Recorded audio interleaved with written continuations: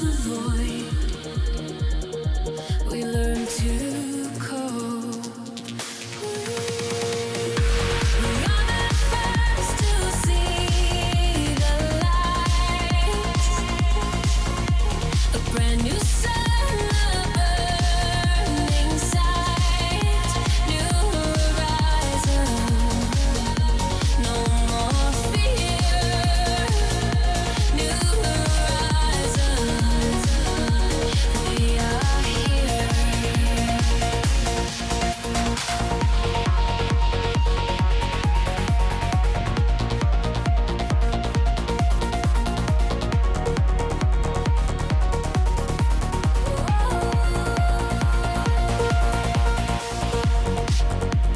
Planets spin like marbles tossed. Countless worlds, the lines we crossed. Gravity hums a welcome song. In this vastness, we belong. We left the old, we left the known, found a place to call. We are the first to see the light. A brand new sun, a burning sight. New horizon, no more fear. New horizon, we are here.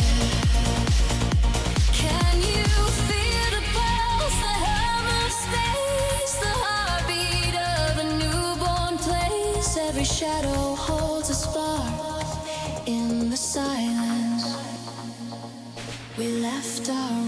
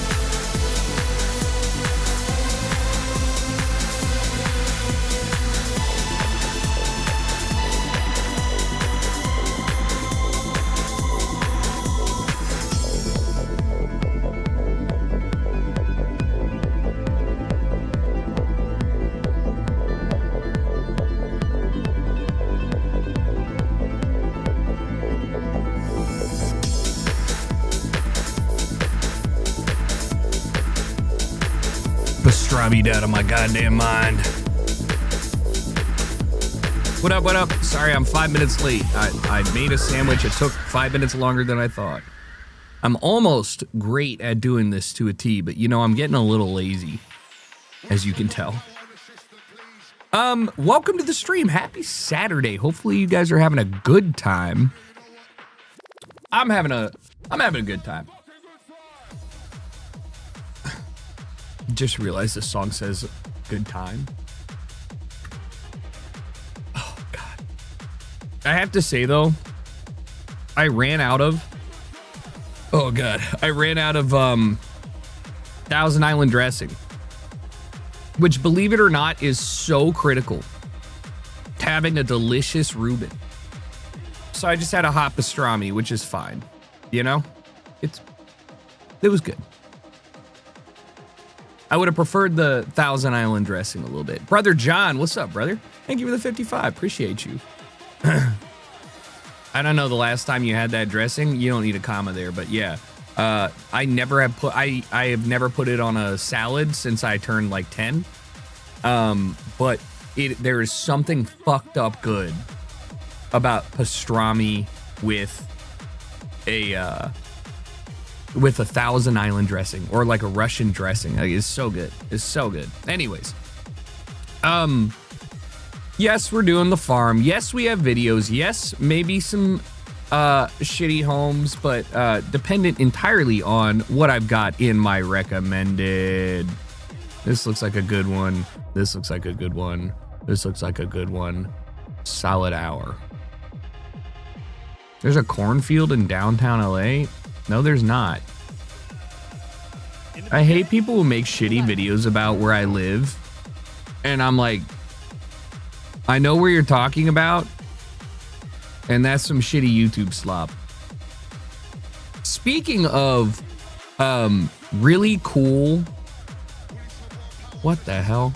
Speaking of really cool shit,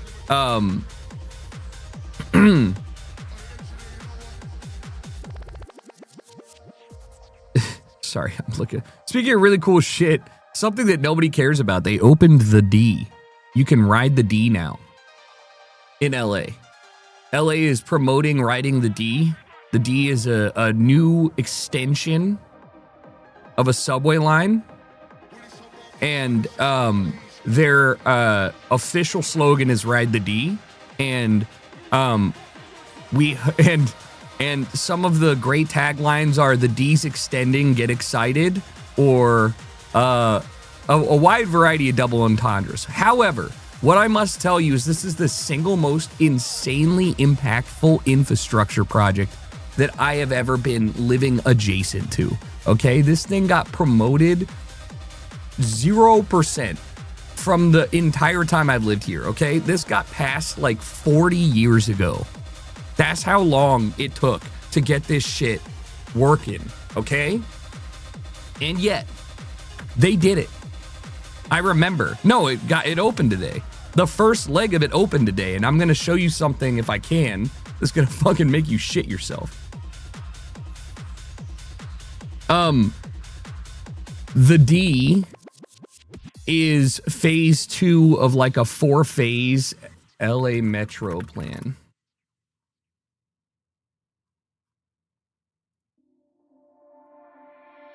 All right, check this out. This is what everything on this map has been approved. Okay, nobody cares because you don't live here. To New Yorkers, this is a subway for ants? Awful. To the rest of America, you're looking at the greatest people mover we've seen since Chicago. Okay, this is gonna be it. What happened is the D line that starts in the Arts District on 6th Street via the brand new 6th Street Bridge, which was an insane. I mean, as long as they can't turn lights on because people keep stealing the copper. Outside of that, it's a great bridge. Okay, this motherfucker from downtown Arts District, which is on the other side of these highways, to get to Beverly Hills. This hasn't happened yet. Wilshire La Cienega. This is new. Can you zoom in? This is, oh yeah. But like, I don't know how to move it. I guess I can move it like this. Look. You used to be more unhinged. What happened? How old are you? Do you know how old I am? Are you aware that as time goes on, you become more hinged? 29? Yeah. I'm 33, man. What do you fucking mean? I'm tired. I put in as much effort as I can conceivably put in at any given time, you know? Yeah. I don't want to be unhinged. Unhinging is the internet wasn't built to be unhinged. The internet was glorifying unhinging, you know? Boonk gang shit. Like, I don't even know if people remember Boonk or whatever his name was. I'm just like, the way the internet has progressed has pushed content styles that I can't keep up with. But yeah, no, the era of me throwing a glass behind me and having it shatter on my floor are long gone. Like, I don't want to clean that up. I don't want to break a glass. I think I was 27 when I did that. You see what I'm saying? Yeah, no, I take the compliment. Thank you. Nah, I'm old, man. It's okay. I'm too old for this shit. All right, the point I'm making here is I'm so bricked up because if you wanted to say, let me see here, 7th Street Metro Center. If you wanted to say, take the 7th Street Metro Center to, I don't know.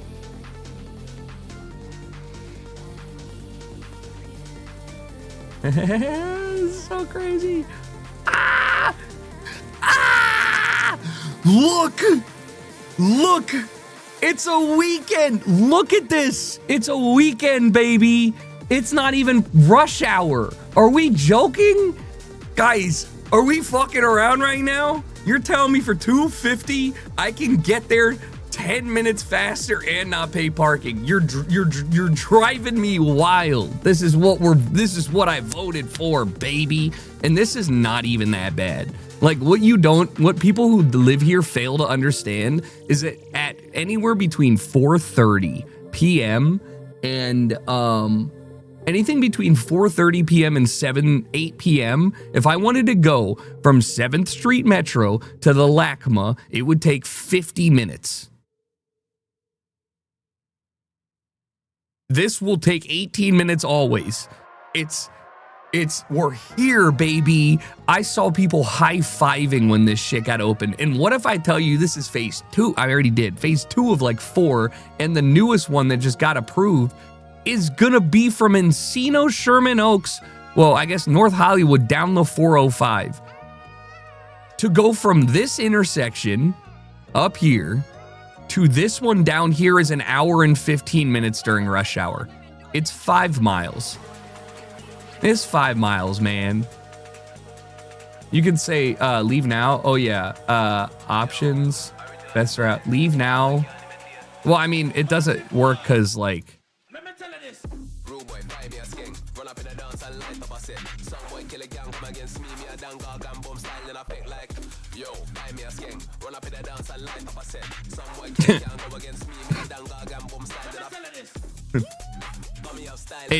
the most adorable thing is the 20-minute suggestion for 6 p.m. on Monday, when it is confidently telling me that it will take the same amount of time on a Saturday or a Sunday.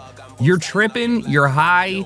It will be a 40-minute minimum trip on rush hour to get from here to here 9 miles away. Like, it is so long, man. I know Metrolink going to San Bernardino. It's actually a reasonable trip to go from, you can take, where's Big Bear? You can take the Metrolink from San Bernardino, from this point right here at the foothills of Big Bear, all the way to LA, and it costs like $7. This is what happens when you stack people too high. They didn't stack anyone, bro. This is what happens when you don't stack people. There's no stacking going on anywhere in here. In fact, the highest building here might be 6 stories, and it's probably... No, that's not true. There's like high rises right here, but like no, there's no stack. Guys, in this image, there's 2 stackable areas here and here, and Wilshire Boulevard. But like that's it. That's the only stacks. There's no other high rises. Actually, I don't know why I'm not doing it. Look at this shit, bro. You think these are high rises? You're wrong. You think these are high rises? You're right. Damn, my internet's so slow. The only other is Century City and Wilshire Boulevard corridor, which, you know, is again just one street of upzoning. Like, this makes me feel so good about my cities. Look at this. Look at this shit. Guys, like, what is this? I actually just inadvertently build LA zoning. Now, would you know, dropped here, would you know that you are in a residential area? Yes or no? This is Wilshire Boulevard, right? And then you're like, we're home.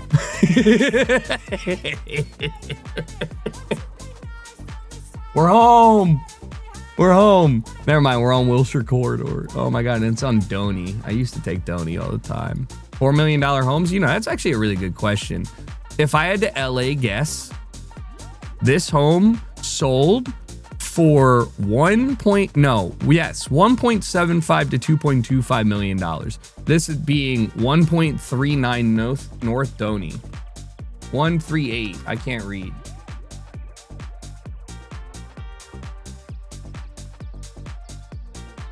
It is currently, it is literally was sold for $3 million. I don't think this is correct. This doesn't look like it on the outside, does it? No. No. No, that's got to be this one. 1119. No, that's this one. Anyways, it doesn't matter. $3 million. One of these. I don't know. Yeah. Yeah, they just changed the door. $3.15 million, dude. Hell yeah, TR. And it's gonna be the most home you've ever seen. It's a refurb Spanish revival. They took all the character out. $3 million. I mean, it's fine, right? It's fine. That's the problem. You could build this exact home in North Dakota for like 300K. But because of where it is, that's not even a real bedroom, man. And it probably has yeah, it's got a backyard area. It's got an in-law. I mean, this is actually really nice. I can't even hate on that. It's got an ADU. Fake grass. Don't get it twisted. I mean, but that's life, baby. Anyways, just funny that's, you know, who clicks away from what it is. The only other high-rise area. The Seth Rogen. No, that's actually Bo Burnham. Anyways, point is, I'm bricked up from public transport. There is now a way to get from LACMA to downtown LA in 18 minutes, which is fundamentally fucked up. You also don't understand how expensive parking is here. I like, street parking is $7 an hour. It might not be that much. It might be $5 an hour on some of these, but it's $7 an hour on the main strips. And you're like, okay. Okay. Like, the lots are $20. If you want to drive the LAC, no, fuck that. $7 gas. You're in the car for 40 minutes each way. So you're probably spending $20 on gas. And then you're probably probably spending $15 on gas, $20 on parking. Fuck that. Every inch is built on. Crazy. Yeah, let me know when you tell me when LA stops if you're a European. Like, let me know like where the unconnected metropolitan areas are, and I'll like, I think from somebody who lives here, if I had to draw LA, it depends on who's asking. If you're asking from outside of the city, LA is this. Everything I'm zoomed in on is literally Los Angeles. It ends in Thousand Oaks because people know what Malibu looks like, but that's still LA to them. They think Malibu is like here. And like, you know, Long Beach and Anaheim, I mean, they literally call themselves Los Angeles, Anaheim. Riverside, everybody imagines it's in El Monte or West Covina. San Bernardino, yeah, I don't know, man. I love it. I love to hate it. It ain't that bad. It's bad. But if you want my LA opinion, the LA opinion here, if you are here to say you live in Los Angeles, I would pretty much have to do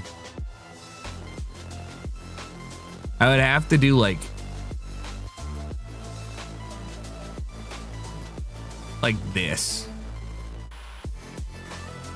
Like, I think this is like the most and like also like obvious. Like the problem is my screen aspect's not enough. You get a little bit of the Palisades. I mean, all the Palisades are LA, and then you get up to Getty. You go up to the Griffith. We own that. Fuck Glendale. We go down. Dodgers is ours, right? This area, yes. Lincoln Heights, yes, but no. Like it really is. But like it's the confines of the 5 to the 10 down here, and then basically, as weird as it sounds, this is not LA. Vernon is not LA. Vernon is warehouses. That's not Los Angeles. You have to basically draw a straight line down Central Alameda, and then draw a straight line over here through South LA, then a straight line down, and then a straight line down. Like, cause West Rancho, no. Gardenia, no. Hawthorne, but like Inglewood, of course. It's a Hollywood Bowl, of course. It's the Hollywood Bowl. If you can access it from a main street without getting on a highway, like, yeah.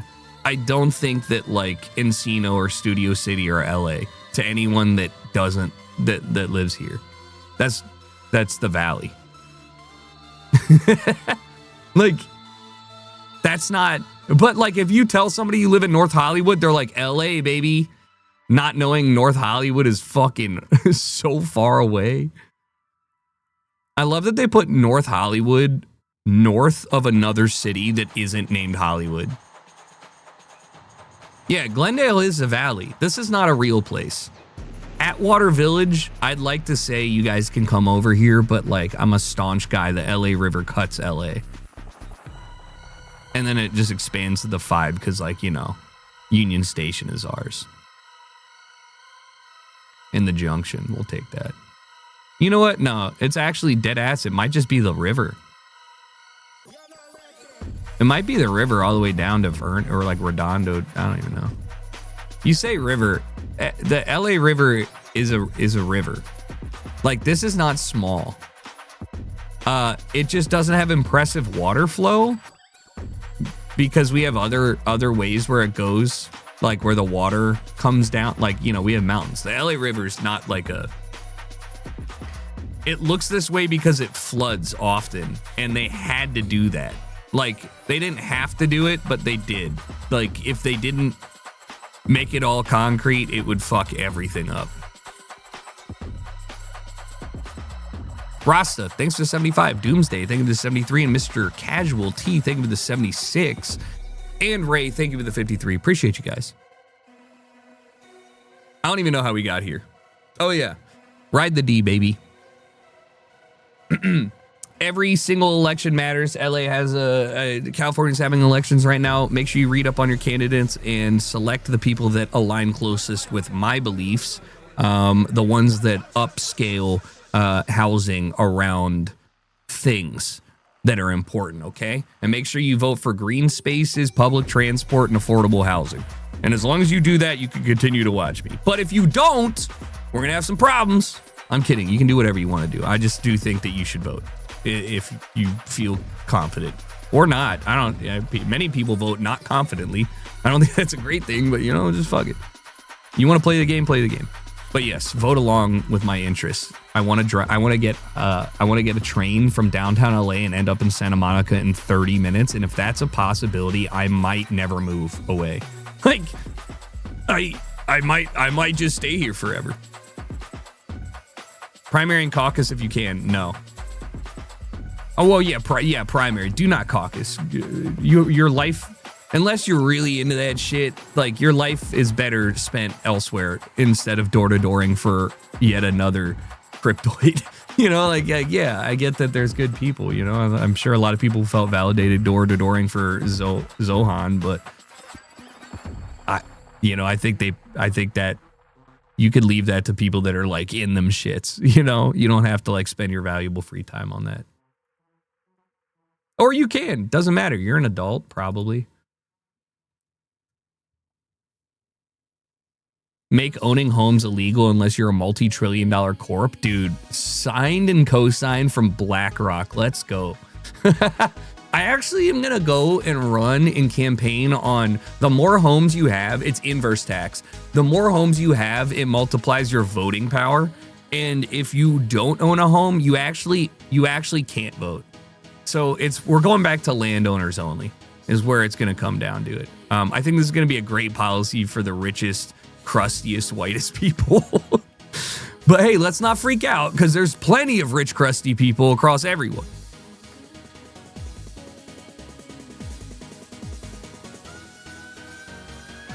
Votes by money. I think you should have to pay $1 for every vote. I think we should treat it like a 50-50. Guys, every vote costs at least $1. You can vote as many times as you want, but I take half of the money at the end.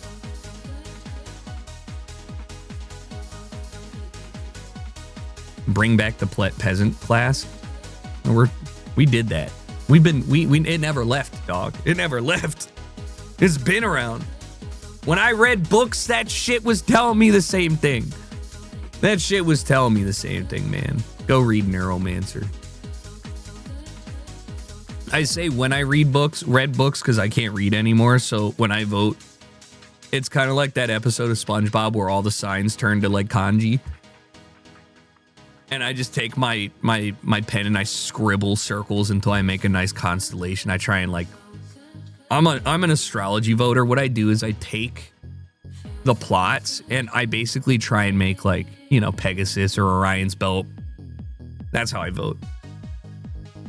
None of these are... Someone somewhere has done that, and that's alarming. They're playing connect the dots. All right, you have your way to Gamba? Yes. I gotta pee, actually, before I do this. I've been consuming so much water. And I'm gonna eat another bite of my pastrami sandwich. I gotta be real. Again, I think that finding out my local grocery store has pastrami that they just cut off like sandwich meats is a bad thing because they make how much is a pound of meat? In my head, they make pound burgers, half-pound burgers, right? How much does my sandwich weigh? Half a pound? That's too much meat. That's how they get you, bro. You start thinking to yourself, you're like, how much meat do you need for a sandwich? Half a pound? And then you end up with too much pastrami. All right, I will play in a sec. Give me a sec.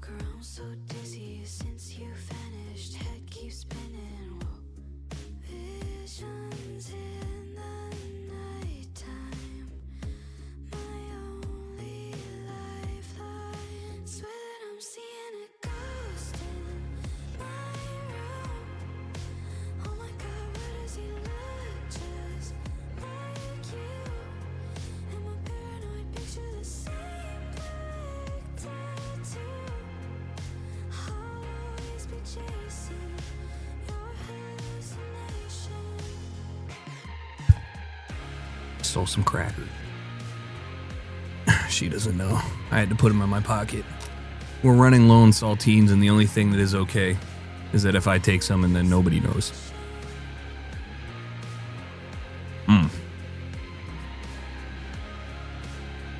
Nobody gets hurt.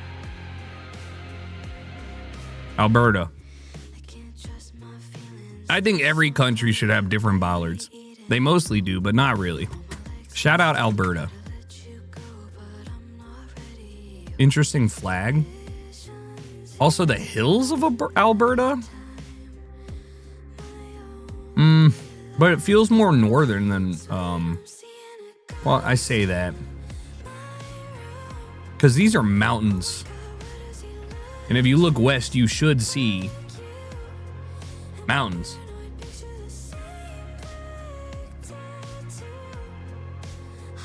No mountain.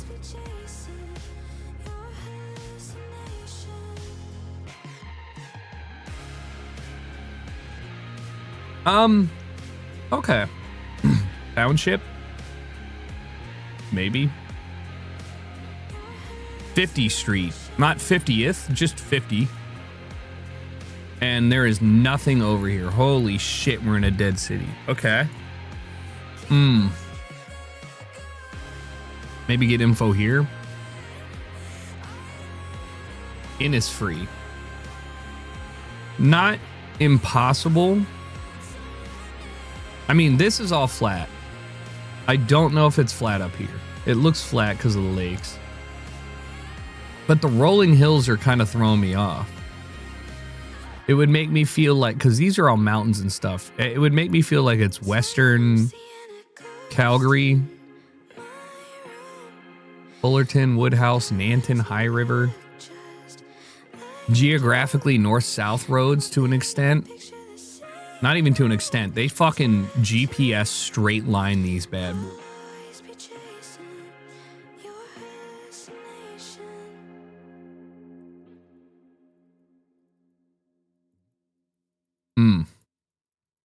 Between you and I don't think it matters where I'm going. Let's line this bitch.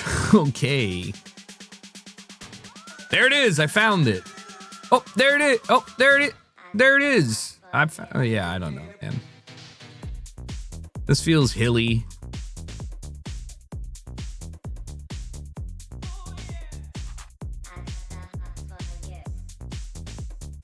This is hilly. But there's no straight lines there, so that's why I'm thinking we're, you know.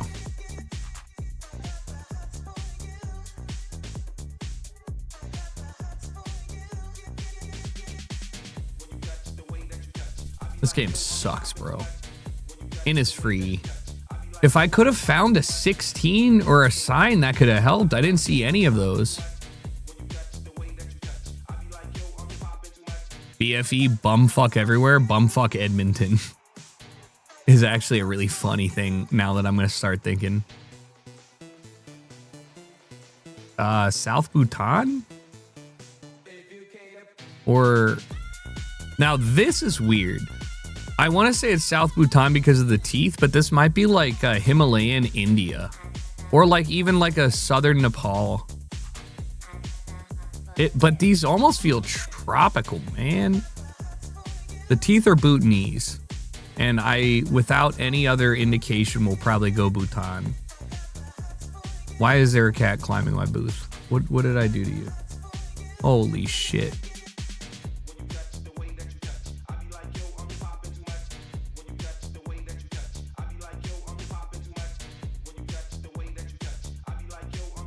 Okay, it is India, so Dehradun. My other worry here is that it could just be like a really weird, eclectic, yeah, maybe something down here because it doesn't feel northern enough. This feels spicy hot. That's a red plate. That's Bhutan, though. It's Bhutan. Is it, though?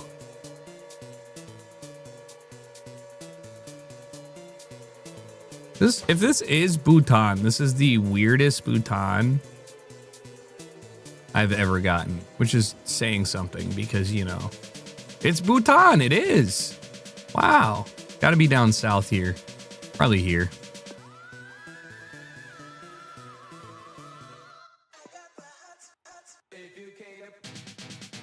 I mean,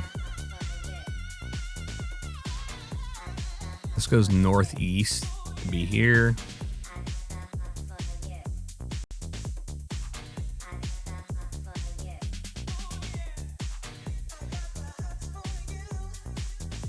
Can't be there. Is that the only bridge? Could be there. Could be here.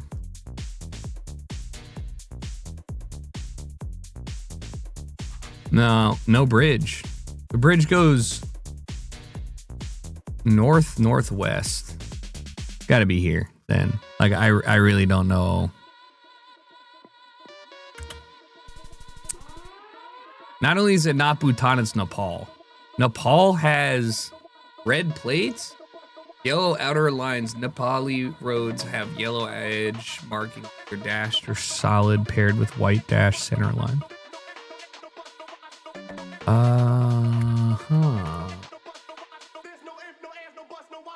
You fuck.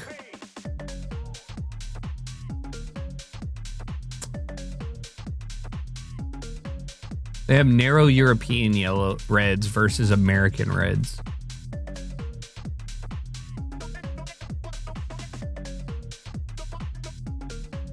Most buildings are colorful, blocky, multi-story structures or small houses painted with concrete. Red brick thatch walls. You will often find triangle-shaped decorations as part of the facade. That's pretty good. Buddha, okay. Region, no.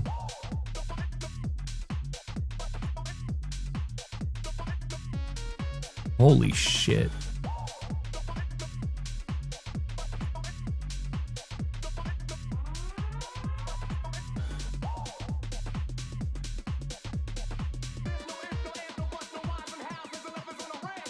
Kathmandu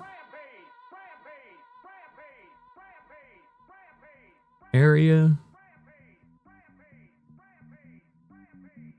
Oh, I'm cooked, dude.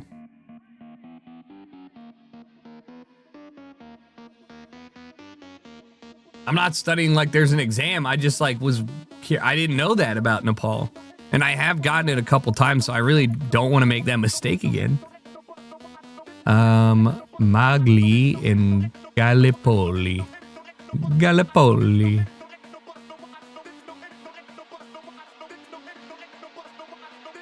On the 16.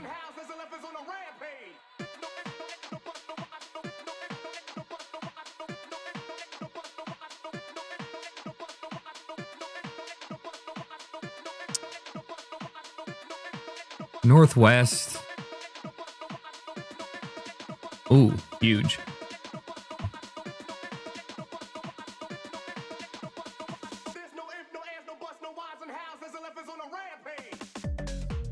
Leche? I don't recognize any of these. Otranto, Castro, Lucha. Looks flat-ish. Looking for 16. Here it is.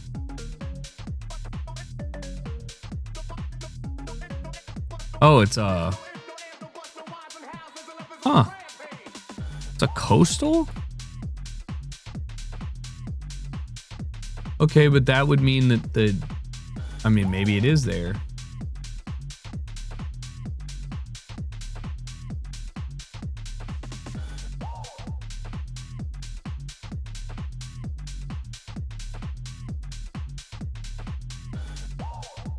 I don't... Monopoly. Leche. Oh, wow. We are down there. Holy. We're in the fucking hoof, dude. Otranto.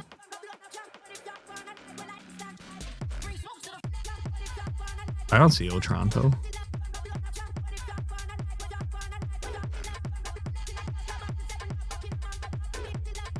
Lecce is to the northwest, obviously. And this was the exit for Magli, which is 1.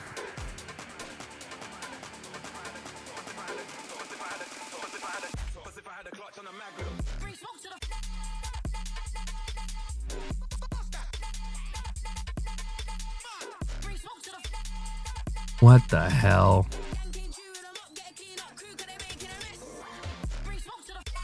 What the fuck?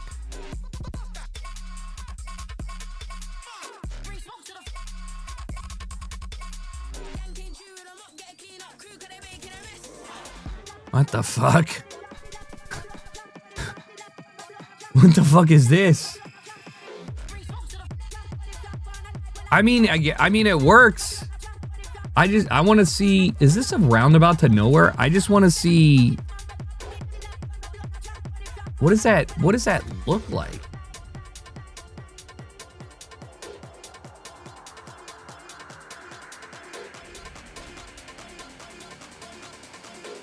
This is the most loser shit I've ever done. All right. You're exiting.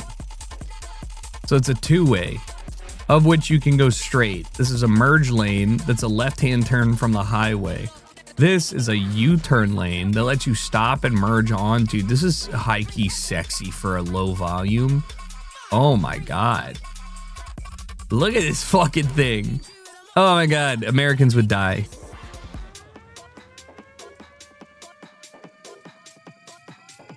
Wow.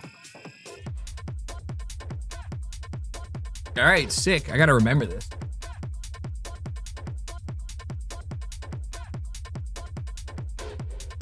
What the fuck, boy? We had a boy group Mongolian coverage a while ago, like 2 weeks, and I can't remember where it was, but I think they have similar, I think it's all the same stuff.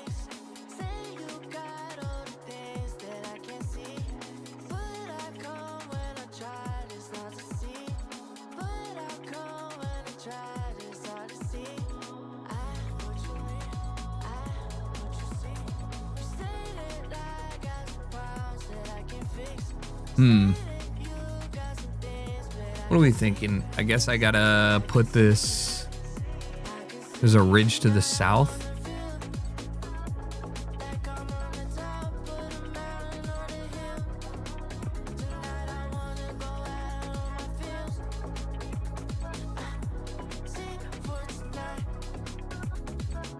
Nothing to the north. Hills to the northwest and the west. Nothing to the southwest, and then hills to the south and east. So something like this.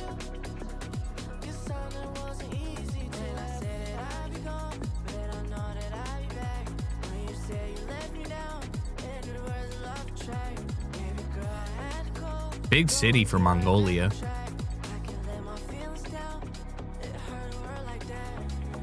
But not Ulaanbaatar. Huh.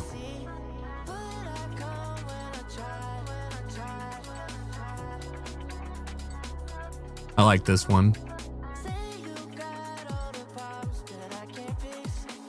I like this one because downtown would be to the northwest of this. Curvy? We're in between two. Could be something like this. Ooh. Ooh. You know what? No. Baganur. But where was the other populated area? That's the other thing. Like, that might have been just like a nomad camp.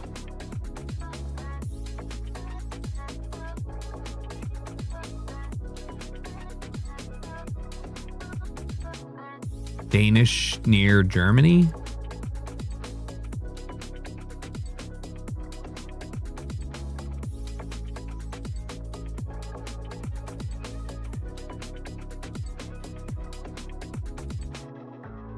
That's crazy because this looks like where I grew up.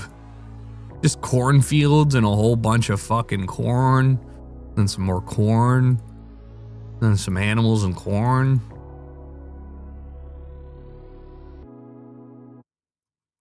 Huh. That's one way to do it. Rocks.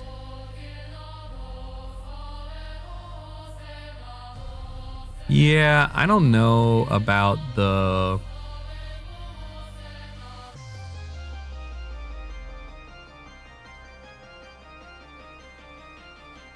said Higgy Lake or Hig Lake. But... Uh-oh. Okay, that's fine.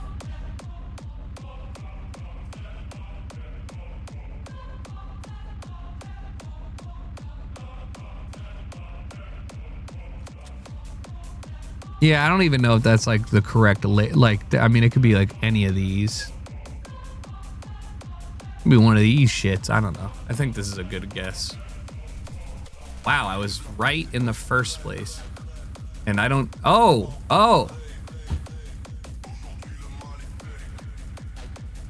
Yeah. Man. When your worst guesses are Mongolia and Alberta, it's not going to go well. I mean, I got this wrong as fuck. It is yet another Tuesday on a Sunday, Saturday. What the hell?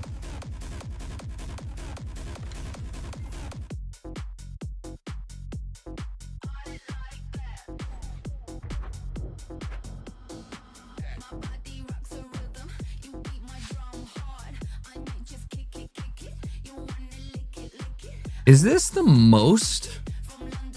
Uh-oh. Portugal Suka? Uh-oh. Uh-oh.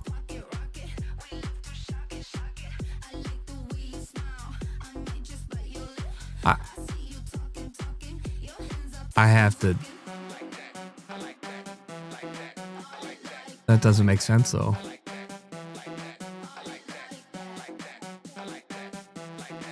The coast is like directly southwest. Doesn't really work for a lot.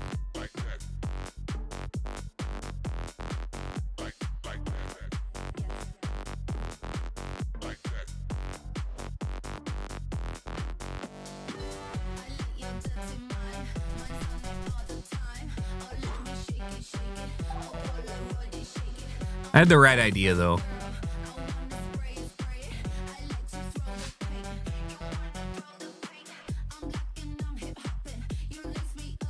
Um,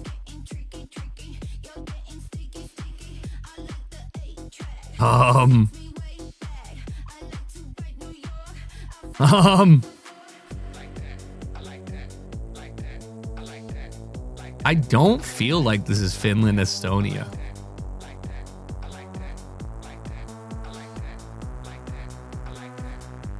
Maybe it is Estonia?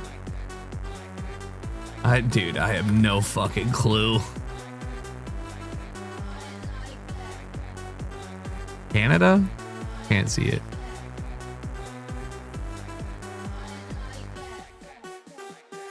Maybe.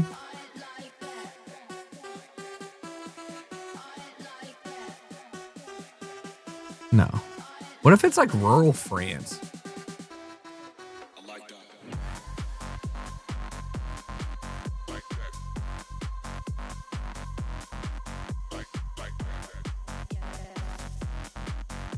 It kind of feels United States, man. I don't know. Oh. Fuck you for hedging.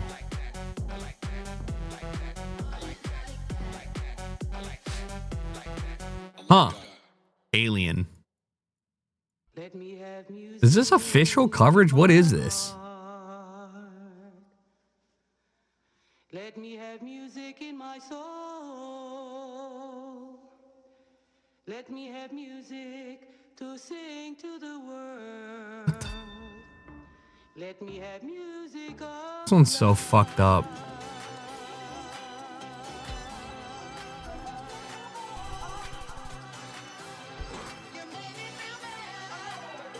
Not great.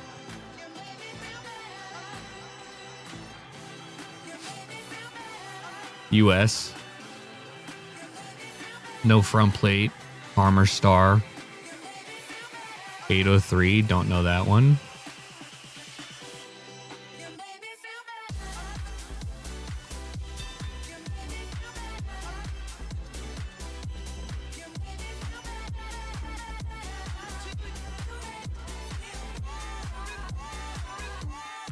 Feels like fucking Ohio, dude.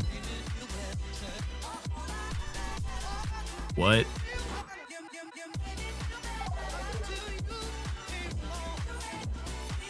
What the fuck?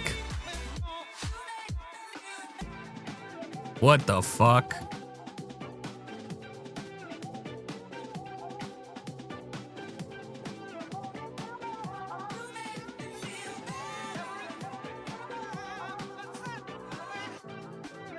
I've never seen this, so what? Idaho?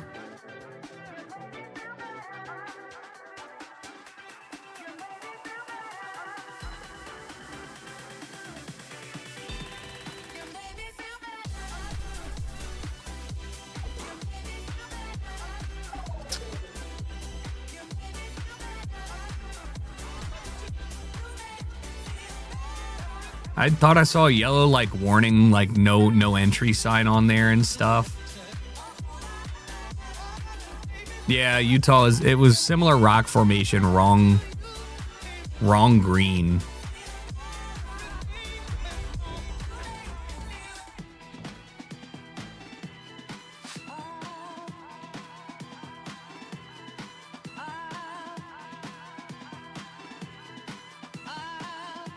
Why are those lines so wide?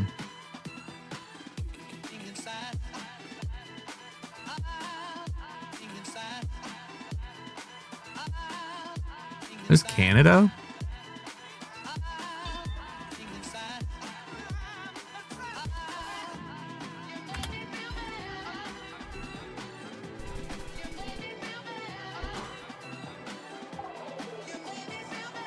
It was Mississippi.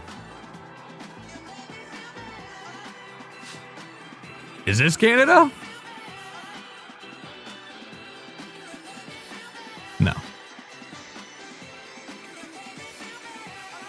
Well, no.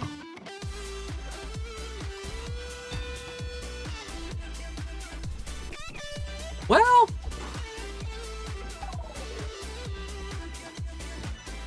yeah, maybe less birch. Classic Singapore. Classic Hong Kong. Why did I say Singapore?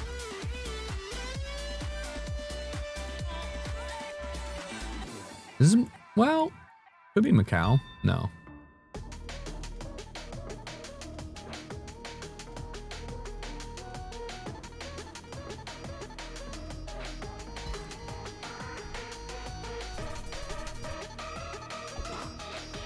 What are we doing?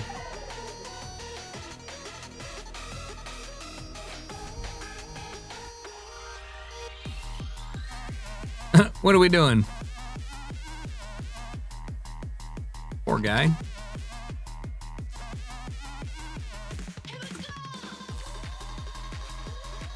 Baguette Magique. My man, Baguette Magique.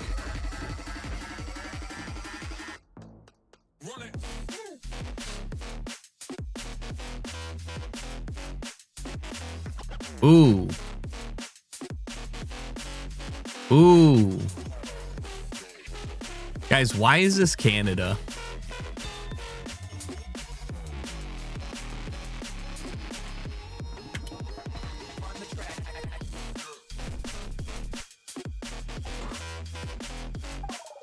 Knew it. Knew it. Knew it, dude. I saw it and I was like, nah, this guy, but I didn't want to commit. Dude, I didn't want to commit. Just like South Sweden, although red, kind of, maybe it's just like the sweet, you know, yo, fuck it.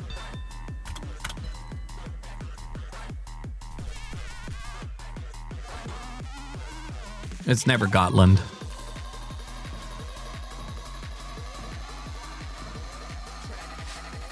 My gut's wrong most of the time. That's why I don't trust it.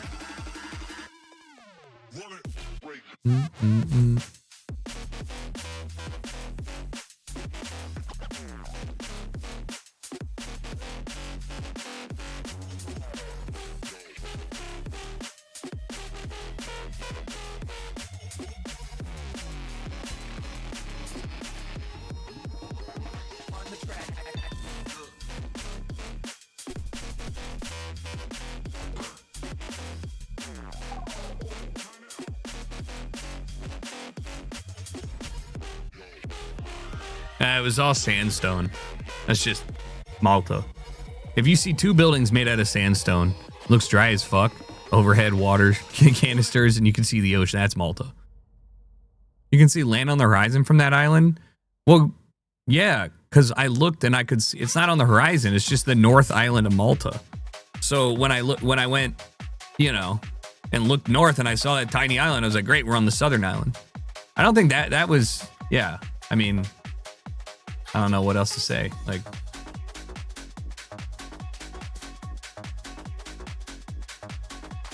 you know, I looked at that and I was like, there's the other island, because that ain't attached to this one. That's the only question I had, was which island we're on, because, you know, we're looking directly west virtually. That's why this game is so fun, because it could have been just me seeing one of these, and but, you know, it wasn't.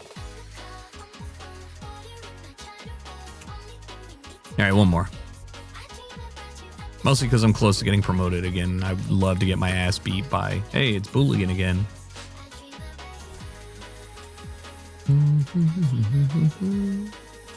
Oh no, man, Kenya.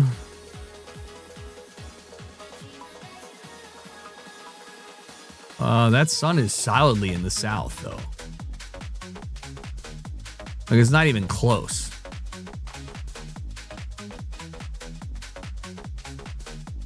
Senegal?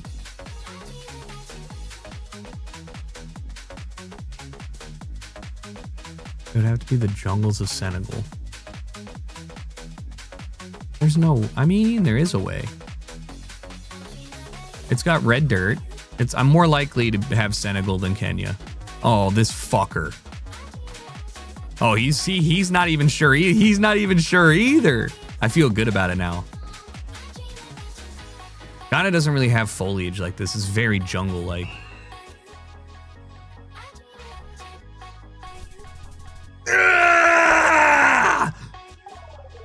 I'm the best!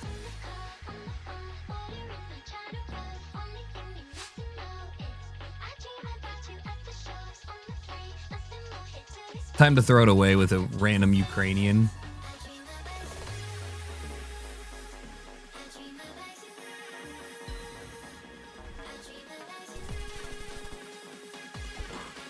Nolson, thanks for 61.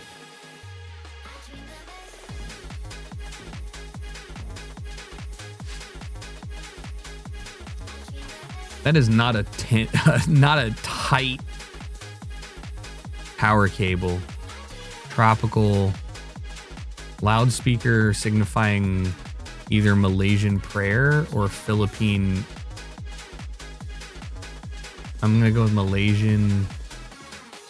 I'm gonna go with Malaysian. Am I gonna go with Indonesian? I'm gonna go with Indonesian. I'm gonna go with Riau. Whoops. I guess I didn't click it. Probably for prayer. That's what my guess was. This has got to be the U.S., right? Or Mexico, U.S., nope. Australia, left-hand side, truck. Botswana,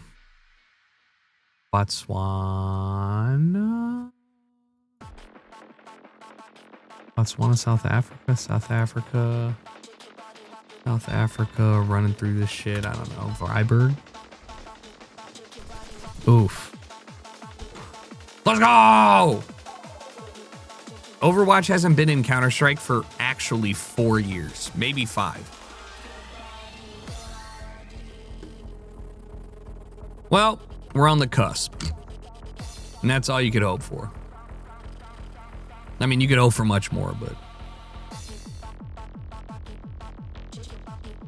All right, let's see if there's any good in the Zillow component category here that makes us want to stab our eyes out or have a laugh, a jolly good giggle. Did I look at this one? I did. Okay. That's a bank. All right.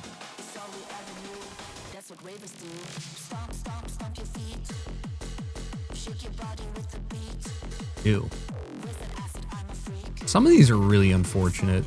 I'm not going to click on anything that doesn't look stupid or potentially insane. All right, that's definitely good for now. All right, give me 5 secs. I'm going to go grab a drink and throw my sandwich away. And by that, I mean I'm going to eat 4 bites on the way down and throw crumbs away. I appreciate you guys hanging out.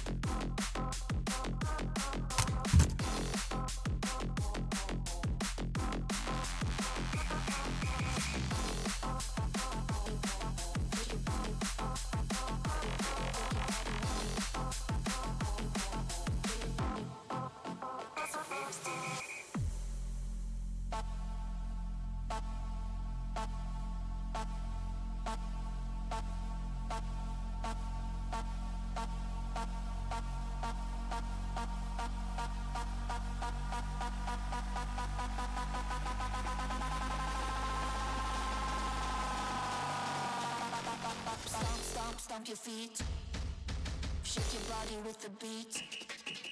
With that acid, I'm a freak. It's all we ever knew. That's what ravers do. Stomp your feet, shake your body with the beat. With that acid, I'm a freak. It's all we ever knew. That's what ravers do.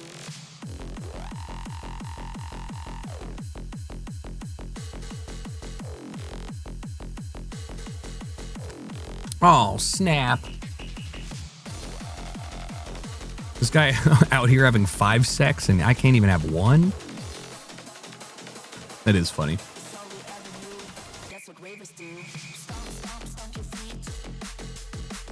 I don't even know what I'm moving every time I click this shit.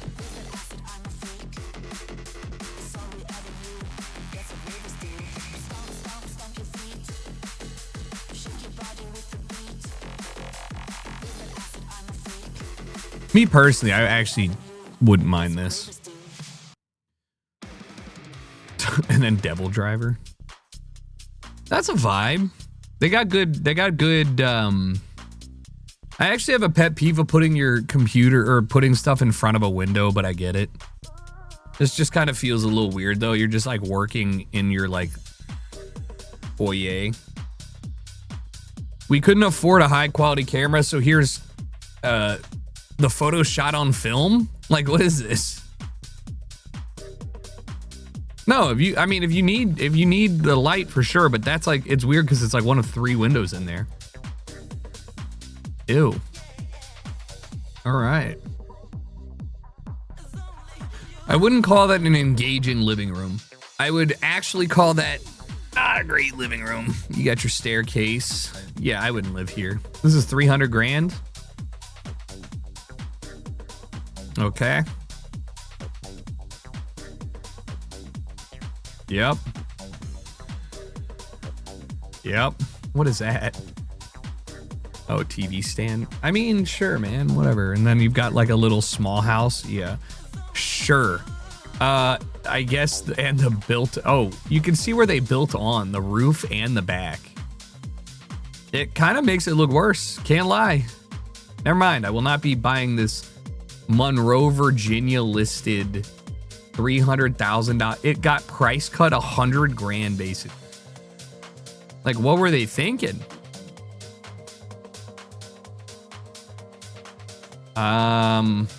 This sold for $825, but no photos, so.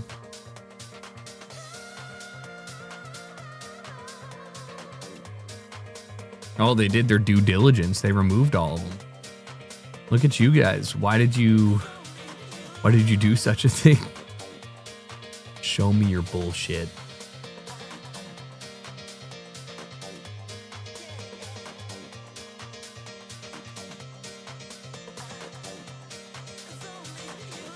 Couldn't find it. It's a barn. Whether you want it to be something more or not is up to you, but it is in fact a barn. The insulation is that it? Part of me was like, yo, you got a natural pool or pond, and the other part of me is like, that's just a low-lying cement area. It's just low-lying cement. I don't know. Now that's a little pond. This is a natural puddle, yeah. Ah, so they were a Christmas tree farm, I see. Christ.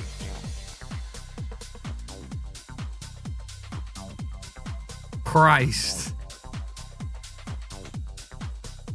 I don't even think it's that bad. It's just really bright, which is not something that normally is a problem. Oh, I think they're taking it on like super flash. Look at the shadows.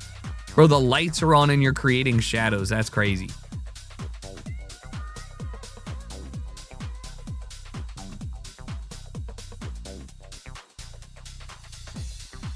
You could have just put one more light bulb in. It doesn't even cost a lot of time, money, or effort.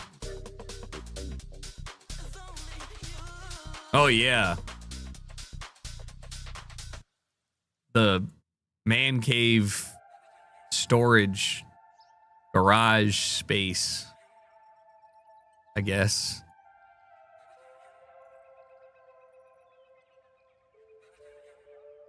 And then the okay. Look, they got a lot of stuff. And what matters is not where it goes, but that you can hold it. This seems like a disproportionate sized garage for your house, considering it makes up 80% of your house. Right? Like there's not enough in there to justify that.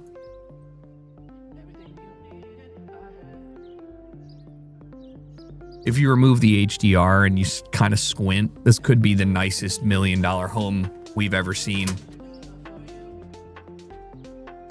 The only Seinfeld I fuck with, retweet. This is a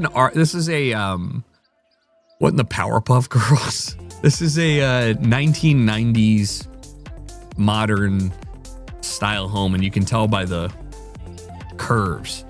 Big glass, the railing, and the fact that it looks like a convention center.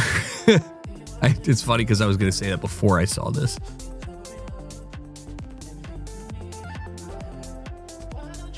Art Nouveau, yeah. I couldn't think of the name for it. I think it's interesting. The problem is you can't do anything to this without fundamentally oh, fuck. White.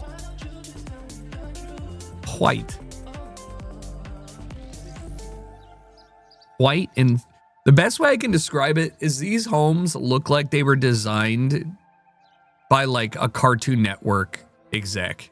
Does that make sense? Or like, you know, it's just like, it's like the splashes for like the squiggles and the squares and the repeats and like the layering and stuff.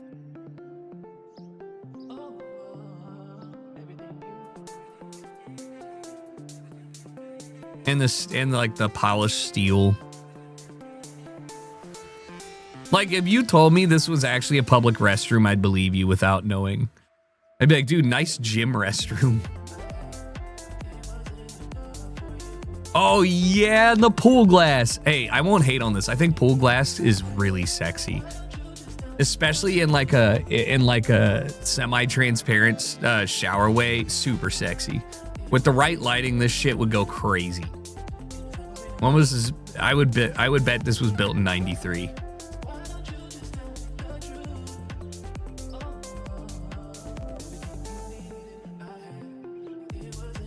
Like everything is screaming like 90.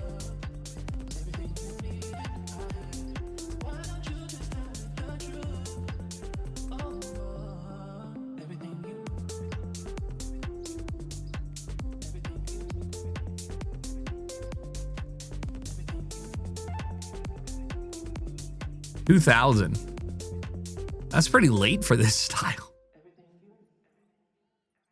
They were really into it, I guess. That's pretty fucking late. Oh, Richard Meyer. Okay, well, you know, I've heard of the guy. It's his like signature shit. Los Angeles. $900,000, one bed, one bath, 800 square feet. Well, that is a fantastic view. Where is this? Echo Park? San Francisco. Oh, I'm dumb. That's a great view. Oh, that's actually so funny. You're perched on top of a mountain. The tree house is what it's called.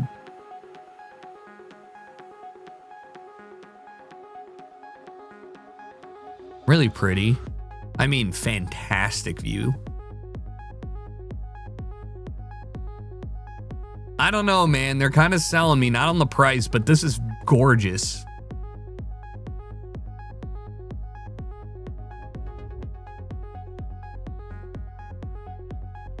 Oh, yeah. Not a bad use of space. Really great. And hey, great way to make this feel bigger than it actually is. The cut through into the bathroom. Great. I love, and you even have some extra storage. You could easily turn this into something. That's a huge, holy fuck. There's something really charming about this. I don't know what it is. The fact that you're nestled in like an American favela, except it has structural integrity and costs $1 million.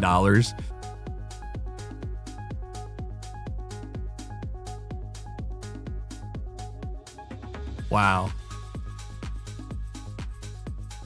You're in this is the San Francisco hills. Like, this is like the picturesque hills. I mean, I think that out of all that, that's probably one of the best. Imagine carrying the couches up here. Definitely one of the better views in a home. But yeah, that's a hike.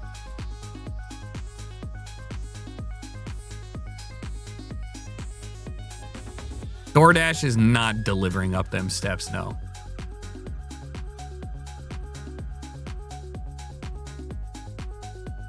Your home is 1 foot away from ending. But, island?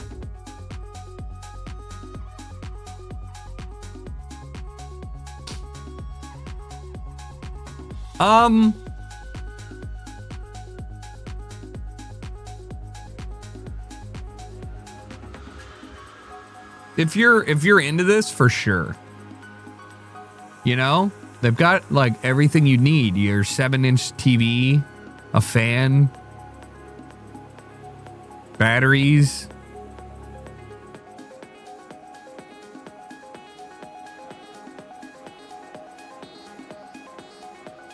Ooh. Yummy. Spicy tuna sushi. Due to a shortage of ammo, there will be no warning shot. Bro, you're on an island. Who the fuck?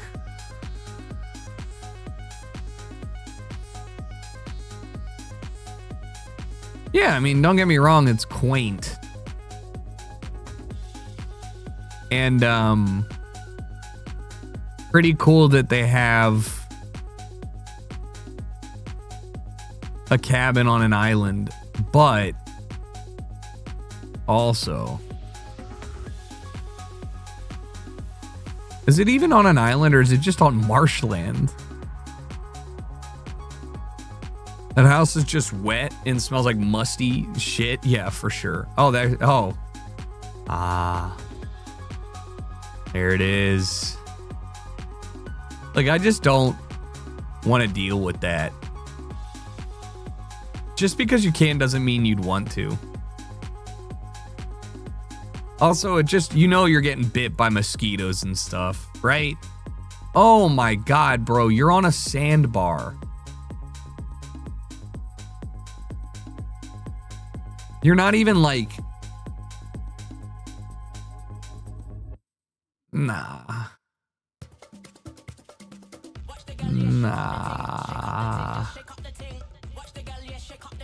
Nah, this is like the worst kind of water to swim into. It's just murky and shit. Smell and like mosquitoes.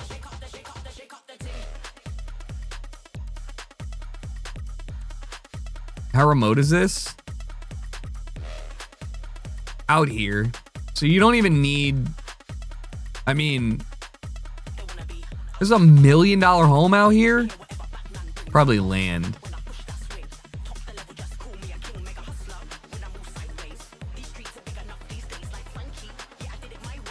Doylestown. 1.7 mil.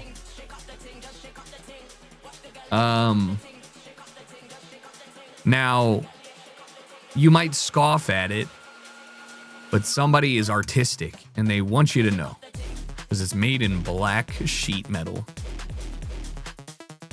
and they don't maintain their grassless garden, which looks whack. Okay.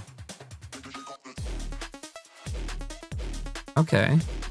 Those chairs are nice. That's nice. Ultra wide. An old ultra wide. Nice. Yeah, Doylestown, PA. I would say this is more appropriate. This is very pretty, if not a little dated, but this is like a better version of that other house we saw. It's got great green. I like a good conversation pit. I like how they didn't include the back here. I think this is a very, about as attractive as you can make a, I won't even call it, it's not neo or nouveau art. That's weird. They really wanted a sunlight, but to just plop that shit is fucking weird. Imagine you trip and you fall on the pointed glass. No offense, I just have to think. It's not Scandinavian though. It's like very American rooted. I think one of the funniest things is looking at when they stopped installing the openable windows. So like, yeah, sure, dude, you want to open the windows by your feet? Weird, but go for it. Head windows, of course. Need a chair? Go for it. What the fuck is going on over here? Please explain to me who's opening this window. Because you gave up. They were like, okay, never mind. We don't need these ones. Why this one? They were like, yeah. Just use the word modern. It's not. Listen, man. You are free to say that all music made with a computer is EDM. But it stifles discussion. And this is a house that has mid-century modern elements to it, as well as nouveau modern elements to it, as well as a tinge of not even sure what, which is what is confusing, right? Like these stairs are mid-century modern-esque. They've got the nouveau modern, you know, bent metal with bright color railing. It's not brutalist, but you have like a simplistic concrete cinder block thing everywhere. Look at this. Industrial, I guess I would say, is a good representation, but it's not, because industrial is much more unrefined. This is like, and the aspects of industrialism in here are really like the sconces, because this is a farm. You know what? This is like a Cheesecake Factory modernism. They just said they like certain things and took a little bit of each, which is probably why I don't hate it as much as the other one, which is all one direction. Because like, look at this. This bathroom could, first of all, beautiful, could exist in today. The hex panels, very different. Ah, man, that's so pretty. Imagine taking a bath here and it's pouring rain. A McMansion with the effort. Not possible. McMansions are cookie cutter homes that are too large, housing people that don't know how to style areas. This is just lost in a design aspect. It's not bad, it's just a little weird.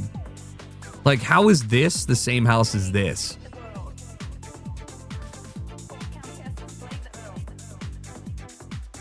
Like,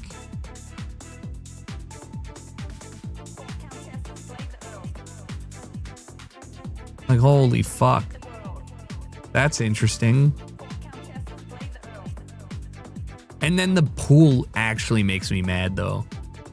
Like, why did you block off the pool like this? It just makes it, I mean, I don't know. That wall would be coming down immediately. My favorite is a bridge for the sake of a bridge. You just can't have an open pool. You got to have this weird fucking... I get the idea, I guess. You know what would go crazy here if you wanted wall separation? Say it with me. Pool glass! Fucking pool glass would go crazy.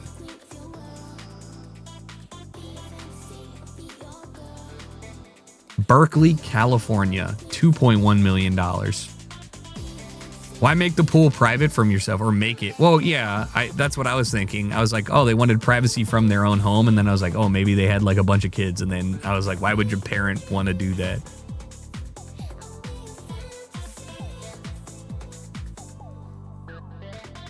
I don't know what I'm looking at, but it looks pretty.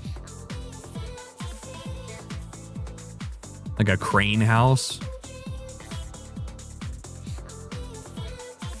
Little Asian. Ooh, what a door. Asian influence, or okay, interesting hybrid. Like it's like Asian Greek, like Greek, Roman. Like what? Why are the? I've never seen a ceiling with that big of a nipple droop. Like, you know, we've seen like recessed ceilings or like ornate ceilings, but like it's like they use chandelier fastening roof panels for each one. Furniture is great, but it really doesn't. It feels like a this feels like a lounge for a boutique hotel, and I mean that in a good way, but it wouldn't feel homey.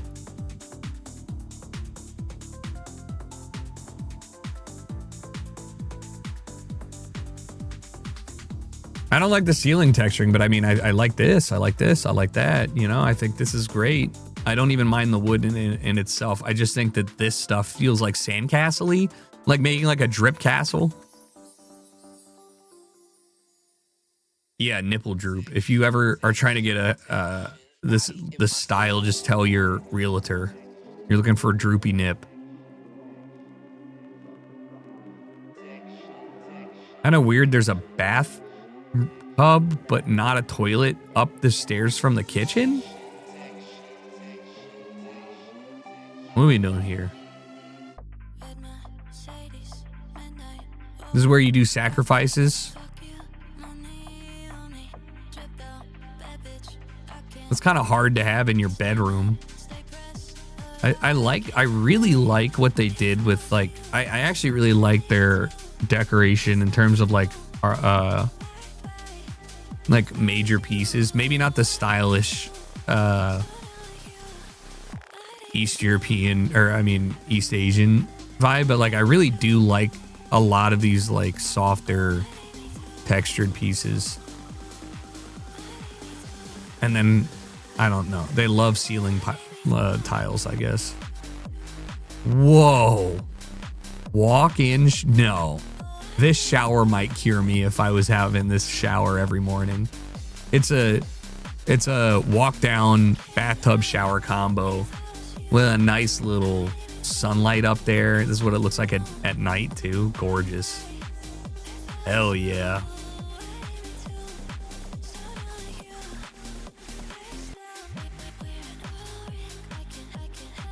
I think that's a really pretty outdoor area too. Couple terraces, a little garden. I would kill for that. That'd be so sick. Damn. Thanks for the 72 months, LS. Yeah, this place pretty fire. $2.1 million on the side of a hill.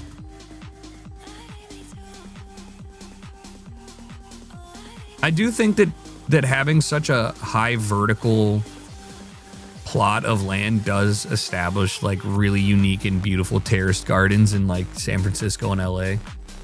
Look at this. Really cool. That's a great plot of land to build up on. Oh yeah, happy birthday. 6 years. Walking up and down tilted tiled steps at 6 a.m. would kill me. Tiled? Only if it was cold. All right, who has 400 mil? Get pre-qualified. Estimated 2.5 mil a month. Let me just get pre-qualified. $400 million, 39 beds, 59 baths. 39 beds, 59 baths. 39 beds. Just think about it really long and hard. If you, like, I don't think I have 39 couples of people that I like enough to invite to my house at one time. You and your, no, it'd be you and your fucking 78 closest couples. Like, they claim Pavarotti sang in the tunnels. Who fucking cares, dude? Goat Pavarotti, but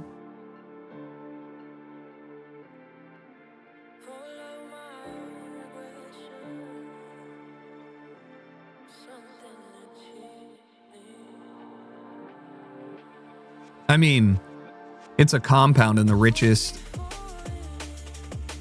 one of the richest cities in the country. I will not lie. It is absolutely incredible landscaping and design. Like, there's so much in here, and it really feels like resort otherworldly. Like, even this, like, you enter down here, right? And they make you wind your ass all the way up, and then boom. And there's probably another one over here, but whatever. Boom, and then you're here, you pull around, then you go back over here. That's such a long ass drive. Yeah, the pop art, modern art is not my vibe. God, those ceilings are busy. You know, what does $400 million buy you? Whatever you want. I'm never a fan of, like, anything that looks like it wouldn't be comfortable to sit in. I don't want.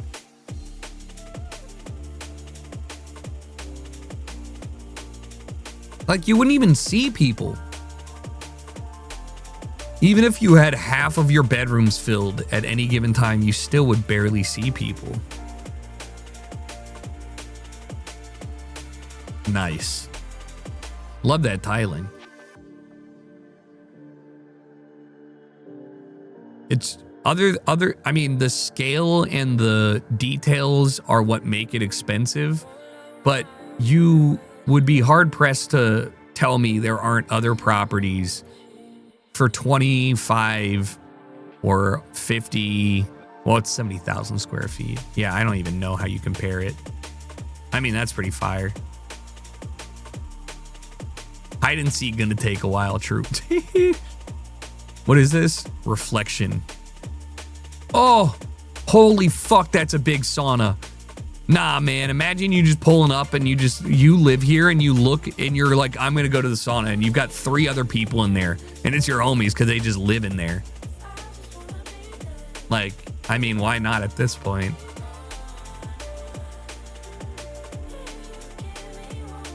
Good Lord. It's pretty fire though. Not to live in, but to experience that. Yeah, it's pretty cool.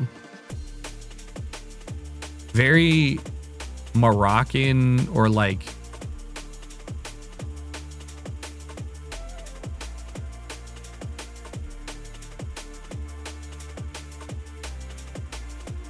yeah, I mean, other than that, it's just a nice ass place. Fuck.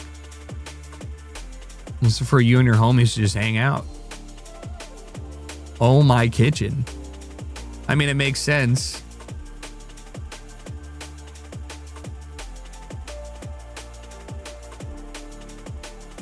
It makes sense. I mean, these people probably have a party every 2 months.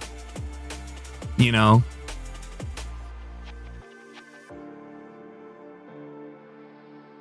Coons.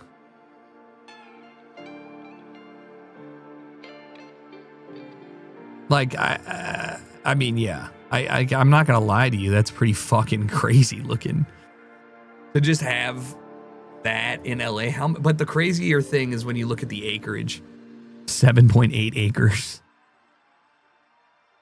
It's only $5,700 a square foot.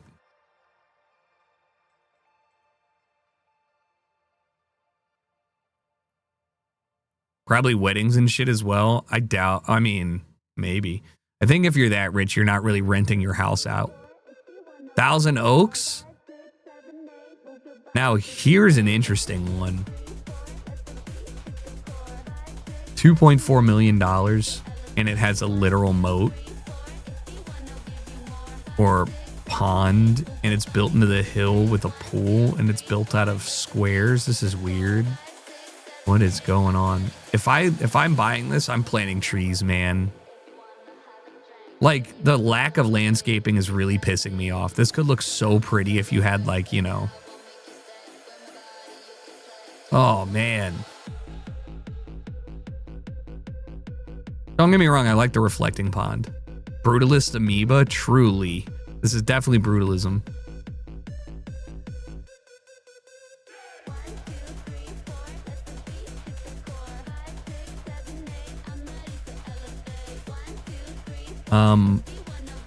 All right. I don't like these photos. They're not giving me a good perspective. Okay.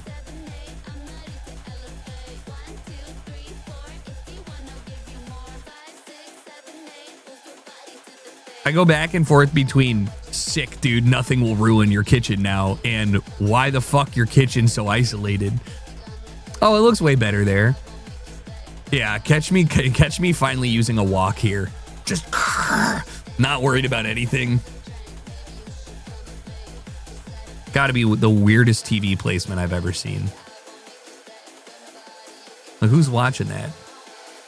God, I hate cinder blocks so much. Poured concrete or pressed concrete or polished concrete, for sure. I really don't like cinder block. It's like using plywood, which they did. Actually, no, that doesn't look like plywood. But still, like, I don't like composite board or any of that. It looks cheap, even if you treat it.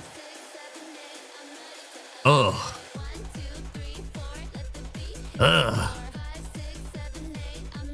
You got to do more if you're going to make that color scheme work. Ugh.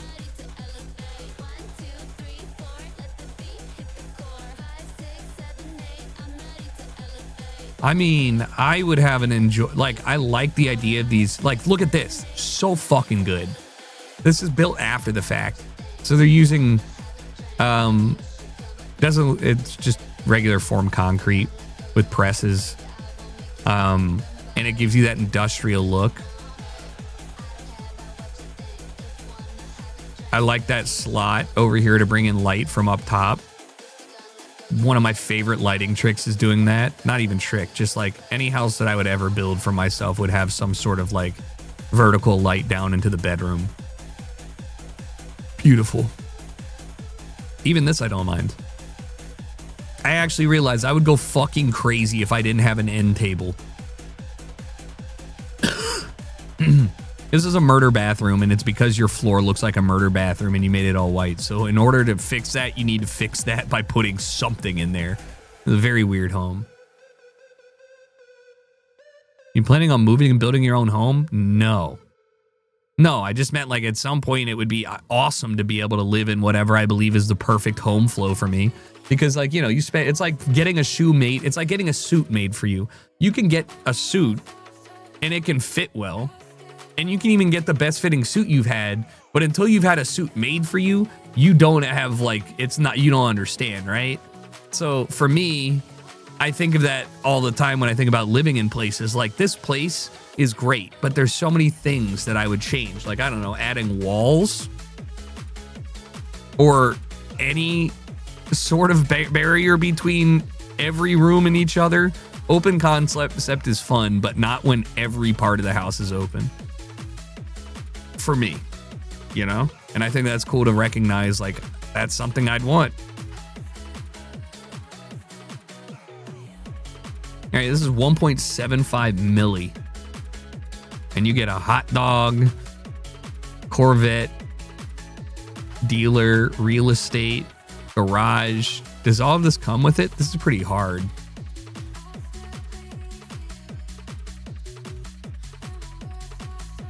This looks like somebody had a really cool idea to Airbnb something, and that's why they did it. And then people are like, it's weird because you're just sleeping in a fucking car dealership.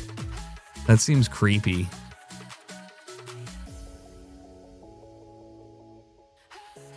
Oh yeah, that's like low-key creepy. Hey, you want to sleep in my business? Like, no. No. Unless nobody... No, because if you're selling it, I mean, it has a... Maybe it is just an office. No, they put a jacuzzi in there. This is definitely an Airbnb or something.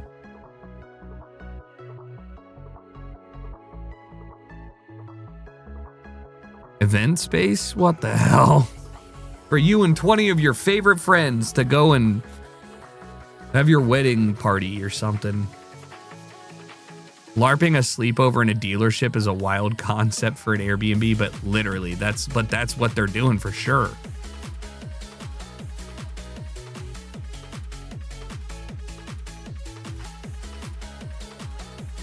Like, there's no signs that anybody would be living in this shit.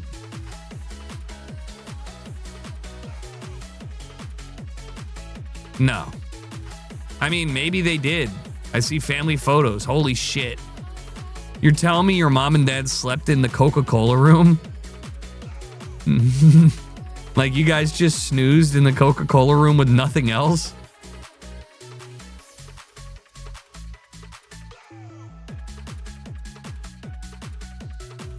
I mean, I think what they're good at is filling the space in a general sense. This has got to be the least inviting bathroom I've ever seen. I'm lying. It's just bad, but it's not the least inviting. It's just wild that they definitely... God, it takes a unique person to own this. Like, you have to be hell-bent on working on your cars. And the Chevys look sick, too. It's just...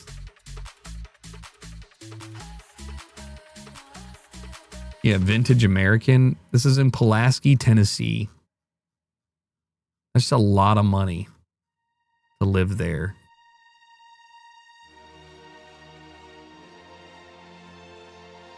There's nothing fake about that. For sure, the people that live there utilize that. You've seen this in person? What? Oh, man. It's a big, open place. Is that a gate in your kitchen that opens in front of your fridge? Oh, the vet house. Oh, that's sick.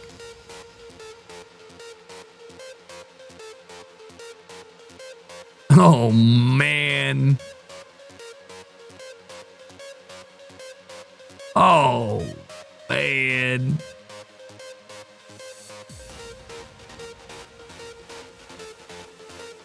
What? Like, what is this room? Put a fucking table in it. The bones don't look bad. The color is. Hot dog roof.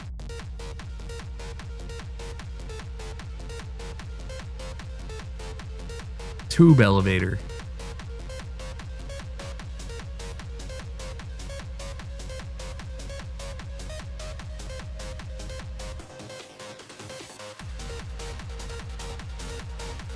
Okay. Orgy house. I don't know what else to say. Like why, like, New Mexico, $1 million, giant as fuck. Really not bad value for your buck. It's just everything in here is unusable. Like, what do you do with this? Ah. Well, the scale's all wrong. No. Why is it so much? It's big. 3,000 square feet?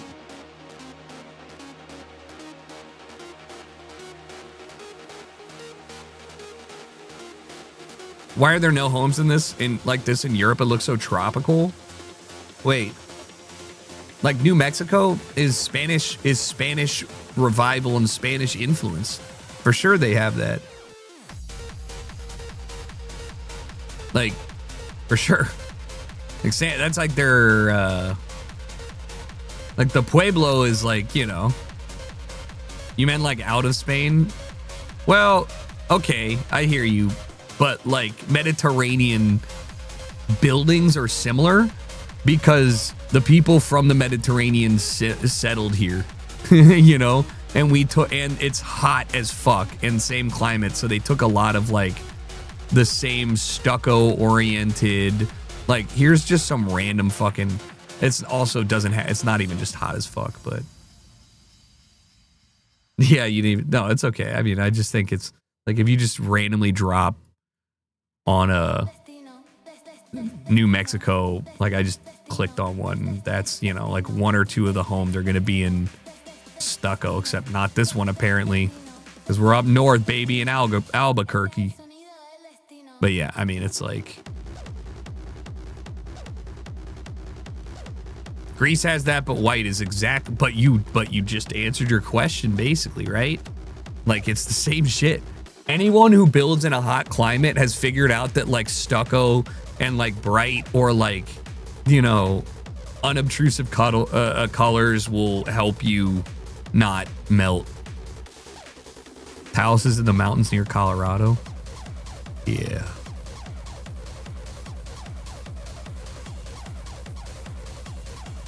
It was a little much.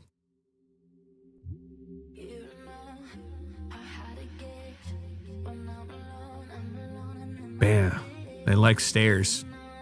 They like stairs here. A lot of stairs. Big staircase fans. That's nice. I like that. I enjoy that. That's pretty.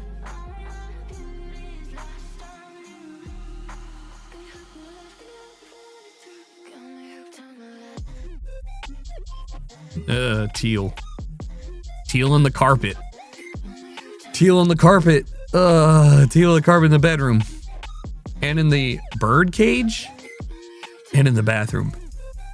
I've never seen a bird cage suspended from the air vent. Are we fucking kidding ourselves right now?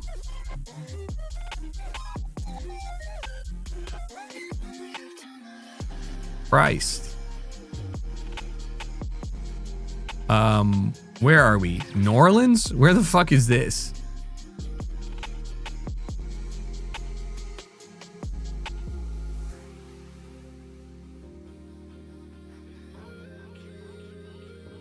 Oh yeah, it is.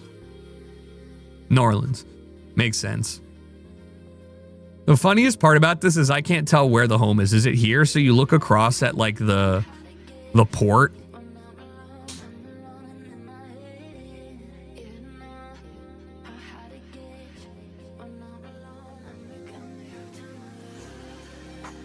That teal room went so hard though. You need to be arrested and you need to be forced to buy this $5 million property. And what? I mean, that's cool, I guess, but where's the other $4 million going? I can't explain it, but either they used AI on this or it looks like a dream filter. Like, I can't explain this, but this photo looks like you tried to take a snapshot of my dream. Maybe it's just really bad lighting. No, this has got to be AI. Look at this table leg, dude. What the fuck is going on here? No, this ain't real.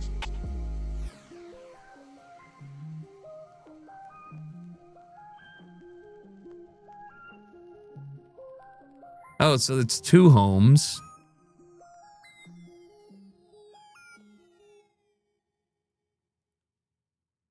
Uh-huh.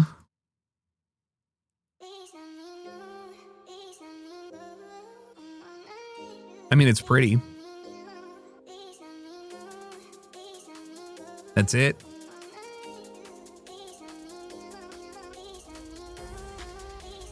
I just don't know if Minneapolis has $5 million homes like that.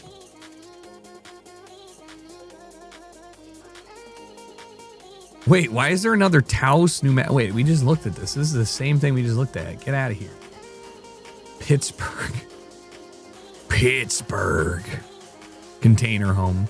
You know what the worst part about this is? I actually think they're a great idea if they're painted low key and they're used as affordable housing. But what people have done is they just paint them bright colors and they sell them at $800,000. And it completely looks out of place here. Now, if you want to build these in like some, you know, industrialized area, for sure it looks sick. But let's be absolutely clear. The material costs here and the inside are just flipper specials.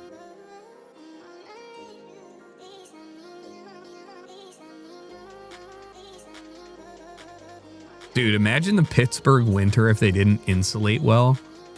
Oh. Can't hang anything on that wall,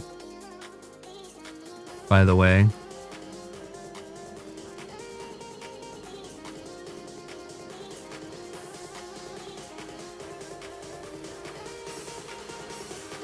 Big fan of just random parts of my home just being an unpaintable. It looks narrow. Yeah, it's because it's shipping containers. And the only reason they're able to do this is they keep the load bearing wall and reinforce it. Like you can see, this was the area they cut the fucking shipping container wall.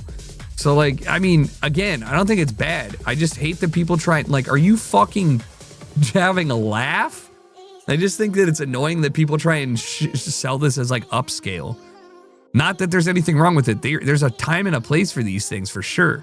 And I think that that's a great reuse of shipping containers. But like to retrofit a shipping container with the proper insulation, get it all together and all that stuff, you kind of just like remove the cost saving. It would make a good trailer park home. Boy, wait till you find out how a double wide trailer park home came to be. Or maybe even the name trailer home. What if? What if?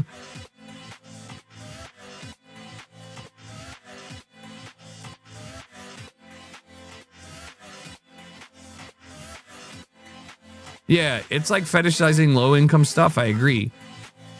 But in a sense that like, it's not even practical. I bet you this house costs more than any of its neighbors, while looking significantly worse, even though these ones are more dilapidated, right? They just need some TLC and stuff. But like look, oh my God, dude, everybody's gonna fucking hate you. You're in a very quaint, classic Pittsburgh Northeast corridor part of town. Like these are the homes that you're like, this is so fucked. Like you could have gotten, if you had made this a brownstone, it would have gone crazy. What is that, a hospital? I don't know. Like, look, if you would have just made it like this or this. Oh. You do like the rooftop? Okay, but you could also do that on any new construction. Yeah, I'm a big fan of that too. It's just like, I wonder, let me look at, guys, nah. Okay, for 300,000 less, albeit, look, guys, it's the same thing, just without the brand new paint. Yeah, it's a normal home. Now here's a Pittsburgh Northeast home. Also, you'll notice you have more room in your kitchen because it's not a container. Now, yes, you can just paint everything and make it look like the other one, but I'm just saying, like, okay, and it needs a new roof. Yo, what? That's not even a drop ceiling. Why did it just crash? That's not even a drop ceiling. Like, you just don't have a roof.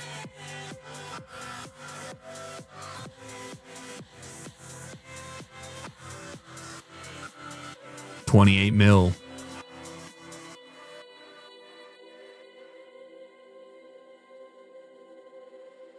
Nice.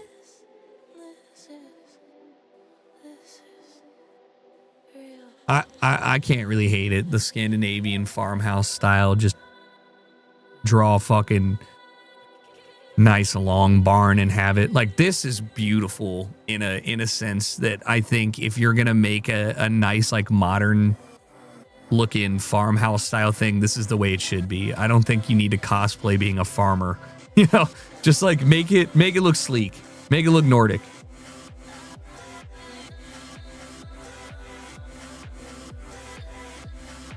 Yeah, I mean, it's, yes. For me, no, but it's beautiful. Nice.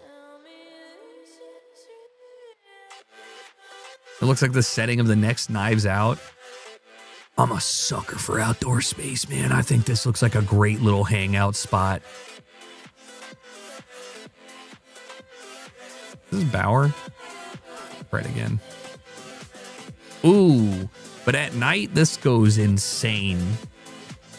Now that's great. Why does this keep crashing? Wait. Yeah, I really like that at night. Great lighting. Great little breakfast nook. Huge fan, big fan, love it. Solid. Although, tell me you don't know what to... This is actually inconvenient. Take this out. If I want to walk downstairs, I have to walk around this. No, take this out. Now, who the fuck is sitting in your stairwell?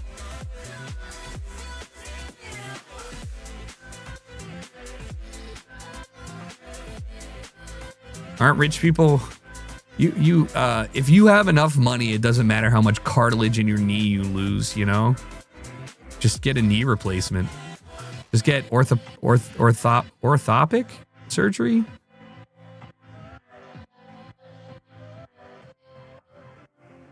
Ooh, big fan of that bath, actually. Whatever it's made out of. Orthodontic. Doc, my knee hurts. Great, so I'm removing your tooth.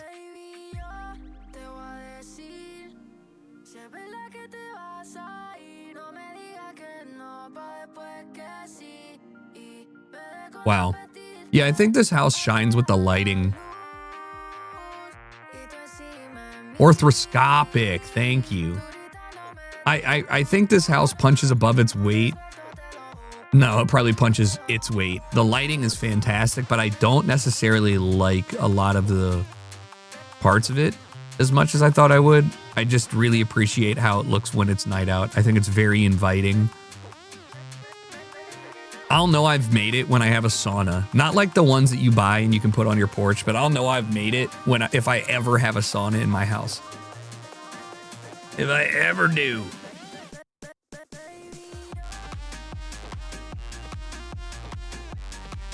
All right, last homes. Stone Ridge, Texas.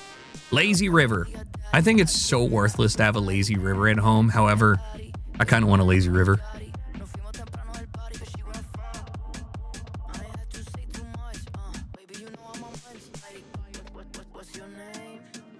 Where in Texas has this much?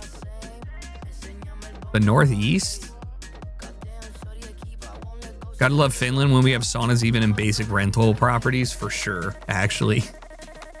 You guys love your saunas. Okay, yeah, see, there's some good taste here. I would consider this rich people with taste. It's inoffensive. It looks expensive. I would be afraid to sit in many of these places. But it does the job, you know, it gets the people going. What up, Rico? I feel like every place that is Italian or has an Italian home has the Cabela, like pasta eating poster, if you know, you know, with the big fork. Like, why is that?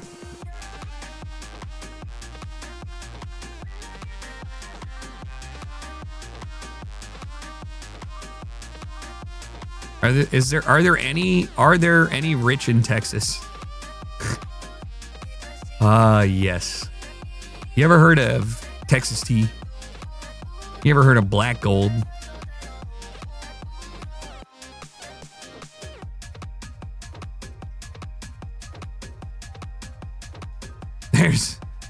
There might be more money in Texas in oil than most states.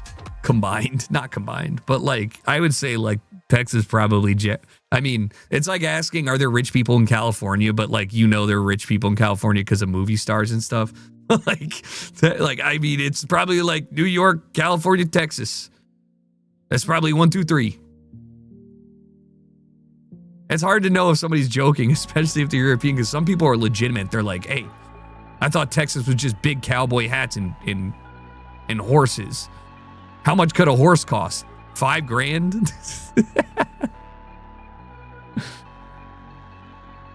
How much could a truck cost? 40 grand?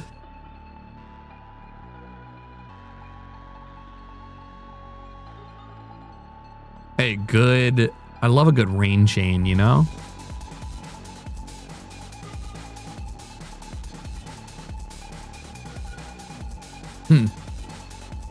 Big fan of this kind of like semi-grass, like landscaping. I don't even know what to call it. Mid-century modern In-N-Out burger. Big fan. Yeah, I think the lighting is great, but it feels too school cafeteria for me here. Pretty scary. But I do like it. I just think I would need a giant area rug. Like, and it would have to be very strong. Oh, yeah. Wow. I mean, I think I don't like how enclosed it feels, but at the same time, I understand. I just feel like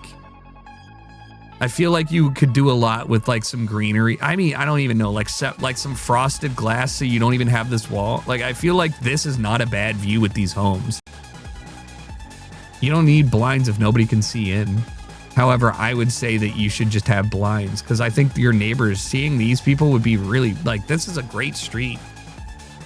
I think you're closed off for the sake of being closed off. But like, look, even this is way better. Way better.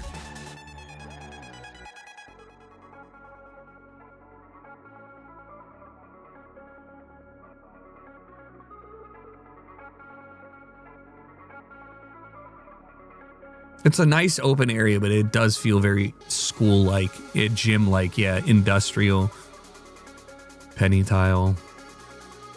I think you need to do a lot of work with layered rugs to make this feel more homey. I don't hate it. I just think it's a little cold.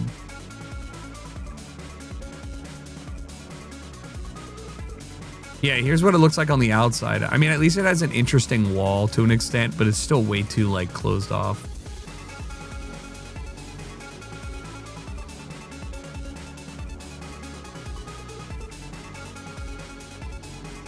Now here's somebody who knows how to color grade. Never mind. What happened? What happened between these two photos? You just gave up? Oh, man. Mm-hmm. Mm-hmm. Mm-hmm.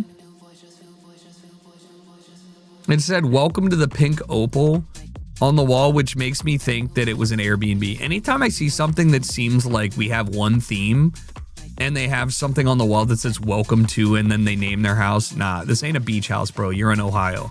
Okay? You're in Ohio.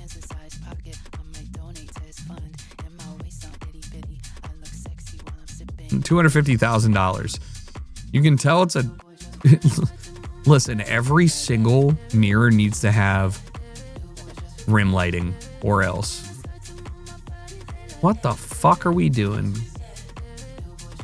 Like somebody figured out how to cast concrete once. They thought this was going to cook as a photo. They thought this was going to go crazy. Yeah, Smeg is...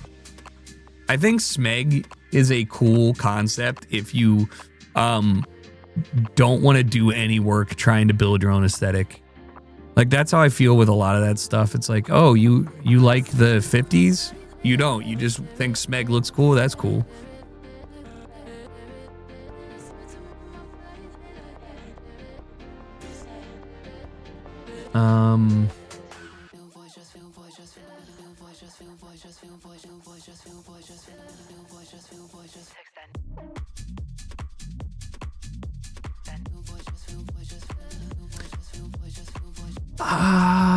It's fine. I don't even hate a lot of it. I like the colors that they chose. I'm a fan of that green.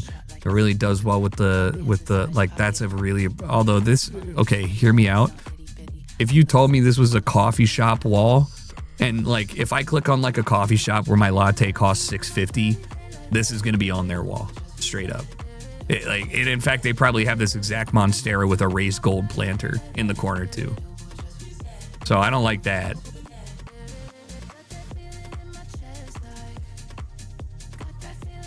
Great use of the rug. I think that's a great example of how a rug can completely change a room. Hope you have a good day too, Burstum. I know you're out there. I can feel you now. I know that you're afraid.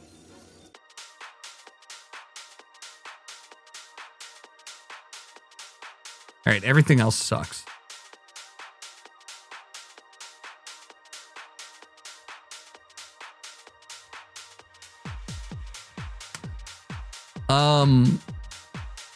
I'm not sure if I'd want to live here. We cannot cure the world of sorrows, but we can choose to live in joy. Artistic. Artistic. Show me the fucking home. Yeah. Yeah. Uh-huh.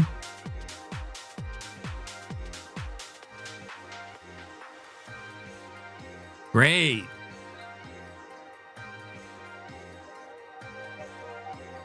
I don't even hate it. I just think that this works for some people where they're like, I'm going to just make it exactly how I want. But like look at your floorboards. What in the fuck are we doing?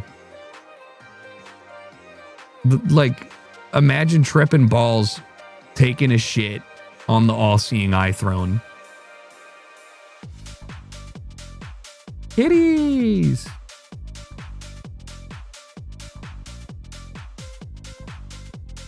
Yeah, so they're artistic, and I guess they do some form of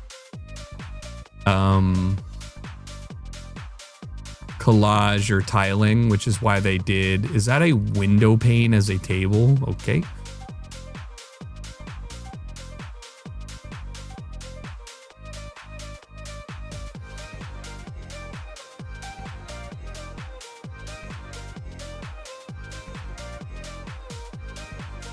Yeah, I mean, that's, yeah. Look, it's great. I think that's cool, especially that they seemingly did all this themselves and it's a beautiful mural and stuff. It's just like, I don't want to live there, but I appreciate it. I wonder if they added that on to like the cost of the building, because it really is just like a holy Americana, bro. This is something Cities Skylines never got right. They literally won't let you build a driveway like that. Like how, like you understand not every home is on the road, right? What a plot. What a plot.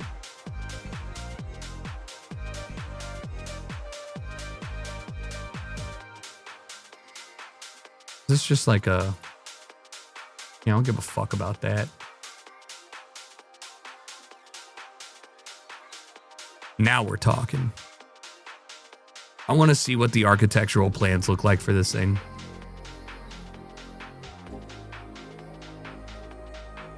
Like, you know? Like why did they not make the diamond be complete? Why does it get cut off?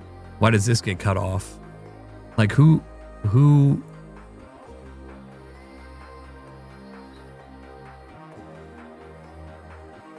what it,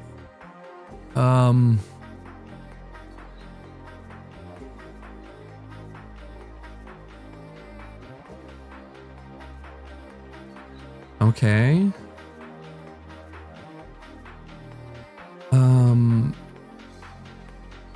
Oh, so many levels to this shit. So many levels. 2 steps up. Couldn't just make it one sizable step. Like, what the fuck? No, this is really bad. Look at how little of this ledge there is to stand on. between the downstairs. Like, you trip. Oh. Is that a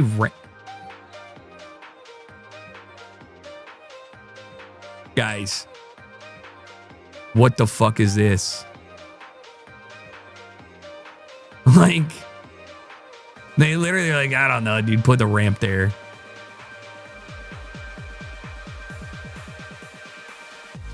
It's like, you couldn't just decide to center it like here. Oh my God, wait, is this blocked? It sure looks like it.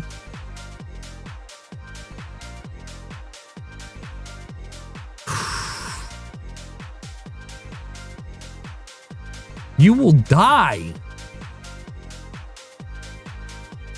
Like, what I don't understand is you could remove this lip and this. This could all be a flush thing. But they're like, nah, just like add the ankle tripper so you fall down the stairs.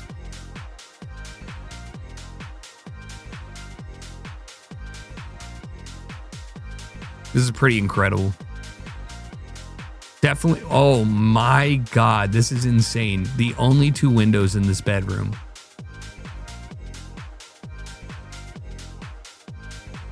Sorry, there's another one over there, blocked by the wall.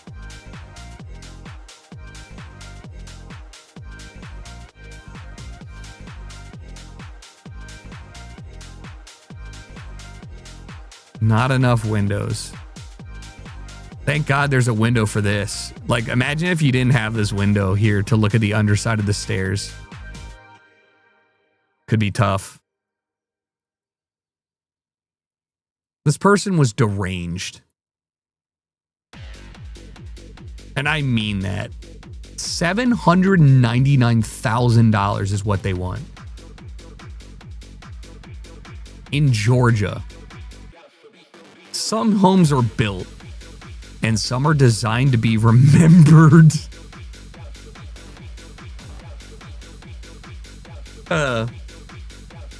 Thoughtfully designed with form and function in mind.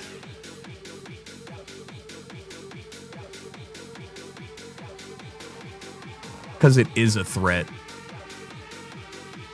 Because it is a threat. All right, let's get into some content. I gotta pee real quick.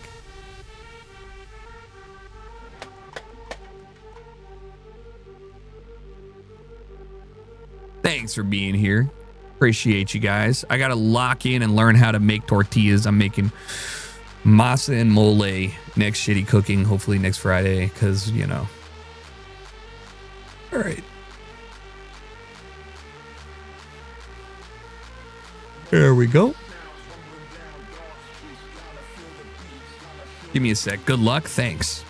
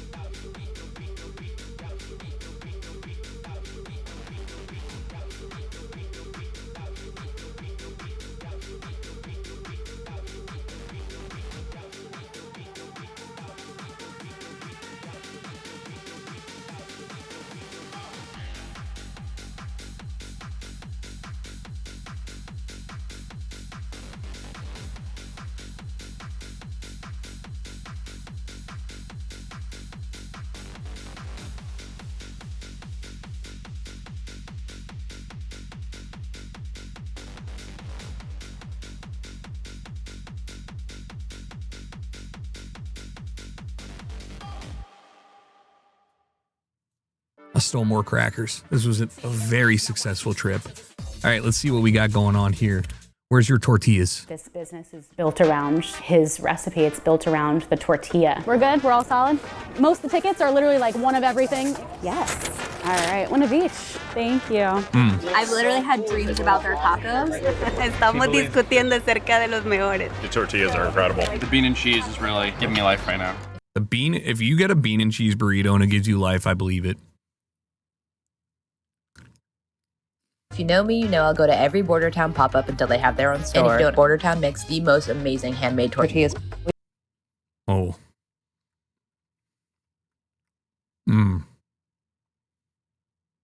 Yeah. A little wet for me? Not really. I'd eat the shit out of it.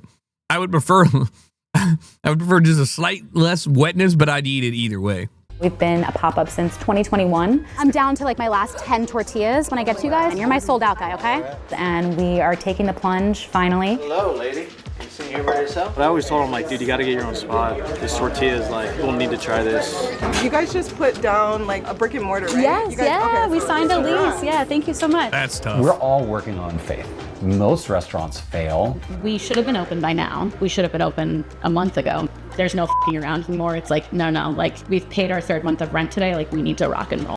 Dude, it's crazy when you think about this stuff too, because like the process of getting approval for business licensing wherever you go, you say a month. Let me tell you, where I live, in the 5 years, 6 years that I've lived here, I have seen 5 restaurants or bars go through approval process.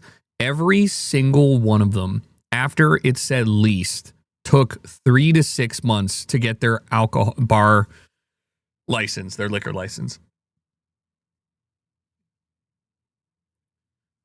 My microphone sounds bass heavy for you. I use the same microphone as every single creator you've ever listened to. Everybody's different EQ. Mine is 0 EQ. This is just what a Shure SM7B sounds like plugged in. That's it. But yeah, I mean, it's crazy that like I've seen restaurants that I know have paid 2 to 3, 4, and one I'm thinking of 5 months of rent without even opening. Can't you apply prior and say that you signed the lease? No, dude. No. The building, why would a building owner be like, yeah, sure, I'll just like let this building sit empty for 6 months? Like you sign the lease, you're paying for it from that point forward, and that's when you're allowed to start doing things like submitting. Because if you're opening a place that sells alcohol anywhere within like 500 meters of that place, then they send out mail, because you then get, if you live there, you can go to the council meeting and protest that for whatever reason, right? And it will probably get approved unless like a bunch of people are like, fuck no. But like, yeah. I mean, when it's obvious the previous lease is going to expire but hasn't yet, it's never that. That's not how it works. The lease expires when the restaurant doesn't renew or they go out of business and they pay their lease. So the next restaurant that goes in there cannot start the approval process for a liquor license until they physically are representing the spot. Throwing wrenches on the road right now. It's just it's hard. For the record, I don't think that bureaucracy is a bad thing in any way, shape, or form. And I think it's important to allow people to protest maybe having something that's open till 2 a.m. on weekdays outside their home. But like at the same time, it doesn't very much seem like I used to dream of opening like a small bar that's just like something for me to like create an experience with people. Fuck that. You can't do liquor license preemptively. If you can, none of the restaurants that I have talked to or the owners that we've had this discussion with have ever mentioned that, and have all stated that they we went to a restaurant for 2 months before they were allowed to sell beer, wine, and liquor. And the owner just straight up looked at me. I was like, you guys don't have your license, right? And he looks at me, he goes, what do you want? Like, you guys got beer? And he's like, Asahi. And I was like, I'll take one. And he goes, cool. What appeared on my bill? Water. It sucks because they gotta make money too, and that's like the biggest thing. But You can apply like 90 days early. They rarely give it to you before you open. Yeah, 3 months early is great, but I've never seen a place that leased and opened within 3 months. The fastest one that I can think of was was maybe on that dot.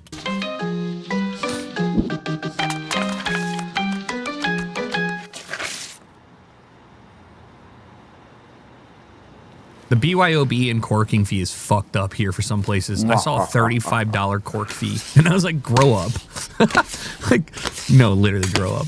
$20, no problem, bringing my own bottle. It's your turn. It's like a game for him to like see if he can roll faster than I can portion, and he can. We've played around with like sizes. Yeah, like size of balls basically. Sometimes I get them right on 32, which is fun. Usually I'm like 1 gram off. I was an observer for a while of his kind of mad scientist tortilla making in the kitchen. Yeah, like I could get the flat top hot, flip some discs, but all of this was really Jorge's world. Hello, my name is Jorge Aguilar. I can't believe it. You're telling me that the person we were talking to earlier was not the mastermind behind these tortillas? You're telling me Jorge is? I would never believe this. The owner and chef from Border Town.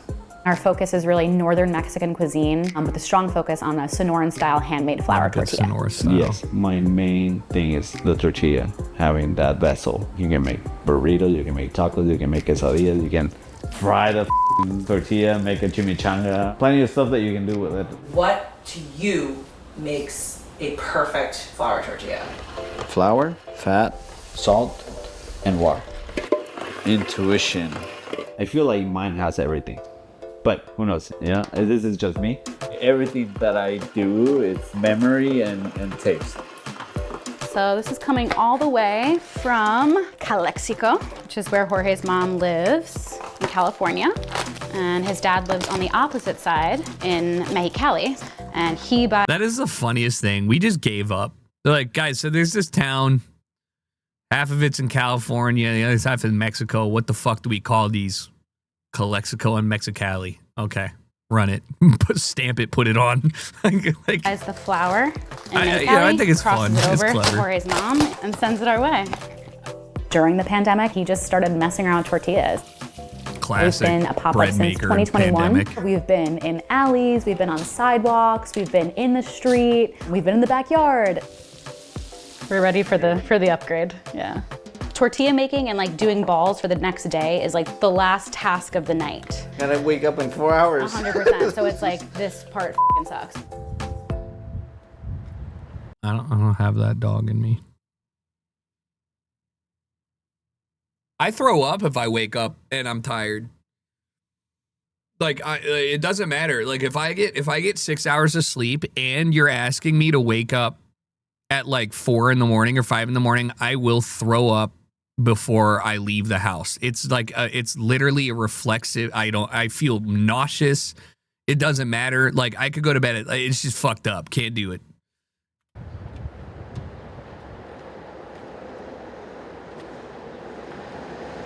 That's wild. I'm a weak dude. I'm so weak. Sometimes I cough so hard I throw up in the morning. Only in the morning. Don't ask me why. I don't know.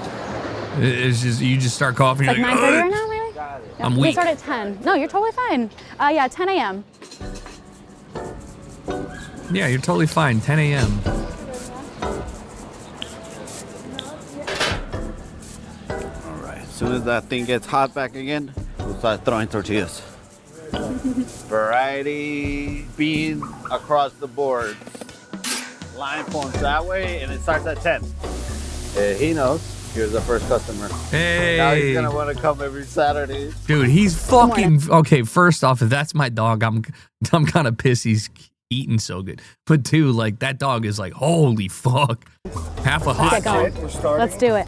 We brought almost 600, so we should be ready to rock and roll. Good morning. How are you? 600 tortillas at $3.50 a pop plus tip. Not bad. Not great though when you think about it, but not bad. That's my only problem. Has anybody ever thought about like the economies of scale? You think, what a great idea. It's just a cheap little thing. And then you start thinking about how much you need to sell to like earn a living. And you're like, what the fuck? Like 600, selling out 600 tacos sounds great. But then you like piece it down because they're making the filling. The filling has to be good, all that stuff, you know? How's that not great for a 2-man? Well, I see 4 people here. Minimum.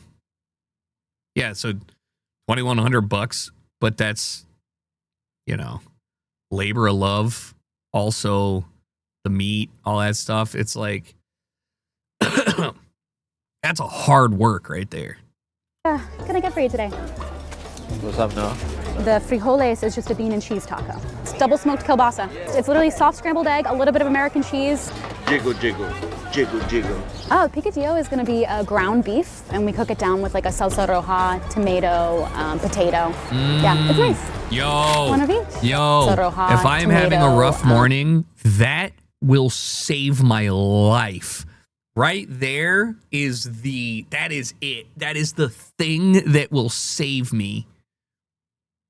It's not $2,100 a day. It's a Saturday. They're doing pop-ups. I think they probably do 3 days a week or something like that. But still, I mean, I'm not downplaying it. I'm just saying, like, you know, people really, you know, if you're selling something that's like a lower price item, like a taco, then each order is probably 3 to 5 per person, depending on how hungry you are. You got to sell a lot of these things.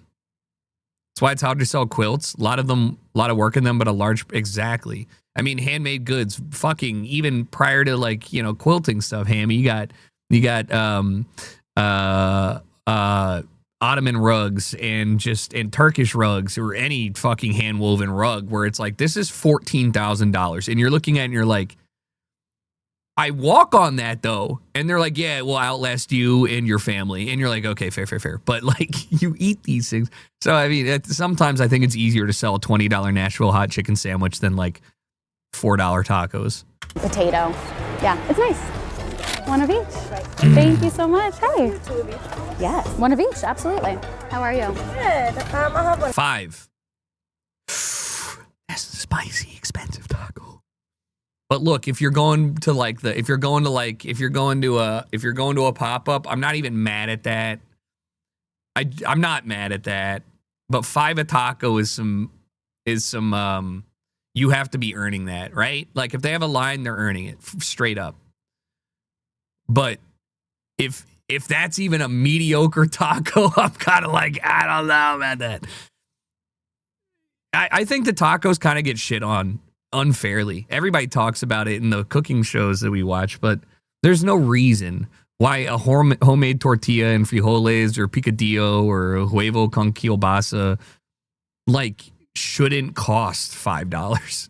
When you just think about if you got a sandwich, it's probably $6 and they're just assembling pre-made ingredients, but each one of these things had to be made meticulously in order for it to taste good and by hand. So at that in the terms of like amount of effort required by the cook to make something, Mexican food and tacos are just punching way above their weight. Excellent.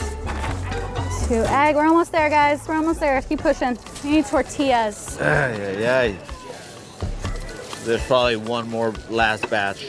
I do not have tortillas to sell today. I'm sorry. But I still have the frijoles. I still have the huevo con kielbasa. Did you say you're gonna be every Sunday? Every Sunday at Commune at our other spot. Okay, Yeah. You're over here today. Yeah. Wait. I'm like I normally see you at Commune. I know. Yeah. Oh my gosh. Yeah. We're taking over half of the Busy Bee grocery right there. I'd be fucking pissed if I did that and I was like, yo, I live over in downtown. And they put that. I'm like, don't tell people where I live. Thank you so much. Don't do We're really that. excited. So we're collecting signatures for our liquor, beer, and wine license for our storefront. And thanks for signing. We appreciate it. All set? See, motherfuckers, they're collecting signatures to expedite this shit. All set. Sorry. That's brutal. What's your name? Sarah. Can I get a last initial? I think I have one more Sarah on the board. But it does help if you have community signatures, obviously, because they're like, I only look. have quesadillas left. I'm down to like my last 10 tortillas when I get to you guys, so I'm just trying to do a count so I can call the end of line. You're my sold out guy, okay? So, blue hat. What's your name? Yep, September 1 we're going for. Fingers crossed. Thank you. Glad we could make it work. Yeah, we'll see you next Saturday. Awesome. We'll see you then. How you feeling?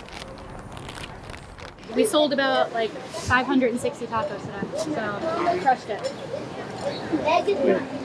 We got a bunch of signatures today. So 560 tacos at $5 per, you know, and then you got the tips and stuff. Yeah, it's a hard day's work. Now, also, if you think about just the amount of time they were open at 10, they probably sold out well before 2. People want drink. Yeah, but seriously. I think our community board meeting should hopefully go over well. Do you know about like the 500-foot rule or something? Yeah. If there's a bunch of other places around us that already have liquor, beer, and wine licenses, that we essentially are going to have to like prove like why we want one too. We did great with the signatures. Can we just write because we want to be successful? Yeah, that'd be great. That's it? So yeah, I started as a fan of Jorge and Bordertown. I've owned numerous businesses before. I founded the Meat Hook, which is a staple of the Williamsburg neighborhood in 2009. Hell yeah, dude. I actually met Jorge in the Meat Hook when someone came downstairs and was like, some guy's buying all of our pork lard right now. Every time I go in there, I'm like, what are you doing? I'm like, tortillas. And when he was selling burritos out of his house, they would go on sale at 7 a.m. on Instagram, selling burritos out of his house. That was a perfect, that is a fucking fake looking burrito. If like that is an absurd cross section. I've never seen one so perfect. It's like that was some oh my God, that would change me. On sale at 7 a.m. on Instagram. Wait, and we also were realizing that we were talking about those are probably not the price per taco. That was saying like the frijoles are $5. So if the frijoles are $5, what is a burrito? Is a burrito 10 or 12? Is the taco itself more? Right? Like I'm realizing maybe they're stacking 5K easy every time. My wife and I would wake up on Friday mornings. Second time he came and picked up the burrito. And we start talking a little bit more, and we're like, I asked him out on a coffee date. Jorge was going on like walks with this guy named Ben around the neighborhood. And I was like, who is this guy? And we actually went to go look at a couple places. It caught on so much that his 100 burritos would sell out in less than 2 minutes. And I texted him and I was like, you have to open something now. And I remember exactly what he said in his text. I've never had to revisit it. He said, no, the fillings I'll were do 5. it if you're coming with me. And I was like, honestly, imagine stumbling into somebody just cooking the most insane shit out of their backyard and you're just like, I think I'm going to run a business with this guy. Like if I ran into somebody who was cooking food like that and I was in that early, you might see me throw the book at him too. Like that seems like some bear type stuff.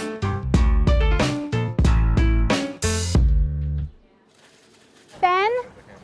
Not here. It does say on, you're right, so it is $5, just flat. we should have started construction about a month ago.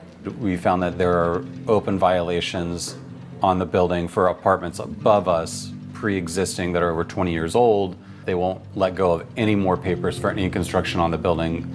It's 9:58. Do we open 2 minutes early? Sure. Dun, dun, dun. Jorge, you good? Yes, I'm right here. Yes.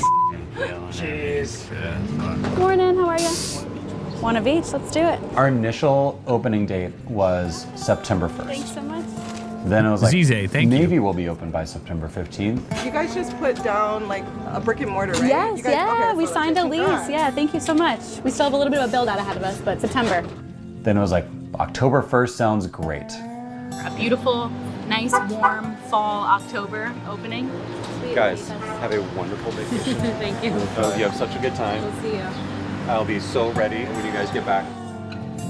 Oh no. 2 months later. It's nice to get out of our own kitchen every now and again. If for nothing else, like the sink access alone is a game changer. Communal kitchens are Do so you want me to sick. start roasting tomatoes or what? No. This is something that, like, I think communal creative spaces, kitchens or otherwise, are so dope. Like, Joyride, the music producer, has a communal production studio compound that I've been to a bunch, and it's dope. Like, you know what I mean? Like, there's 5 or 6 artists in there that have their own studios, but then there's rentable studio space. And then there's also dance studios, like photog studios, all this shit. I think that if you get to the point where you know what creatives want and you feel like you can deliver that to them, got to be the ultimate level of like, it's such a cool angle for service. We're watching these people who made a pop-up store for tortillas basically and sold out and taco. Lay down the bacon and then we're gonna put it on the Oh, okay. I can do that easily. I mean, we do put it on the menu, like it's as clear as day, like it contains pork lard. Some people ask and then just like turn the other cheek. Vegetarians turning to pork lard lovers. Pork lard lovers. There's people who ask, oh, can I have the beans then instead of... You know the beans have pork lard too. Yeah, that's fine. I'm like, oh, okay. Timer. Ah, yes. The kitchen belt. Just wrapping around Yeah. like a belt. Little saran wrap belt. And it holds. I wish I could say I've never seen him wear it before, but I have.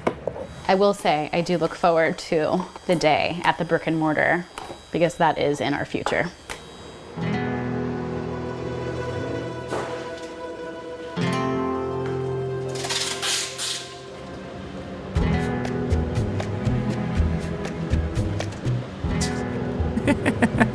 That's a look basically from the POS. Like we definitely saw this mock-up and we were like, oh my God, this is beautiful. Like, is this? Here's the only thing I got to say. I actually hate that chairs have gotten more uncomfortable. I get that you want people to leave your restaurant, but fuck off.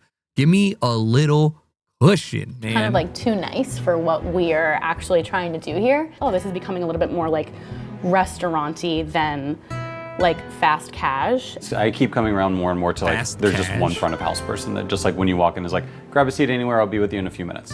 And just like. So like full-blown table service. Yeah. I don't want to be a full service restaurant. That's one thing. Like, I totally understand like taquerias should be like exactly this and that's what we're gearing it towards. We're gonna have like squeezed bottles of salsa on the tables. It's still like a taqueria at its heart. Anytime that you're sitting at a table and someone's coming and taking an order, it's an elevated, it's more elevated than going to a corner. Is that a problem if we're elevated? Yes. Maybe I'm overthinking it. Yeah, I think you are a little bit. This is our bar. The design nature of the bar. It's not gonna be like your traditional bar. Like you're not necessarily walking up and like sitting in a bar and like, you know, planted in front of the bartender face to face, right? That's what I don't understand. Yeah. Because to me it's just a bar. Yeah. Like it just seems like a bar. And obviously flour tortillas are such a big part of it. Like we'll be making the tortillas in the front of house. Us having the tortilla station front and center and just like distinctly saying like, sure, yeah, you might be able to go get a flour tortilla down the street, but like we're making our own right here. And yeah, like, it's like you a can see sushi that. spot. It's like maybe you get a seat, maybe you don't, you know? Like again, like I wanna, like the food is gonna be so effing good that like that is what is gonna like keep people coming back. Yeah. So. The question that I feel like a lot of people don't ask is how much time do you want somebody to spend in your restaurant or in your place of service? And that is a confusing thing when you really think about it, because most people will say, I want fast turnover so more people can come in. But the reality is like, you're never going to be, if you're slammed to the point where you want people out to get more service, you've outgrown your place, right? So like, you're not a cafe, it's tacos. So me sitting down and then getting a server to come over and be like, hey, what do you like to drink? And then they leave and then they come back. What do you want to eat? And then they leave. And that whole dance adds about 15 minutes to a 20-minute meal if I order at the counter and you just bring them out. And in that way, you don't have to have comfortable chairs and shit. But like we went to a cafe that had like board games and shit, clearly meant for you to like play them while drinking the coffee, and all of the chairs were metal bar, like outdoor shit garden chairs, and they had one couch in the corner, and I was like, what the fuck? Like this is the least inviting. I'm not gonna sit down here. So it's just I feel like that's a key question that a lot of people are probably asking when they talk about the design of a place or how they should lay it out. So we're just doing one plate tonight. So we're doing like super simple corn tortillas with stuff with potato, and then the top with cabbage, salsa roja, a little queso fresco. Construction should be wrapped up somewhere around like 10:20. That sounds like and that's a lot. Thanks so much. Creating the vent for the front of house so we can have the tortilla station is not really a problem. The fun part, the way it is currently installed, is not to code because we have to be 10 feet away from the next building over, but we also have to be away from our building so that we're not having any sort of like FDNY violations. And if we get like one complaint, we have to like refile and redo it. It's like they were talking about getting like $60,000 like ventilators. We're not doing that. Yeah. There's no f***ing around anymore. It's like, no, like we've paid our 3rd month of rent today. Like we need to rock and roll. Yeah, the Arthur hand, he's Move pissed. as quickly as you can. Get this done. Like these guys need to get to work. This is the kind of shit. This guy like knows about building codes and stuff. I could never do any of this. I'd just be like, just put a fucking grill back there, dog. What do you mean? We got a couple more weeks and then we'll be there all the time. Really? So yeah. First week of November feels very doable for us, at least right now. So like our visual language and like how we're gonna have like our identity out there. If it's leaving the building, it gets a logo on it. If it's staying inside, no need. Yeah. Smart. Hi, ladies. Of course, there is an extra plate underneath if you decide to. Rolling here, rolling back there, rolling everywhere. We need tortillas. Potion. Did you want to do it with avocado? Yes. You are so welcome. So plumbing for dish and sinks and the ice machines. Another round? Yeah, another round. I love it. This is the whole PM side of the bar. So basically like, you're sitting right here. 1 and 2 person. We'll see you around. Have a nice day. Hello, lady. Sitting here by yourself? No, come join me. Entonces, un platillo. Con avocado. Ya. There you go, sir. Me, every time I get served literally anything at any time and I've had 2 drinks. Woo-hoo-hoo!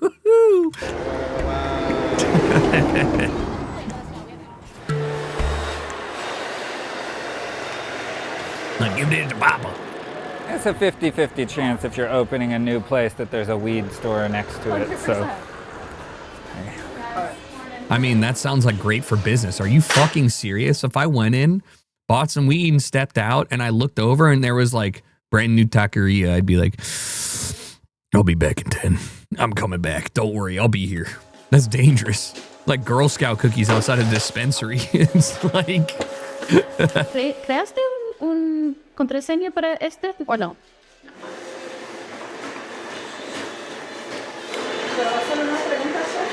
Sí, dígame. Timer? Yeah.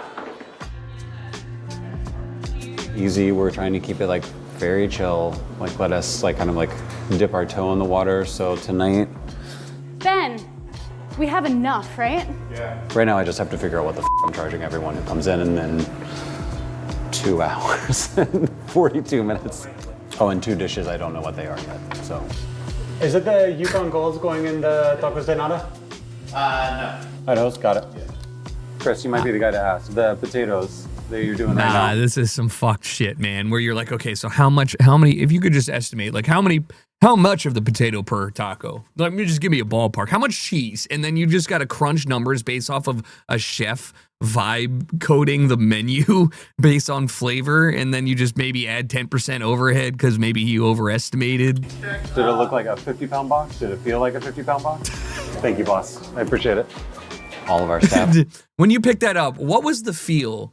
50 pounds or less? Like, did you feel the... So I'm just trying to get an idea. Obviously, this is their first day on the That's job. That's crazy. They're using a new system they've never used before. Obviously, we're still like having sinks installed in a bar, so... Yeah, it's so chill, dude.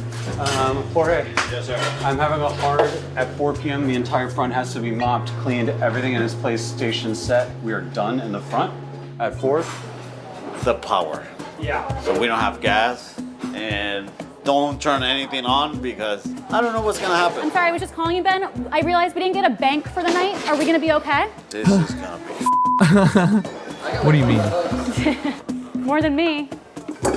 All right, my 3 servers. I'm gonna talk to you. What do you mean, you guys? It's not like rushing it because because he's gonna be out there chatting with No. I'm gonna be rolling tortillas, goddammit. I'm missing a tortillero, so. It's a fun menu, I guess. It's all like how I like it. A little bit of everything.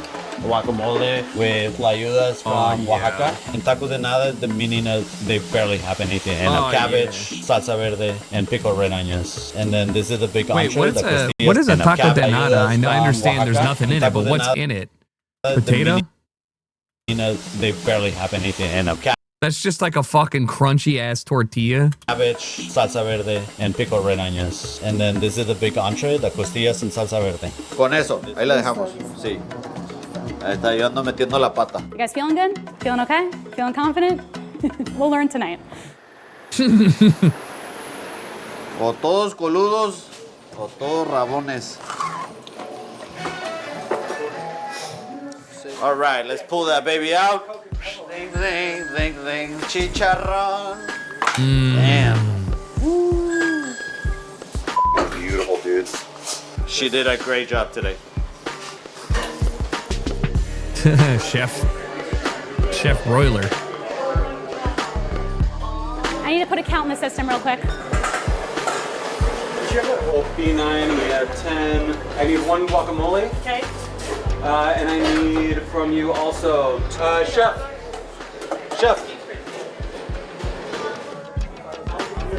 They're both like, what the fuck do you need, dude? Okay. I need 2 tortillas. 2 carne con chile immediately. Can I just say that this is also really funny that we've got the guy who's like running the back end of like the Excel spreadsheet also working as like the order wrangler, and he's so clearly not fit for this, but also like this is real work, you know? You're not going to get a fine-tuned machine 99% of the time for a new restaurant. We're hitting a wall. We don't know how to make some of this stuff. Okay. 30 seconds, Hurt. I don't know what's made. Our KPS just went down again. Is there a power button you hit, or did it just come on? All right, guys, I got 2 frijoles tacos. Yay! Tough. You guys are f***ing killing it. You got a lot of happy people out there. You know, none of us, me or Ben, this restaurant would not exist truly without Jorge. I don't think he gives himself enough credit for just what he has managed to create. Ben, can you run the salad for me? Oh, I would love nothing more. So I'm just so proud of him, and I am so proud of how proud he makes his family. She's always been the one who puts me back in my 2 feet. And now having someone enjoying themselves from something as simple as a taco, the same way as I enjoy my tacos, slowly but surely we're getting everybody on the same boat. I'm imagining by the end of January, we're pulling the trigger, we're digging that trench, and we're moving. End of January? Yeah, damn. Remember they said September? That's life. That's fucking life right there. That sucks. And you just spent, you know, how many $20,000 to try and make that work? Yeah, I hope they're doing well as well. If you're in New York, holla at them. Go munch. This is how the best Korean fried chicken is made in NYC, which, you know, they do it better. They do. Korean fried chicken is just better than American fried chicken. That's a fact. My name is Jonghyun Park. Not like I would have associated with Korean fried chicken. Why does it look like a McNugget? I'm the chef and owner of the Atoboy restaurant. Today, I'm going to show you how we make the perfect Korean fried chicken in our restaurant. I don't like the look of that. I don't like the look of it. I'm sure it probably tastes good, but it does feel too McNuggety. Fried chicken is my signature dish, people's favorite for sure. Perfect Korean fried chicken is crispy outside, very thin crust with moisture and a lot of... I ain't gonna lie. That does not look like it for me. Flavor inside. Looks very simple, but it's a lot of techniques and a lot of time to take. But when you taste this fried chicken, you never regret about your time. I don't know, man. I don't know about that. So first step of the today is going to be we brine the chicken. I recommend using the chicken thigh, the boneless and skinless meat. It has more flavor and different texture compared to chicken breast. Honestly, chicken thigh nugs sounds crazy. But yeah, I feel like it would have needed a little bit more. Need to be on the bone. Well, I mean, Korean fried chicken, double fried, on the bone is insane. Brining technique looks very simple. We only using few ingredients to make the brine. So we need the water. Salt is key element of the brine, and whisking well, and the yandu. It's a fermented vegetable flavor enhancer made with the fermented soybeans, similar with the soy sauce, but it has different complexity of the flavor. If you cannot find out yandu in your grocery store, this sauce or the soy sauce as well. Literally and never also heard of that garlic shit. powder and onion powder. Compared to just seasoning salt on the top of the chicken, brine solution is absorbing to the protein of the meat, evenly seasoning, making more moisture inside of the protein after cooking as well. Typically, we brine this one about the 6 hour to 8 hour. This is actually very important step for frying chicken. After this brine, we're gonna marinate this chicken with a different flavor. Oh my God, please. One of the main part and then secret ingredient of our marinade is the fermented jalapeno. Jalapeno is very spicy and green and sharp. It brings a hint of the acid and sweetness and gives some extra layer of the fermentation as well. If you don't have food processor, you can just chop it really finely. And we also adding garlic. If you just only put some jalapeno, it's dominating the jalapeno flavor. Garlic is helping about round of different flavors. Some salt, a little bit of sugar. So adding some fish sauce. The sugar, the sweetness actually to giving some other flavor to the bacteria. Okay. So I'm going to blending this one into Robo cubes. This is mostly designed for the professional kitchen. Yeah, I gotta get a So try Robo to evenly blend it really well. It's a little bit still chunk of the jalapeno, but it's evenly Insane blended mash. with the garlic. And I'm going to ferment about the 7 days. So I have a big jar of the fermented jalapeno. So you can see a little bubble comes out. It's during the fermentation process. Yeah, smells like kimchi. Next step is going to be actual marinade. So using the fermented jalapeno and ginger and garlic and the pineapple. So everything going into the Robo cube. The pineapple is a key ingredient actually for this sounds marinade. insane. Pineapple is an enzyme to actually making tenderizing the meat. Yep. So even after double cooking, double fry, the meat themselves is still very tender and moisture. So chicken, we took it out from the brine and we are going to mix with this beautiful marinade. So marinade is going to be about 10% of the weight of the chicken. Mixing really well. Evenly I feel like coating that's a with good way to explain this how much beautiful marinade I need. So brine is basic season, and then this marinade is going to be another layer of flavor. So if you want beautiful, crispy, juicy, and flavorful chicken, I think that these 2 steps is very important. You can sit this one about another 4 to 6 hours. All right, 10 hours of my chicken sitting. Again, Our seems like too batter much is work, actually but 2-step process. We making the dry batter and the wet batter for the frying. Korean frying mix, Attaboy. they contain the onion powder, garlic powder, little of the baking powder as well. If you cannot find out this one, you can replacing with the AP flour. One of the surprising ingredient we are mixing with rice flour. Doesn't have any gluten, so it gives us some more like delicate crunchiness. So we mixing into Rice the batter flour. base. Tapioca starch also gives us another texture to That's your like a batter as well. chewy- Kind of sharpened textures. And then jantanga. Huh? It's helping emulsify. So when you're coating your ingredient with this type of the batter, the jantangum is actually holding your batter with your ingredient, can make it more crunchy. I gotta try it, man. It sounds fucking like a little sacrilege, man. You do the same in karage? I mean, yeah, I guess, I guess it's like cornstarch thickening. I just know that if I tried to do any of this, it would just come out gummy and gross. And crispy, and but at the same time more sharp. Yeah, that's why it doesn't have the pockets and stuff, the air and oil bubble pockets. Sharp and clean. So we're making actually this dry batter, and also it's going to be the base for the wet batter as well. It needs to be like mixing really well. It's spreading really evenly on your batter base. So next step is we are going to be wet batters. So we're going to add some little bit more salt and also black pepper into it and whisking well. and we add water. So texture we are looking for is, you can see it's like still very fluid, but at the same time, it's almost like pancake kind of batter. Yeah. So now we have the two different batters. So this is a dry batter and this is a wet Yeah. batter. So we ready for frying now. So the marinade chicken, so you can put into the dry batter. Usually in our restaurant, we can put like 7 or 8 pieces as a one portion. Coating lightly and just using your hand, dusting a little bit out, coating properly. I was thinking that also looked like a little bit not not as much pepper or marinade, but you said 10% by weight of the chicken, which, you know, makes sense because you probably don't need it to just taste like straight pepper. Everywhere, and I don't want to have flour on the top of it, so just like very lightly coating with the dry batter. So you can see it's like already making crust outside. So we're using this kind of tool because it's more kind of sharpened on the corner, so easy to control your pressure of the chicken. So we're covering up with this wet batter like properly.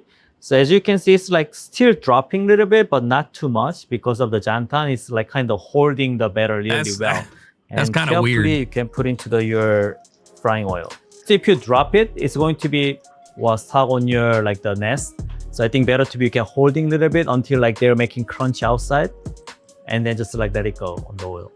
So we're gonna frying this one about 2 minutes in as a first frying process. So we are cooking with the canola oil, it's very neutral flavor. I feel like that's really hard to keep track of which ones you put in 35 seconds ago. Then we heat up until like 350. I think it's like perfect temperature. So it's actually create the outside the structure of the frying food. So it doesn't fully cook the chicken themselves, but this kind of gives some structure of the frying. So it has created like crunchy texture a little bit. So you have the water and starch inside your batter. So starch actually cook in the hot oil, so it's making crunchy texture. The water is escaping from the batter, it's making the air pocket. So that air pocket making your crunchy part. You need to be really well balanced in between about how much air but it pocket seems you're like a lot to looking keep in, for, and then you know. how much crust you're looking for. You can see the chicken is actually inside of the batter, and batter themselves is frying in the oil, so making like beautiful crust. Then after cooking about 2 minutes in the oil, so we take it out from the heat.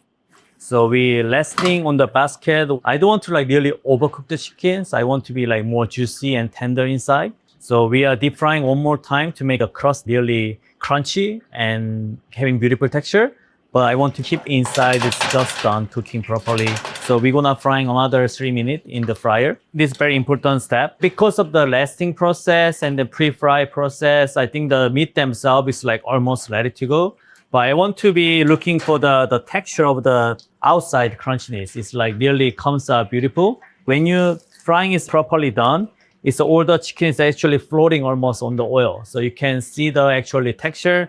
And I'm also looking for the color is like beautifully kind of golden it looks brown good. rather I than the still, it's pale not white. beating any of the So you can tell how allegations here. the texture and then color by Looks the like eyes.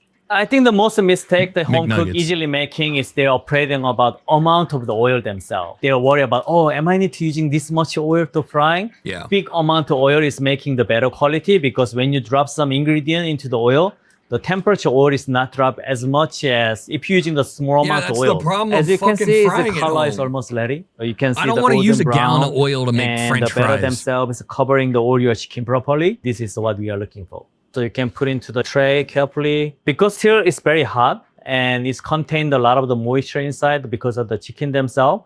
So if you put on the like flat tray, it might be the bottom part is going to be a little bit soggy. So I want to be air circulating, making the more crunchy part, even the base. As you can see, it has like beautiful outside the texture of the crust. It's actually, you can touch it. It's like very crunchy. You can see the air bubble inside, which is making the other layer of the crunchiness. So this is our beautiful Korean fried chicken. Made with the chicken thigh, it's boneless. You can just right away chew and crunchy texture outside and then moisture inside. Beautiful heat comes from the fermented jalapeno and natural I think this is sweetness something you from the gotta pineapple try. and the beautiful texture. Because it's visually... It's still like very like juicy and very like moisture inside, but you can feel the outside texture. It's like very crunchy. Yeah, I don't like that. But not too brittle kind of crunchy. It's more kind of softened. See, he's describing the way that I don't want my chicken. I want that shit to sound like I'm biting through glass. I want it to sound like I'm running on like frozen snow. The crust of the outside is still very crunchy, but the inside is like very juicy and moisture. And we're serving it the two beautiful sauce. The All first right, you one, know what? That's fine. It's not for me. I don't think it's the move. The dirty fried chicken wait. Okay, this is hometown shit. You gotta try this. I will not try the LA churro. No, I don't think I will. How do I move back? Go back. Excuse me. Hold on one second, please.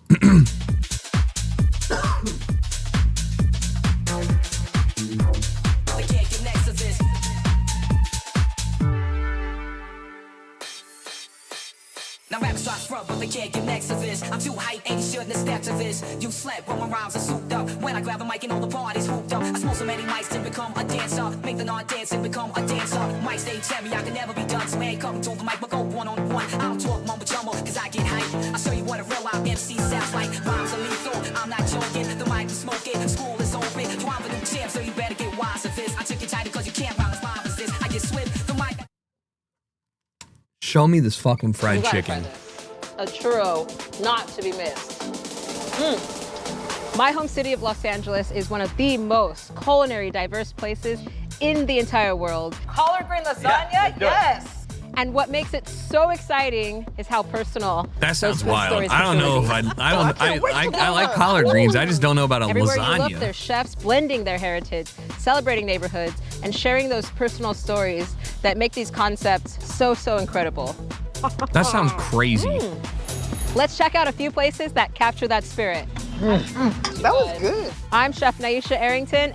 Thank you, chef. I want to see the We're heading to fucking. Highland Park. Oh, not okay. an area of town I spend a lot of time in, so I'm very excited about this. There's an incredible chef. Most West Side shit I've ever heard. Highland Park. Don't spend a lot of time up here. It's like me going Santa Monica. I don't spend a lot of time over there. There. Ellen Ramos is creating some incredible works of art. Her modern take on these traditional Mexican pastries, which I'm very stoked to taste. My dad was Salvadorian, my mom's Mexican, and just kind of fused that up with what I grew up as an Angelino. I love that, a native Angelino. Yeah, few and far through between, and through, girl. yeah. Few and far and there's like 8 What million you gotta Native try is our Angelinos. concha. It's our most popular here. Amazing. It's cinnamon concha, and then in the inside it's filled with the burnt vanilla cream. Oh. It reminds me of like a Oreo situation on the inside. It's so good. Beautiful. So champurrado is basically like a Mexican hot chocolate that's made with fresh masa. I wanted to kind of take that. I feel and you. fuse it with my favorite donut. Right, I still go to the same champurrado lady I'd Yes. gone to when I was like 10. And Yes. she's been here, she had it, and The she's Phil Concha is like the Mexican Boston cream pie at that point. That sounds insane. that's my drink on that. I'm like, yep, amazing. that's right. Then we have the Ali churro that you're gonna try. Everyone loves our churros. Dude, here. iconic. I've Yeah. seen so many awesome photos of it. I'm excited for you to see it. I just have a really humble, small amount of pastries for breakfast here. I mean, I'd crush. Yeah. Dang. It's light, it's fluffy, but then you have that beautiful traditional sort of coating and texture on the I top, definitely and that want burnt vanilla bean flavor. Wow. the concha. This is All right, next. I'm doing market Main Street research, is one of but my this is favorite West Side, places so to visit in Santa Monica. I mean, I grew up on this street. I've worked on this street. I definitely take this little girl out on this street. But what I'm very excited to show you is Augie's on Main. It's my former mentor. no, I trust this man. Where is Augie's on Main Street? I need whatever this guy's making. I want to try it. Just one. Now here's a guy that's making something. It's my former mentor, friend, Chef Josiah Citron. He has an amazing restaurant, Citron of Wilshire and 11. I had the honor and pleasure of working with him at Melise restaurant. Being tied to Chef Josiah has truly been an incredible part of my journey. I know you come here quite often, I which do. I appreciate. Honestly, this place feels like eternal Slop. summer. Like there's nothing better than riding my bike down here. You have some delicious menu items on that definitely hug the soul. The ratatouille, the chicken sandwich, the hot dogs are killer, and not to mention that delicious I'm a hater of big burgers, but if I told you that this was the most picturesque looking burger and I would house in a heartbeat, I mean it. Like, this is like incredible, like incredible presentation for a burger. I like a smash burger, but this seems about perfect. Just veggie sandwich. All you done mean, it's my son, and unfortunately my son passed away. We started this project when he was still living, but that's why I keep this place going even if I lose money. I had the honor of meeting him and watching him grow up as well, and cooking for him. Yeah, his legacy lives on. What an incredible gentleman. My man. What sort of elements or techniques do you apply in a sort of fast casual setting like this from the fine dining world? We're starting this concept, and at the same time we had the dirty chicken at Citron that's kind of started blowing up and doing really well. We did so much testing on it, how we cook it, where we cook it to get to the point where it can be heated up in 9.5 minutes. Okay. And exactly how it's served at Citron. Yes. But then in a fast casual environment. So first we take the chicken, we season it, we bread it with a dirty chicken panko crust, but we mix it with preserved Meyer lemon, triple blanched garlic. You know all about me and triple blanched garlic. Yes. Then we bread it nice. Triple blanched garlic. What's it do? Just take all the garlic out? Like why? It's perfectly cooked, and it creates the perfect dirty fried chicken. Yum. Let's go. Right. I'm excited. Yes. Oh, mama. I love the texture. Yeah, See, I'm gonna give some for of me, that. This is how you highlight, right? You don't want to hide behind I also think that sometimes you get intimidated by the size of a burger with a brioche. And normally I'm against a bite of chicken sandwich where it's 90% chicken, but this looks like it's too picturesque. Like, this is, if I made this at home, I'd take 7 photos and I'd post them. I'd be like, guys, you got to come over. ingredients. It's not hard to bite because it does compress very good. You get the moisture from the No, it's a bottom bun. It's just a very round brioche. chicken. You can tell the brine adds an incredible depth of flavor, the texture of the crust. Yeah, see, that's of the not a chicken. bad bite I right think there. that food, it becomes the vessel, right? The chef is the artist, and this tells a story, and it's a beautiful thing to You've celebrate. had the sandwich, it gets the hands dirty. You see it? Hey, it's You worth it. wanna talk? Yeah. Ew. American cheese, your favorite, huh? You want to go to the beach?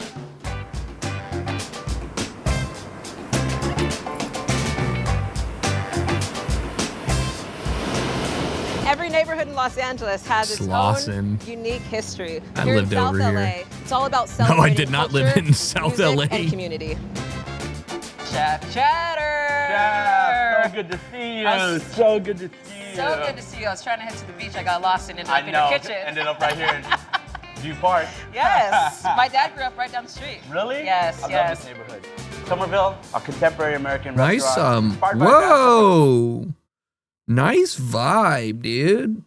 Honestly, big vibe. live jazz music every night. Love that. Beautiful people, delicious cocktails. That pianist, I'm sorry, but when I saw this pianist, I was like, that's Tracy Morgan right there.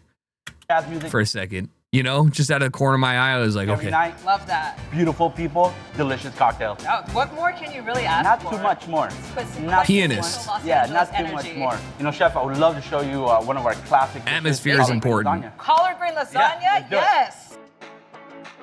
Now we're gonna start braising some collard greens, right? Yes, sir.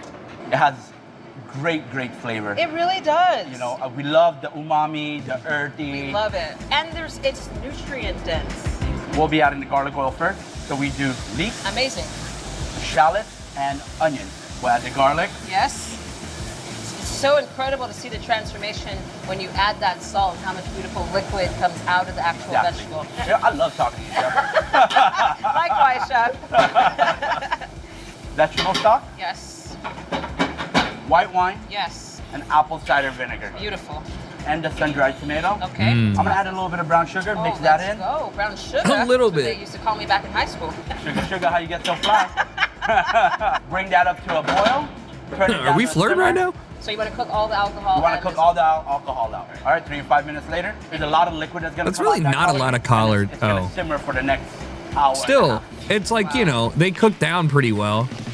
So you would, We'll start it's, with the Bluesdale spinach, then whole eggs and egg yolks. I'm gonna process it. No more than a minute. You don't want the eggs to get too hot. This is double O flour. Double O.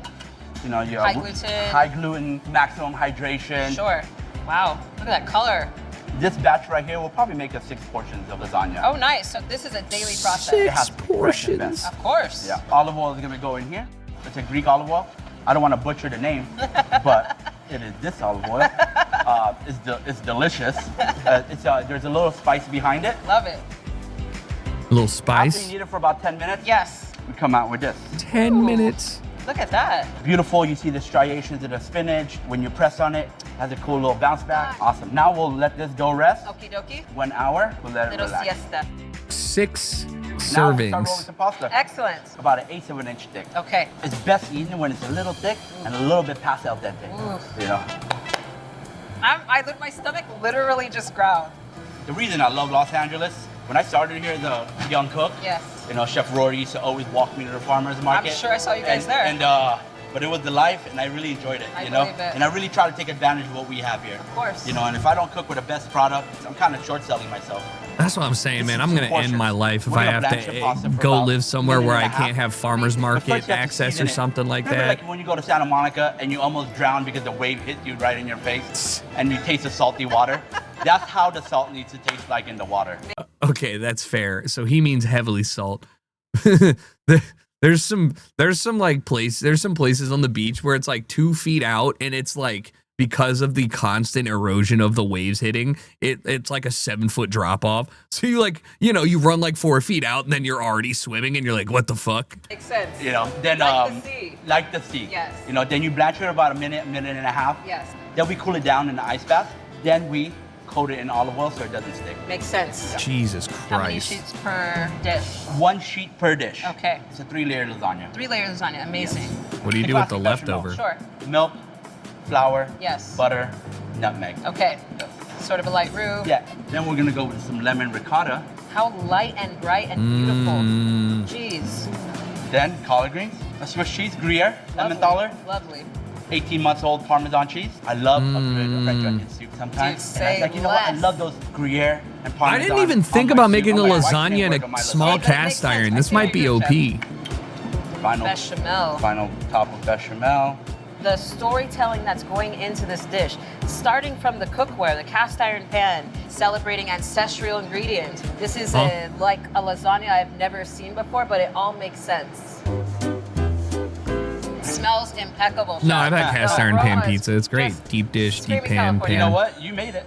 No, come on. For a little bit more 18 Oh, let's months go. Parmesan cheese. Yes. A little bit of Aleppo pepper. A little heat, sweetness. Fuck, I love Aleppo And it pepper plays so so much. beautifully with the citrusy notes. Yep. Oh my gosh. Oh, mamma It's gonna mia. hug my entire soul.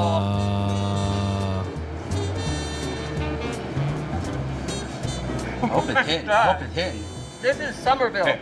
I'm trying so hard to taste this in my You feel head. literally It's the making me celebration mad. of community. I don't know This what. right here tastes like. I mean, I've had lasagna verde, green lasagna, whatever you want, and I love it. It's great, but I've never had collard greens in lasagna, and they were some sizable portion chunks, right? So like in my head, it just I literally can't imagine what this would taste like, or like how it would chew. It feels like it would chew more It shows, truly. Thank you. Welcome to Somerville. than like a regular lasagna. That's a We're cube. joined by old friends, Wow, that's a okay. Well, it just switched, but that's a vibey dining room. new friends, in this beautiful space. Thank you for joining us. Thank you for having us. Yes. Yeah, thank you for coming. Yeah, so that. Look at that. That's great. I mean, maybe slightly too crowded for me in some aspects because we have 1 or 2 tops over here on a. Well, you know what? Oh, that's interesting. These are all 2 tops angled. Oh, towards the music. Oh, that's smart as fuck. Nice. No, these people care. I really like the ambiance and stuff. Even this is kind of cool. Very nice. Through the door off Slauson, you're immediately transported you know, through the aroma, through the vibe, through the sounds, acoustics, you know, ambiance. It really grabs you and pulls you in. So to see that, you know, done by friends is truly incredible. Somerville really was just the natural progression of our friendship. And Italy is like, is there a place to sit? Grew up in and around this area. You know, we were reading about the history of the area. It kind of told this story about this hotel on the corner of Central and 41st, the Dunbar Hotel, which was built by a husband and wife named Dr. Somerville, and the things that it catalyzed both for that neighborhood, but also how it became like the unofficial launch pad for jazz music on the West Coast. Also a place where civil rights really spawned on the West Coast, and we were super inspired. Yeah, I grew up in a food-centric house where my mom cooked a lot, but was also restrictive, so we could never eat out as much, or eating out was a treat. And She so said we got food at home. We got food at home. We got McDonald's at home, which was I can't wait to grow up. Ooh. And so, like, I think restaurants and the dining experience became something like, it was a marker of independence. It was a marker of success to be able to eat out. And to this day, like, that is my idea of luxury and my idea of fun. And so It shouldn't be that way. You should be able to afford to eat out like easily 1 or 2 times a week. You know, it's important to be able to eat out. It's just fucked up right now, okay? But like, you know, there is a world in which you can just eat out and participate and not have to pay $40 to have a table in the center square. Whoever went to Italy, like, that's what I mean. Italy is fucked up expensive in tourist stuff, you know, areas. But like Europe, you guys have no concept of how good you have it, where you can just be like, all right, I'm going to walk a couple blocks and sit down at the first place I see, and that place is probably going to have like 7 or 8 euro entrees. Like, what the fuck? And it's like, yeah, there you go. Like, goddamn, you'd like to eat out, but you're single? Stop. I ate out all the time while single. It's great. You eat at your own pace. You eat exactly when you want, where you want, how you want. It is incredible. You can turn eating out from a 2-hour event into a 45-minute event. There's no shame in eating out alone, and it really is lovely to me. And I'm a social person, you know? Like, and if anybody gives you shit, they're fucking losers. Except waiters kind of hate you. Yeah, because they're thinking they're going to get double a thing. Okay, that's their fault for seating you in a position. No, then fuck them. Like, literally, if you give me shit, then you're getting worse of a tip. We're not playing this game. R82. This is Audi's newest supercar. Seriously, they finished building it a couple of weeks ago. What the fuck? And it's not electric, there's no hybrid. This has a 6-litre supercharged V16 in the middle, and it sounds like this.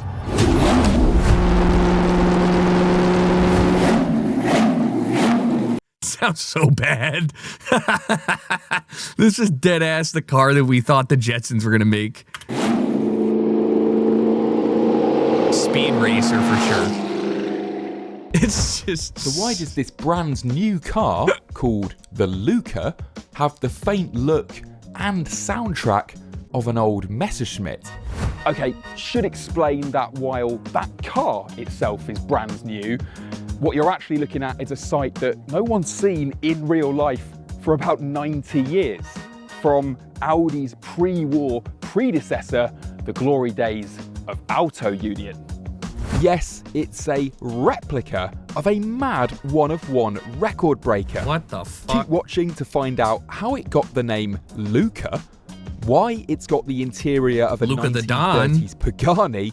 That's and crazy. I'll take Love you where that shifter. cameras are never normally allowed inside Audi's secret car collection. I'd be like, can I just get one of these? Let me walk out with one of these. You have so many. Let me just get one. You could even choose for me whichever one you want. Behind this car is staggering. It's got the lot. Zexu, thanks to the Massive 106. Speed, records shattered, engineers pushing the limits, superhuman feats of driving bravery, and a backdrop of Nazis, Hitler. Literally the worst people in the world ever. It's not often you get a celebration of German history that we know of so far. It's important to put. You don't want to be looking back in 10 years and be like, you know what, I was wrong. 1930s, but this car is super special, and it's about time that story was told. First off, what exactly is Auto Union? Well, in 1932, 4 struggling independent car makers decided to join forces to share resources. They were Audi, DKW, Porsche, and Wanderer. 1, 2, 3, 4. Cool. To symbolise their collaboration, they created a logo of 4 interlinked rings recognised the world over by anyone who's ever been tailgated by an A6. Anyway, the timing was spot on, because about a year happy later, birthday, at the 1933 Berlin Motor Show, a nasty little character called Adolf Hitler announced that the German state would sponsor motorsport. This would advance technology and prove the superiority of German engineering, plus it would promote the revolutionary new high-speed roads they were building called Autobahns. This lit the fuse on a titanic battle between plucky Auto Union and mighty Mercedes-Benz, one-upping each other with Grand Prix cars, streamliners, I hate people who don't have a pop filter. These cars were at the bleeding edge of what was known about engines, cooling, aerodynamics, material science. They were basically fighter planes without wings from an era before jet fighters even existed.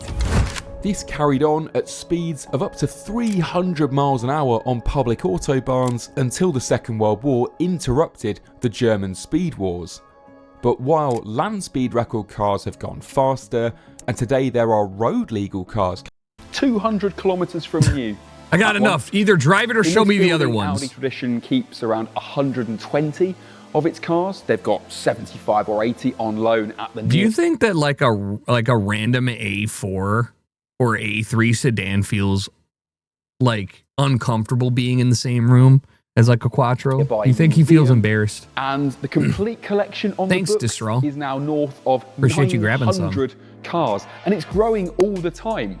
In the office here, they get about 4 or 5 phone calls a week from elderly collectors who maybe can't enjoy their Audi anymore, perhaps people who've inherited it and don't know how to restore it, and they're offering the cars to Audi themselves, saying, would you like to preserve it? Cars like this A3, this is the newest car in the Audi Tradition collection, and it will be preserved for all time. And it's some guy's like, this is my grandpa's A3, it's got 800 miles on it. Do you guys want this shit? Right, let's get back to firing up that V16. That's crazy.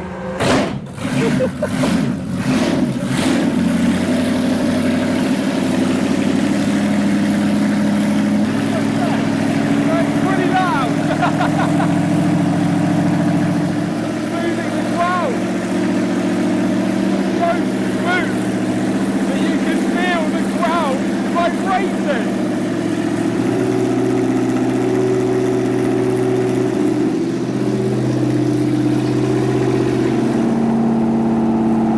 He's deaf as fuck.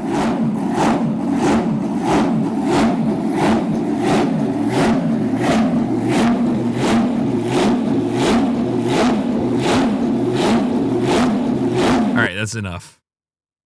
Now show me the fucking... They don't? That's crazy. Interested in preservation? Alright. Thank you so much That's for it? watching. The only Not clip your of average driving was of an old was this It's was a- the intro. I feel scammed. Feel scammed. I needed to see it drive. Damn it! What the fuck? What the hell?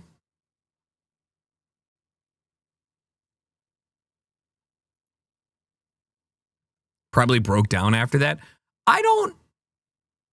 You know what? Look up will.i.am's cars and then tell me which one you'd rather drive. That one or will.i.am's vehicle. Like, he has like 7 or 8, and John Cena. Does John Cena also have one? It's either will.i.am and John Cena. Because will.i.am has a bunch of cars at the Peterson, and they're fucking... They look like a child designed a car and they had enough money to bring it to reality. But it's crazy. Philip Parachick, thank you for the 121. Appreciate you. You've never seen John Cena's? I think it's... Yeah. It's a C7 Corvette.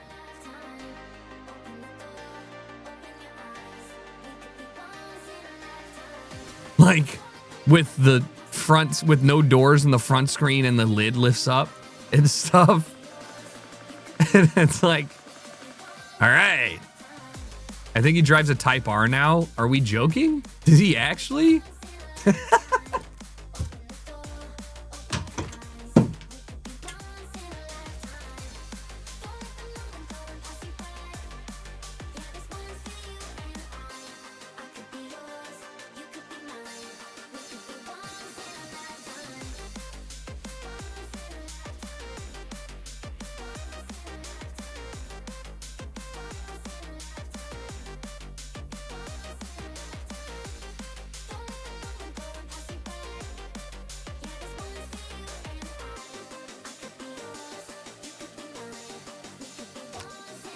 Knocking over the bar game. John Cena follows more people than almost anyone. Like John Cena follows me. He follows like 3 million people. It's crazy. He ain't following me? Damn, that's tough shit. All right, we're gonna watch this and we'll get into the content. This is some good sarcastic reporting. In the beginning, there was nothing. Then, there was Facebook, a sparky social media startup determined to connect us, led by an ambitious Caesar-cut Caucasian. But then Facebook announced a big change, with this video of a ghost chasing you around an empty haunted tech office. I believe the metaverse is the next chapter for the internet. So I've been thinking a lot about what this means for our company and who we are. Together, we can finally put people at the center of our technology and deliver an experience where we are present with each other. I am proud to announce that starting today, our company is now Meta. I will accept I no hated more how long. mealy-mouthed. I hated how long he paused on that. And doing this in front of the P.F. Chang's absurdist giant horse sculptures, only rivaled by Denver Airport, is also funny. Word shenanigans from this animatronic boy man. This was all, somehow, 4 years ago. Now, Meta is a multi-pronged corporate behemoth. Mark dresses like a 19-year-old Xanax. Crazy, like he dresses like a rhythm producer now and then immediately pops up because he literally hired a stylist to make him more approachable.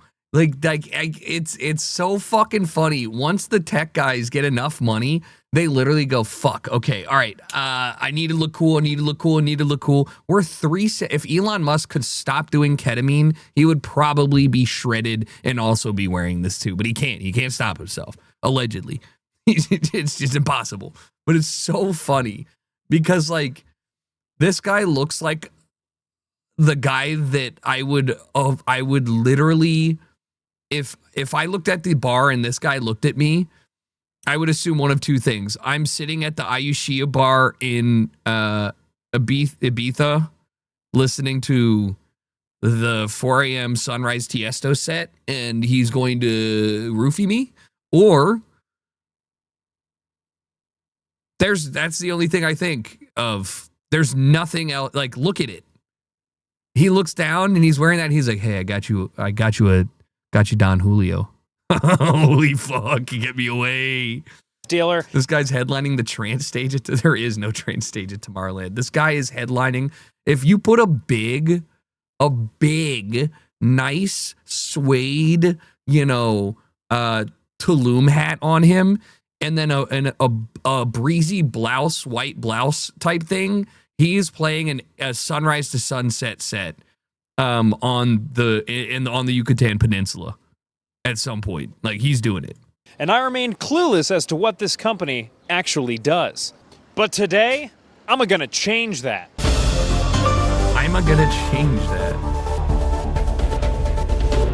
It may be hard to remember, but Facebook started as just a simple social media site, a digital sanctuary of sorts where millennials could poke each other raw. But within a few years, we found out that everyone on I forgot about poking. Holy fuck. Guys, we all forgot about poking, didn't we? We all forgot about that. Yo, poke me. Why haven't you poked me recently? Dude, nobody's poking me. Still a thing? Oh. I haven't used Facebook in any capacity for 7 years now. Just so we're clear. Thanks, Ninju. Appreciate it. Earth really fucking loves this shit. Facebook became home to over 1 billion users a day and went on to acquire companies like Instagram and WhatsApp. This growth, however, set the stage for an embattled PR stretch that included the fallout from an alleged spreading of so-called fake news during the 2016 election, revelations that Facebook had become a platform for Russian espionage, and the Cambridge Analytica scandal, in which the British political consulting company secretly harvested data on a whole bunch of Facebook users. All of which inspired Mark Zuckerberg to close ranks and amass more and more unchecked power within the company. But if 2016 to 2021 was an embattled stretch for the artist formerly known as...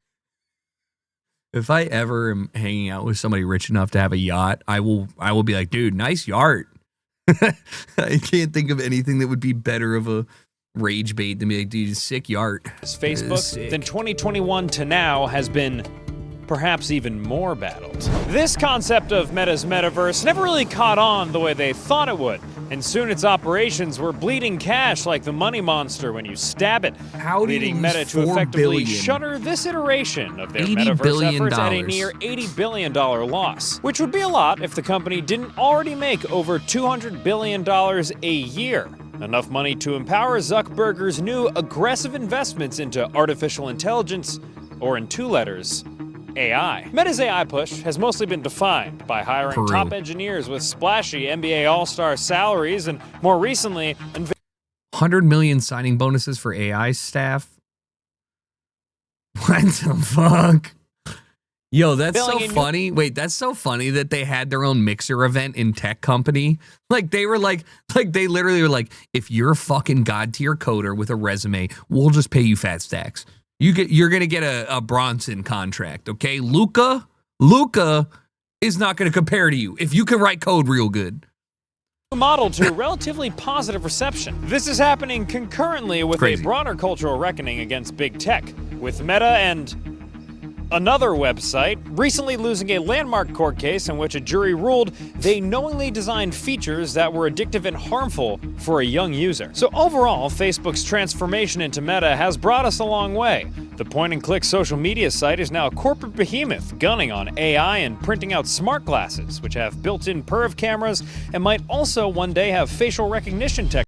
I will literally, if anybody I know or anybody that I have any relation with wears these fucking things in front of me, I will literally take them off their face and put them in their pocket and kindly tell them to fuck off. I hate this shit. I hate that people are wearing this shit. It's insane. There's 2 types of people that wear these things. People who want to film you without you knowing, and people who are insufferable. There's nothing else in between. There's no normal person that's like, no, dude, it's so cool. What if I just want to record something? Use your phone. They're creepy or they're actually insufferable. There is no in between. There's so many things. Your shit goes to Kenya and some poor people have to watch you taking a piss or something else even more fucked up. It's fucked up. Erosion of privacy. Get cameras out of everything, man. Please, God. Fuck. People used to freak out when, you guys remember when like pinhole cameras were like a huge thing in 2008 or 7, where they were like, no, they can literally use a camera and install it in the smoke detector and they'll see everything. And people were like, what the fuck? They're doing it. It's already here. What are we doing? Why are people wearing this? You got to bully people like this. You do. You have to bully them. If you have to bully people, if they're close, if they're a good friend and you're like, I don't want to hang out with you while you're wearing that, they'll either stop doing it because it makes things awkward or they'll be like, no. And then you're like, why are you so headstrong on this? Like, what the fuck? Technology, despite the fact that Meta's been fined in the past for violating... Hex wears them while he graffitis. That's dope. He could do that with a GoPro. He could set up a camera, a tripod. He could do anything. However, if Hex wears those, not while graffitiing, and he's just wearing them out, not cool. Wear sunglasses. Why are you so... What moment happens? And also, I don't know if Hector's doing any of this shit. I'm just using him as an example because you did. But like, what moment are you living in that is so imperative you capture without removing your phone from your pocket that you are terrified you will miss that 1 second? They're like, what do we Like, you're lying. If you can always, like, there are so many people that are like, nah, what if you just need to catch it? What if you want the POV? What if all of these things happen with your phone, and you can get your phone out of your pocket with the camera on in one button press on iPhone. So what do we do? What are we doing here? You know, these deliberately remove the, and also it's like, if you're at a festival, a music festival, here's a great example. If I'm at Tomorrowland, enjoying myself, drunk, dancing, right? I don't want you recording me. Not because I'm doing anything wrong or illegal, but I don't want to be the viral sensation where they're like, look how this fucking dude's enjoying his free time. And I can't know that you're doing that or not because it's a LED that's 1 pixel 40 feet away. So you're removing my ability to feel comfortable in spaces where I want to feel comfortable. Not because I'm trying to hide my activities, but because I want to do that in the moment, and you're actively positioning yourself to record it. It's not appropriate in almost any aspect, and I think you should bully these people. That's it. Is this why Zoomers don't dance? Yes. Yes. Yes. Yes. No, dude, straight up. I swear on everything. The internet increasing in legitimacy and the attention that it brings has caused an entire generation of people to be afraid to make a mistake. And I'm not even talking about like saying really fucked up. I'm saying they're afraid to make any mistake. Because if anyone is recording in the world of TikTok, Instagram, Snapchat, whatever, it's just, you don't even know you made a mistake. You were just having fun. You were being silly. You were doing whatever. And now you're being bullied for it. You're being ridiculed. And it's not just the people around you, but thousands. It is sad. And it is a problem. And I firmly believe that this is why there's a large group of people that are in that younger sphere. I'm gonna stop ranting, but this is something I thought about a lot. But like, there's a lot of people in the 15 to 25-year-old range that grew up with like an innate fear of fucking up online and having their life ruined, for better or for worse. And so as such, they turn their heads to people that are fucking up, and they are trying to impart the thing they were afraid of on other people. Right? Like, you made a mistake. Let's go through everything they've ever said and find all the mistakes they made, because you had to be perfect. You weren't perfect. Now you need to be dragged through the sand. Everyone needs to understand people make mistakes. And part of the reason I'm so comfortable saying this is because, like, you know, like, bro, I've been on the internet for 16 years and I made mistakes when I was first out there. Like, I definitely was making dark jokes that weren't funny. They were just offensive. But like, you grow. You accept that, you grow, and if you don't get people the ability to do that, to make that change, then shit's gonna be fucked up, man. You gotta allow people to grow and make mistakes, and, you know, you can make 1 or 2. Don't make 70, just like learn from them kind of thing. It's fucked up. Stupid. Anyways, back to this thing. User privacy. Bully people with meta glasses. Stop recording me. I just want to exist.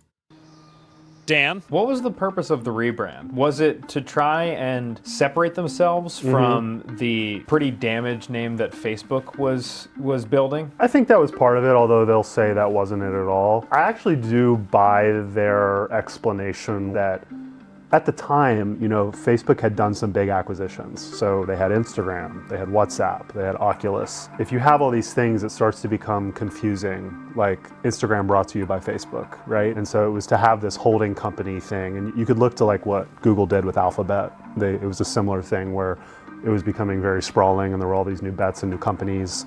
And, you know, you don't want to have like Waymo brought to you by Google, right? Alex Heath is an independent tech reporter who writes the newsletter Sources. What does Meta actually do?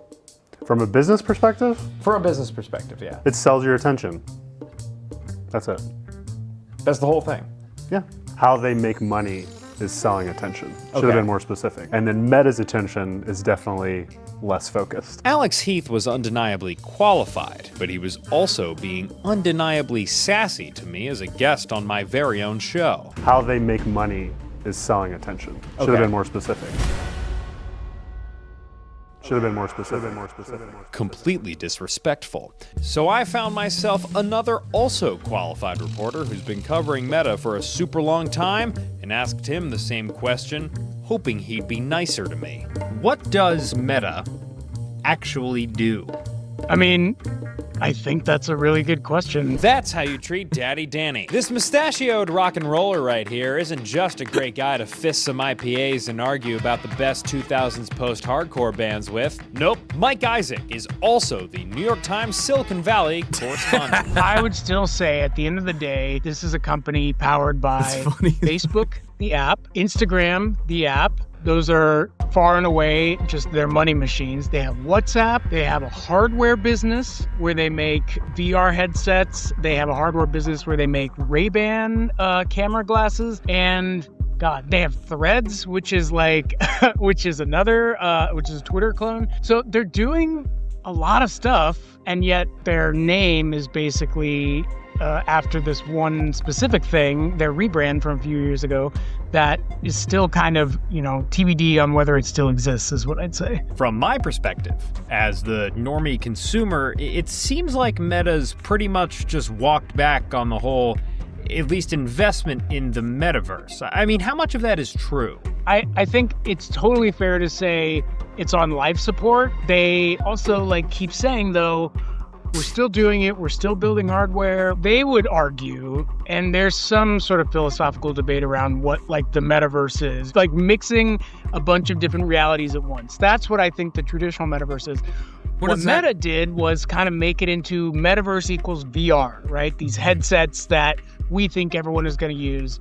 Turns out no one used them, or at least very few, compared to the almost, $80 billion cumulatively across a bunch of different projects that they spent doing this. And they're really scaling back those efforts now. I'm about to spit 6 letters at you, and it's very important that you remember them. A-H-R-E-F-S-S. Ahrefs. Ahrefs is the decisive force in your day. So as Wait, what? Honest, this that's not an ad? Across search engines, AI assistants, and which is why I called in a wicked smash Lance Top. Huge was big thing. Numbers show. It is an ad. Ahrefs. Free tools you can rely on. That's ahrefs.com. It is an ad. Don't do that to me. Ahrefs, I thought I was missing news. Sponsoring this video. To the rest of you, get like Lance and check them out.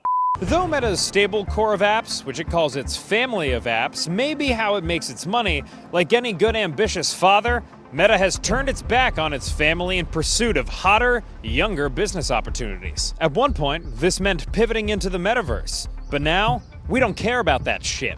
Now, it's all about AI, baby.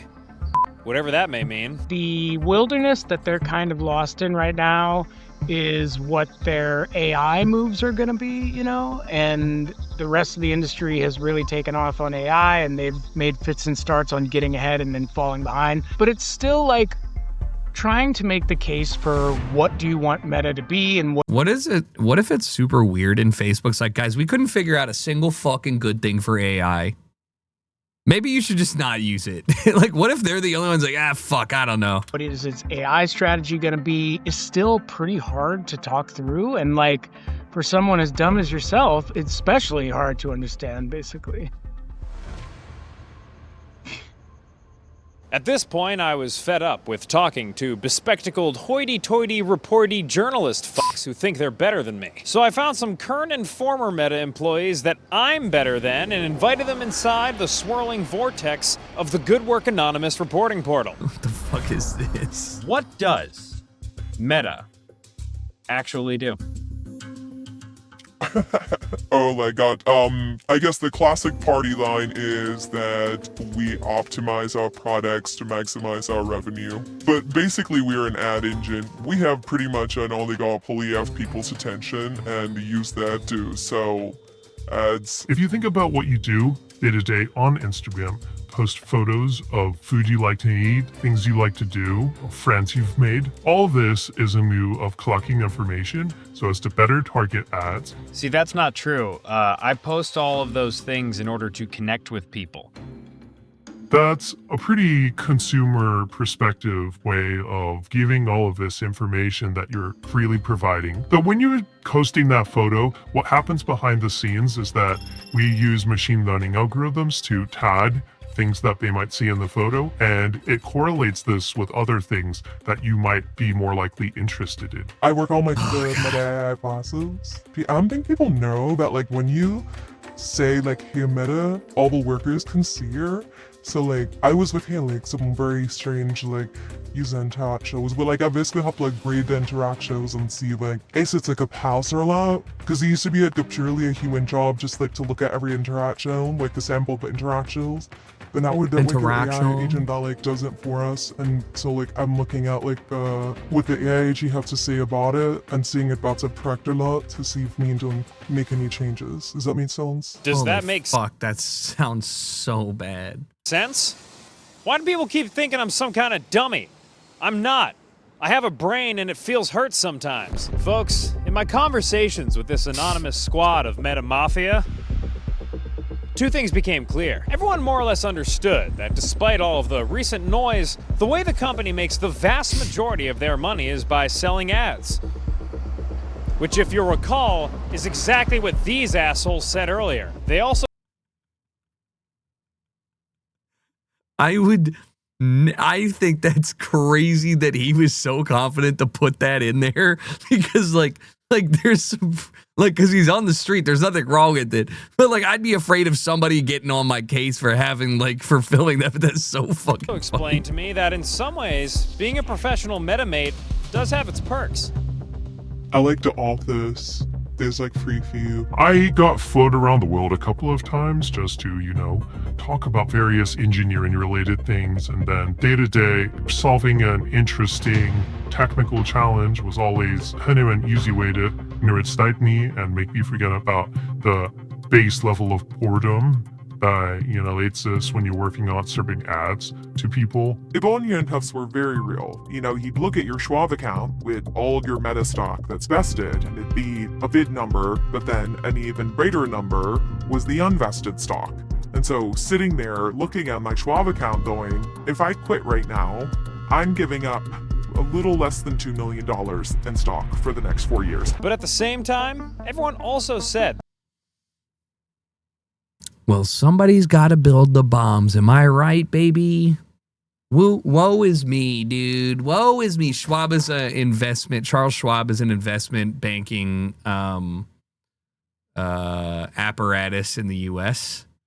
So they're basically invested versus unvested stock. You can sell vested stock, meaning you've worked at a company for X amount of time and then you're allowed to sell that. They don't want people signing on and selling all their stock. That makes no sense, right? So usually vestation periods are 3, 5, 7, 10 years down the road, which you have to work there in order to like obtain that, you know? But I just think it's really funny because, you know, you can actively turn down bad things, right? Like you can just say no, you know, like I just said no to working with Exxon or fucking gambling. Like you can just say no, right? So anytime that somebody's like, but you know, I just like I didn't see a way out because like I had to do, you didn't have to do that. You made the choice to do that. That's fine. You did. Like I don't know.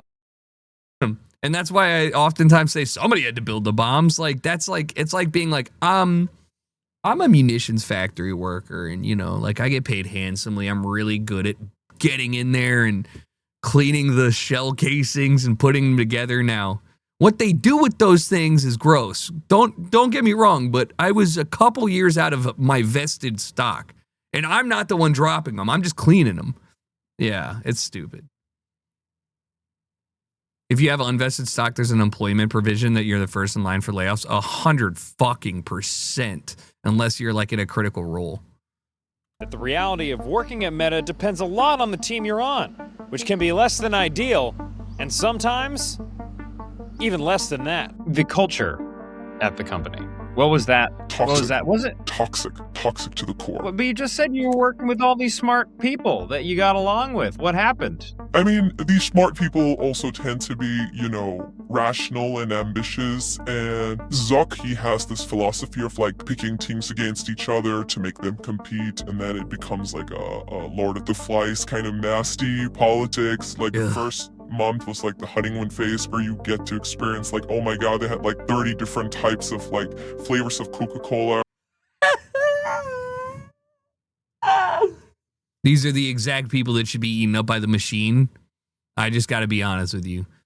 This person grew up watching like the Google campus tours in 2000. And like, they have trampolines, dude. How bad could it be?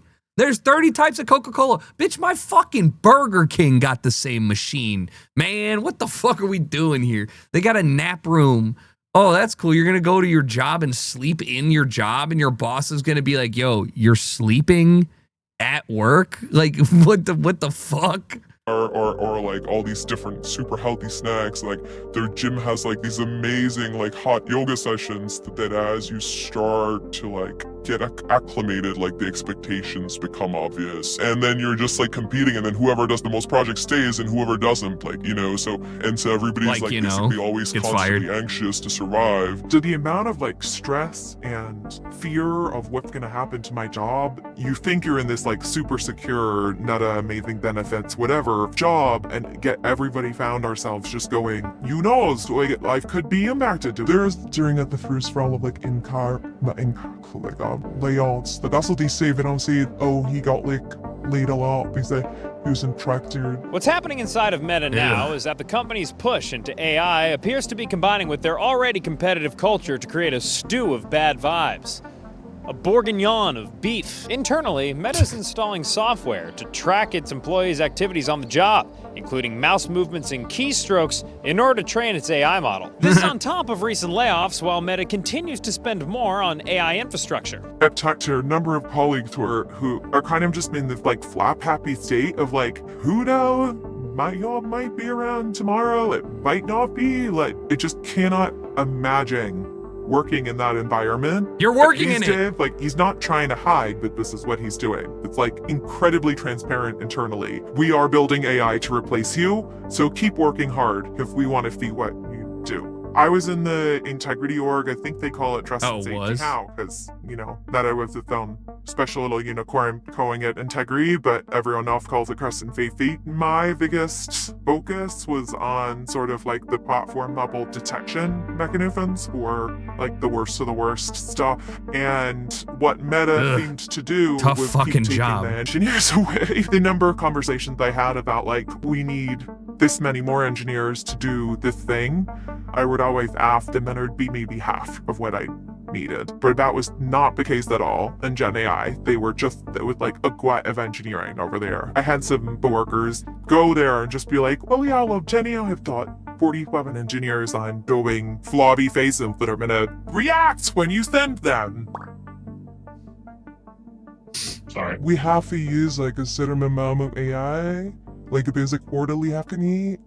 I like the AI is like really shitty, but eventually we want us to. No. It's good, guys. You should always make quotas for your employees to do one silly little zany thing to fuck up workflow, right? When I become, you know what? I'm gonna just request all my employees must do a little 360 no scope, whatever they're doing, because I think, you know, it's important. Like, that's what it sounds like. It's about the constraints to be better. But despite all the chaos and paranoia, Meta doesn't appear to be backing down from the broader AI race it finds itself in as a tech behemoth. Zuck's thesis here that he's told me and others is, if you believe that AI and these models are foundational technology that are going to matter for decades to come, that are going to shape power, shape who wins in technology and just society more broadly in business, you don't want to be reliant on someone else's model if you're a large company, especially if you have a lot of resources and you have the will and the ability to be at the frontier. And I think that's what he's hoping that they're going to do, is be at the frontier, because, you know, this is a thing that people talk about in Silicon Valley, especially the competitors to Anthropic and OpenAI and Google DeepMind, is, you know, will these models always be as accessible to us as they are now? You know, will there ever be a moment where someone at the frontier realizes like, well, you know, now I've created, you know, digital God, and I'm not going to give this to my competitors. And I'm going to take off on my own. If you look at the history of Facebook, right, it was a website, then it was a mobile app. That transition was really tough. And if you read into the headlines and the tensions, the business tensions that Facebook has had for the last 15 years, it's a lot of fighting with Apple and Google specifically, because they control the app stores that Facebook is distributed through. And I think he views AI like, you know, the modern day app store. It's like, I'm not going to be beholden to someone else's AI in the same way that I've been beholden to Apple and Google. You're very Okay, plugged that's into fair. the tech industry. Dude. How does the industry feel about Meta's direction right now? I think everyone is very skeptical that they're going to be able to Google pull got this. slammed by AI and political correctness. What does that mean? What do you mean by that? Like, no, I'm just confused. Like, what do you mean? Google has Anthropic investments. You know,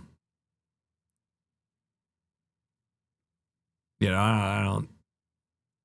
You, man, motherfucker, you open your eyes. Like 2 minutes ago, they showed Google's $40 billion investments into Anthropic. You know, AI Avengers. it was on the video. Where does the skepticism We talked about come it. from? I didn't Because no see one's shit. done this. No one's brought in all these personalities from all these leading labs, Oh, paid all this I see money, what you're done it in saying. such a public Yeah, yeah, yeah. way. No, I the agree with stakes that being one, so honestly. high because Meta's spending People a using shit ton of ChatGPT as CapEx, right, Google to is build all such these a data sad centers. thing. Zuck told me it was going to be like 600 billion or something like that. It's a crazy number. That's the stakes. Is like, this is what they're spending on this makes the metaverse look like a side project. Now, as a guy who's currently trying to sell his Playboy-themed pinball machine on Facebook Marketplace for a cheap 1,200 clams, That sounds fire. Let's be fair to Meta for a second. Let's Their buy that investment shit. into AI isn't just to create new products, but to uplift their core family of apps and make them more profitable as well. And that's already working. Isn't that right, Mark Mahaney, who heads up the investment bank Evercore's internet research team? One of the companies that's shown the best track record at the application layer of deploying AI to improve its business is Meta. The service has become, thanks to AI, it's become more relevant, more personalized, so it's led to greater engagement. You give an advertising company like Meta, you know, more engagement, they're going to give you more ad revenue. Their revenue growth has tripled over the last 3 years, and I think the deployment of AI to make the service more engaging for consumers, the deployment of AI to make their marketing campaigns more effective for marketers, I mean, it's just erupted into this P&L that 3 years ago, nobody thought that Meta would be a 30% revenue grower, but it is. And there you have it, folks. Mark Zuckerberg, grower, not a shower.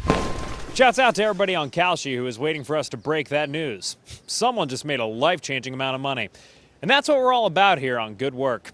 Someone making a life-changing amount of money betting on Mark Zuckerberg's penis.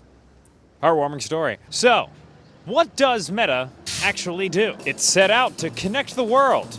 And damn it actually kind of did. It did. If by connect the world you mean get everyone crystal meth level addicted to social media, then they use those wildly popular social media apps to gather really accurate information about you to sell a gobsmacking number of ads to companies who want to sell stuff to you specifically. They give their employees great benefits and lay them off from time to time. They lost over $80 billion building a technology that turns you into a blob person in virtual reality. They sell a surprising number of smart glasses that turn you into an annoying person in real reality. And now they're siphoning as many resources as possible towards artificial intelligence. But ultimately, Meta does whatever its creator wants to do in the name of clinging on to the empire he built off of Facebook. Look, at the end of the day, I don't think this is unique to Mark. I think this is just Silicon Valley, which is you never want to get rendered irrelevant. And I think fear of being irrelevant, I know it keeps Mark up at night, but I think it keeps all of these guys up at night. I have a lot of criticisms of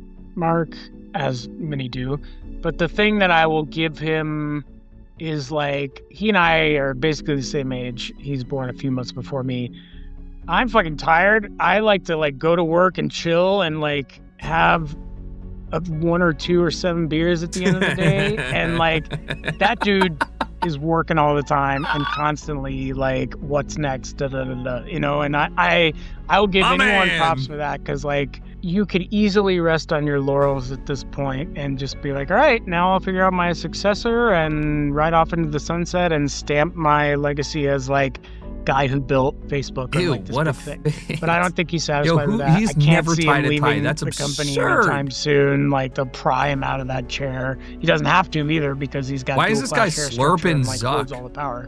So like props to him for pushing. It's more a question of like, can he pull it off? Can he stay relevant for as long as possible? And TBD, I guess. Indeed, TBD. Whatever that means.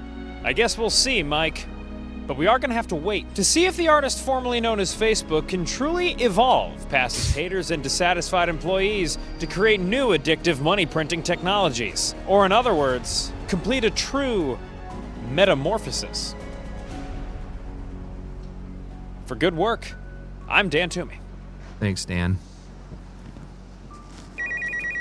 Great shit. Big Rec. Love his content.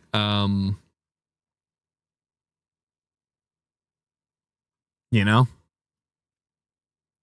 Good shit. All right, let's get into the content. Channel 5 Mogs. Yeah, I until Dan Toomey has allegations brought against him, I think good work, Mogs. I have a general problem with that. Yeah, just shitting. I never know, All right, we'll get into this. Go get a snack for 5 seconds or whatever. I'm going to go steal the final saltines and also figure out why I can only hold about 6 ounces of liquid in my bladder. I'll be right back. In the meantime, you can pre-save the new song that I thought came out today or yesterday. It comes out next week from Aria. Yeah? Go have 1, 2, or 7 beers.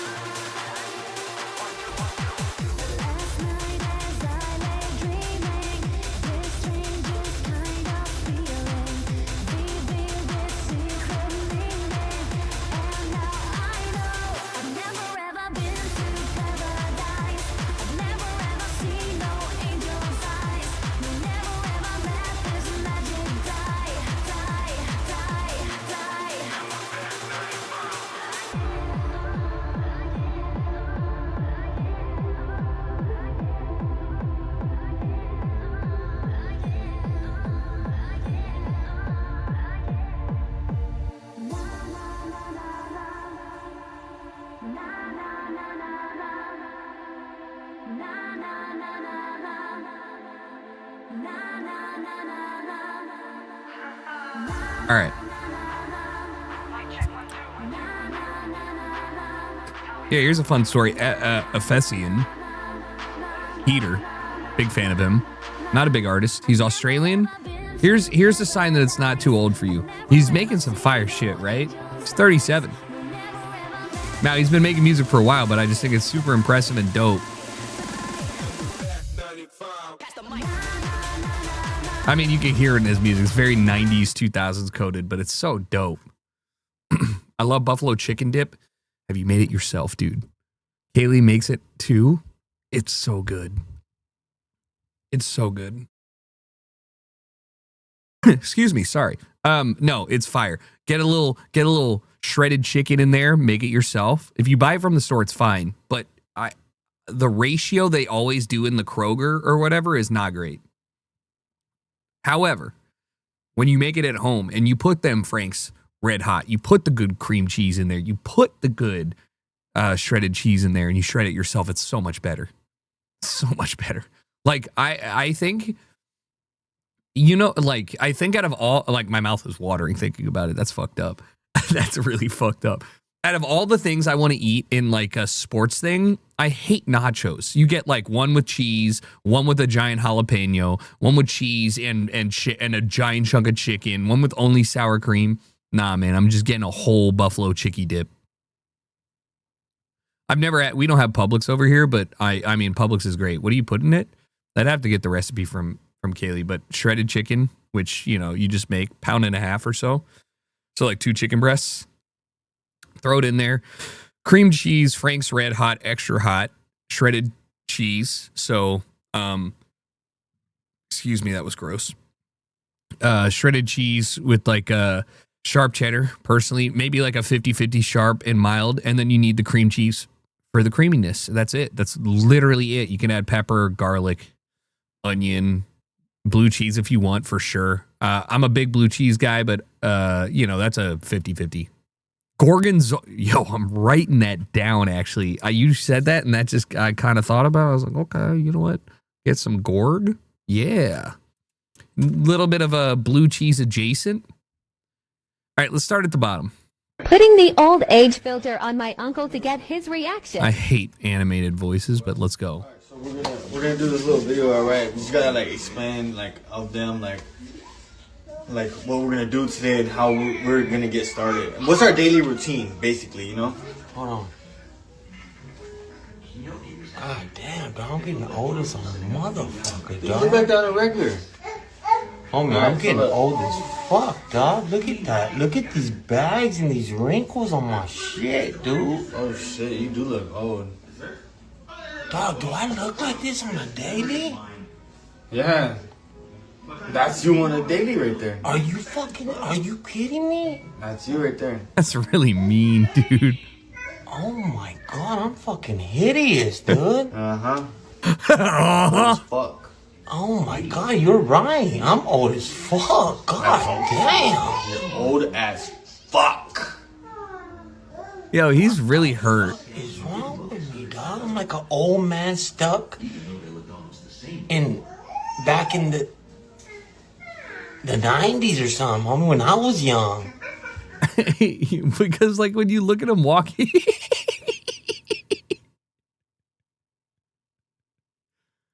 Alright, so yo, the change is crazy. Like he's like a normal looking dude, maybe 32.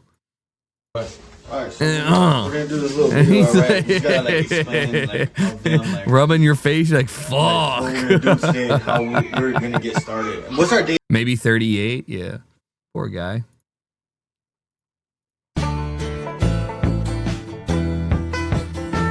Yo, that's Papal C. This is honestly fire. This is one of those finds that you're not even a fish person. It don't matter where you put this. It's great in great quality. $25? You're kidding. You're kidding. Put this in the garage, man. Yeah, like you can't even get the material cost for 40 fart chair. Yeah, that thing traps some shit.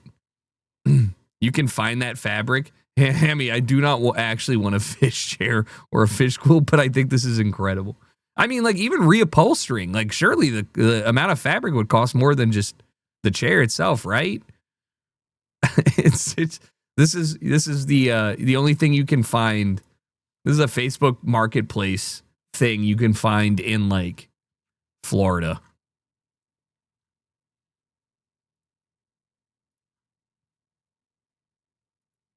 Fish pillow for the cats. Yeah, man, they have too many toys.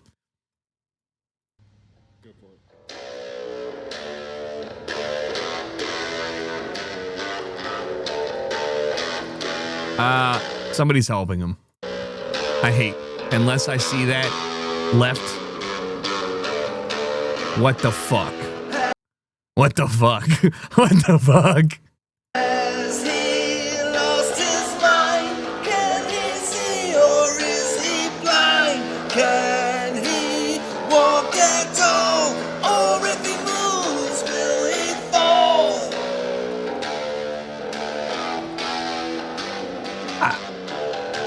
I just... He was turned to steel in the great magnetic field when he traveled time for the future of mankind. Woo! Many things. There's many things that I've seen humans do, but this one just seems wrong. He's one arm bicep pressing 8 plates playing the guitar and singing, and if you just close your eyes, you would maybe think he's walking. It's like that's not okay. That's just not appropriate. Nobody should be that strong. They're 10s, not 45s, are they? Yeah, I mean, I don't really give a shit either. I don't give a fuck either way. So it's still like an 80 press with the bar.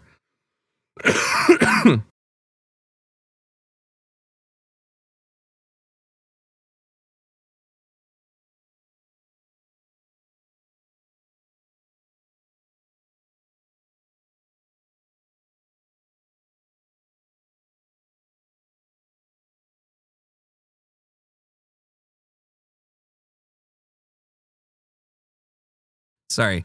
It's 10 and then 45s. It's even worse. The last one is 10. And the other ones are 45. Which is not normally. Or even you give them 25s. Maybe no, because you can see the 10 is like 1/4. That's fucked up. Unless you think, no, because that doesn't make sense. If you have 45, no, there's nobody one arm pressing 350 pounds. Like, it doesn't matter. Yeah, let's just say 25s and it's still fucked up. He's doing like 200 pound. It's pressure and it's reversed.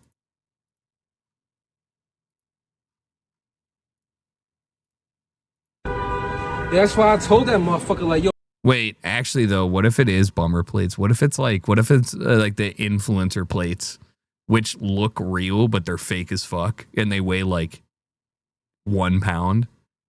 Even then, you still have a 45-pound bar. I don't even care. If he just did the 45-pound bar, I'd be like, that's tight. Couldn't do that. Nobody could do that. That's why I told that motherfucker, like, yo, don't come back to New York with that bullshit. You feel me? Like, 妈傻逼，我告诉你次，真的不应该回来了。这些人就太他妈生气了。You feel what I'm saying, though? You feel what I'm saying? Yo, man, it's all the time. Yo, man, the same cast, man. Yo, the other day. It's the same ones. Yo, it's man, the same ones. all the time, bro. 然后我告诉你次，有的时候，他说你是你的 day one，其实根本不是，根本他妈不是。你放心一下，咱们大家就吃一碗米饭什么的，然后就玩一点游戏什么的。其实就这么点儿，说实话了，就这么点儿。Yeah, they're dripping. 还能干啥呢？还能干啥？ These guys, you can't see his shoes. These guys are wearing $10,000 in gear. Shit is crazy, bro. Shit is crazy out here in New York. I'm telling you, like, shit is This wild, is how I bro. feel when Mexicans speak in Spanish and go into Ebonics. Okay, hold on. Let's keep them separate. When you're in like SoCal and then they start hitting you with like the semi-cursive, that's when things get crazy for sure. But I feel like every culture has that. No, I know you're Hispanic. I'm saying that like. I'm saying that the Ebonics part, like, let's keep them two separate. But I know what you're saying. Like, when anyone starts blending wherever you are and the linguistics of wherever they're from, it starts getting crazy. New Death Stranding 2 jacket dropped, 1,700.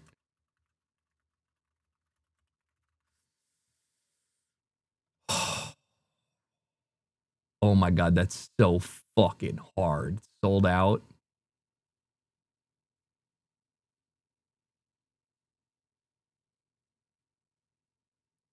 Oh my God. Oh my God.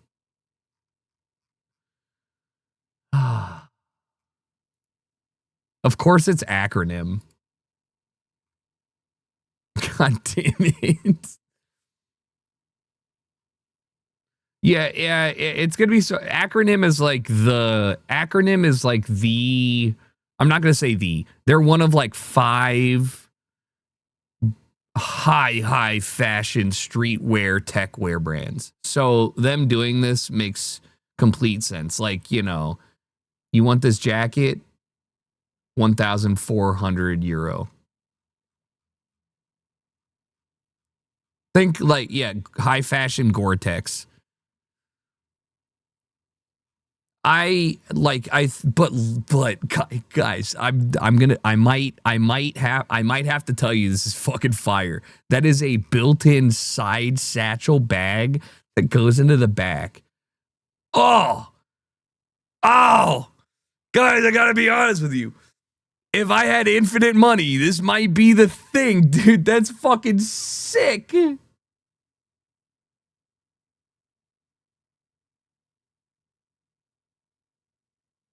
Oh my God, that's so cool. I hate that I love it so much.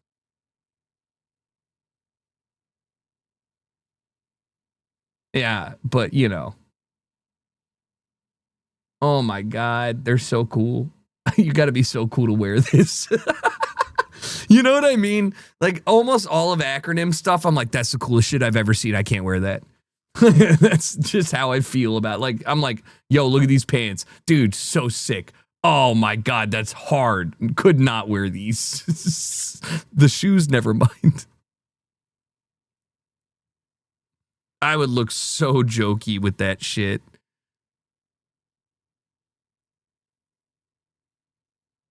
But it's so sick. I wear that. I'm the guy trying to look like the cool people. Exactly. It's like Stone Mountain is somehow cheaper than that and somehow more approachable. But like, if you can wear it stuff, if you can be dripping like that, then fuck. So I heard 9 and Ow. The view from oh, that's cool. So I heard 9 and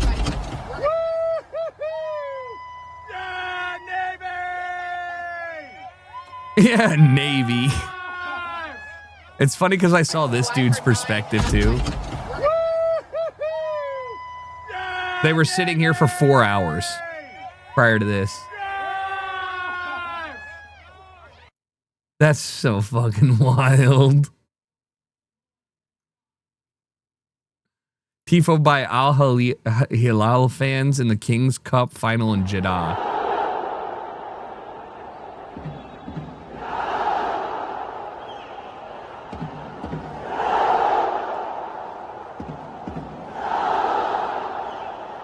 We need the other angle.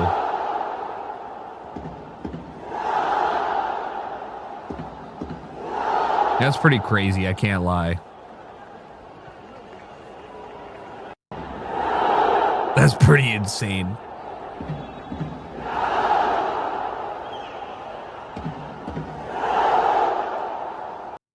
Yeah, you know what?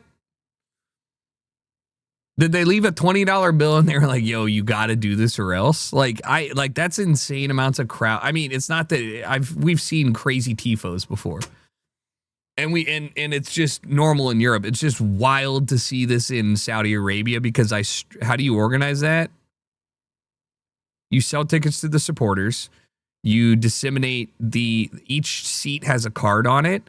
And it's pretty easy to tell because you're probably you're probably like whatever the Saudi, it's so funny to say, you're Saudi Arabian Ultra, baby. And you already understand that. It's kind of the same as, how did they get everybody to wear that t-shirt when you watch like the San Antonio Spurs play in the NBA? And it's because they just put the t-shirt there and they're like, put that on. Saudi hooligans. How do you have proper hooligan culture if you can't get drunk? That's a joke. Hard. What the fuck? Starting the most immersive food art exhibit you've ever seen. Oh. Okay.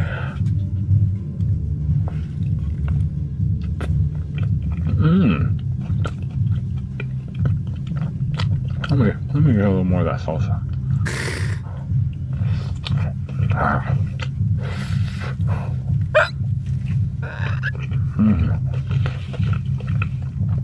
It's got a tiny kick to it, but nacho cheese. Tastes like came from a packet. But the dog and the flavor of the salsa mix together pretty well. The bun's dry, borderline hard. I'd give this a 4.5. This is now the most terrifying way to get into a club. I got my boy Thomas. He loves eating hot dogs. In order to enter, you must bring Thomas a dog, which in one bite, he lets you through. It's a beauty bite. That is not a carb. This is in a club. This is in a club. It's uncomfortable because this is a real place. You can tell it's a real club by the repainted texture on this wall. That's how I know this is not somebody's random shit. This place is grody. That's a real hole.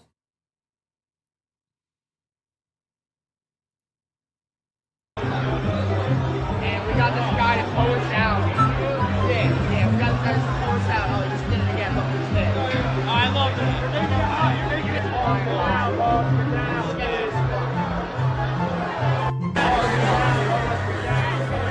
Boss, get down. Oh my god, holy shit. Oh my god. The security just being like, God fucking damn it.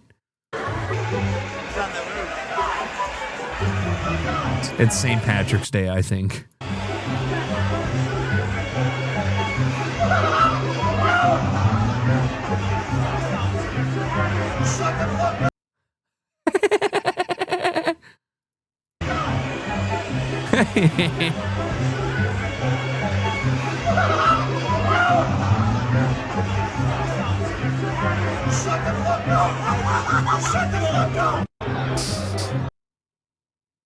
Hey, I really appreciate that everybody else acknowledged it and was like, nah. But then the problem is you got to leave because you can't have dudes dap you up. That was the sickest thing I've ever seen, dude. This is after 17 free Jameson shots and 17 paid for Guinnesses. Because they probably give the shots for free. That shit pisses me off. Did anybody go out for St. Patrick's Day? It was the day after my birthday. We went to go hang out with friends at a bar. I didn't remember that it was St. Patrick's Day, whatever. So for every drink you bought, they would put green food dye in it. First things first, fuck you. Okay? Just full stop, fuck you. Second off, they gave you a free little Jameson thing, but it was like the plastic shot cups that were like 0.05 ounces. So you can't even swallow it. You would just throw it in your mouth, and the like amount of liquid was like somebody spit in your mouth. So you just swished. You didn't even swish. There was not enough. It would just, the Jameson you would try and swallow and one drop would go down and your mouth just burned like Jameson. Okay. It was awful. Anyways, I had to return a beer because they put 1 tablespoon of green food dye in my beer, my 16-ounce beer. And I watched them do it. And I said, surely that will taste bad. And they said, no, it's tasteless. And I said, if that tastes bad, I'm bringing it back. And they said, sure. So I brought it back and I said, you should try this. And the guy said, no, I know it tastes bad. He wasn't one that served me. And I said, can I get one as God intended? And he said, yes. He just put the drink. He went, poured it. And he goes, here you go, as the Lord intended. I'm like, thank you. Like, I've never once said, can you just add a little bit of food coloring to this shit? It was so gross. Because it doesn't even have flavor. It's just chemical. It was not great. Can't pronounce this. Górnik Zabrze won their 7th Polish Cup, their first since 1972. Podolski invited 88-year-old Stanislaw. Okay, guys, we're just fucking around. The former captain and winner of the 6 previous cups.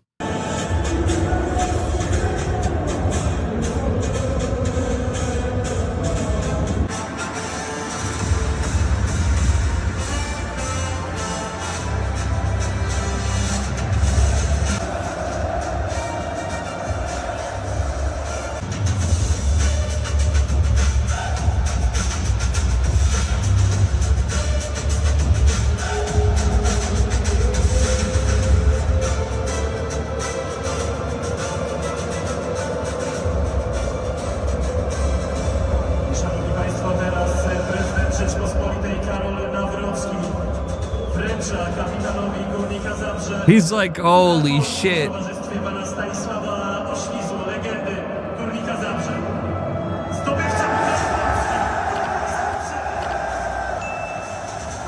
fuck you with your YouTube shit. That's really, I think that's really nice. I think that's pretty cool. I love when a team honors like the legendary people. You skipped one? Oh, I did. It's very nice. Gornik Zabse? Oh no. This is how quickly men become friends? Okay.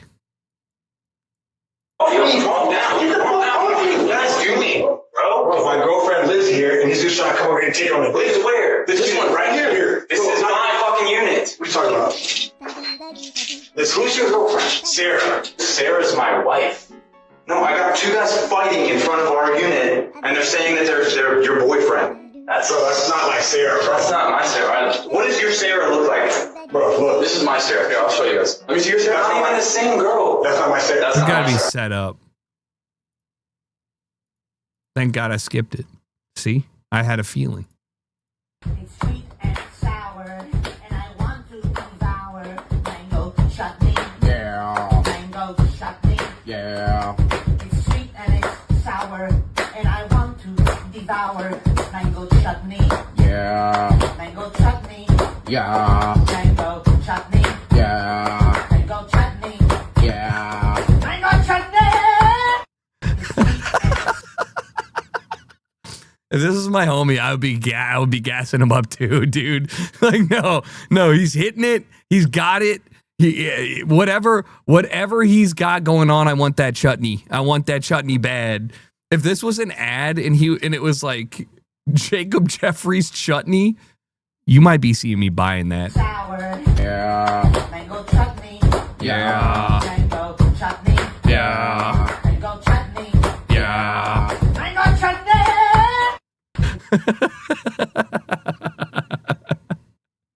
The fact that he's in underwear and he's like, no. Hold on one second. I really need this. It's the great acoustic bamboo fiber of my boxer briefs that really allow the clap to echo.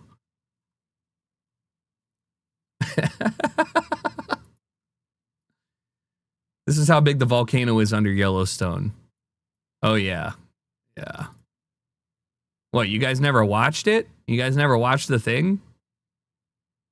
You guys never watched the... You guys never turned on FX during the school day? Oh, man. No, this is actually fun, though.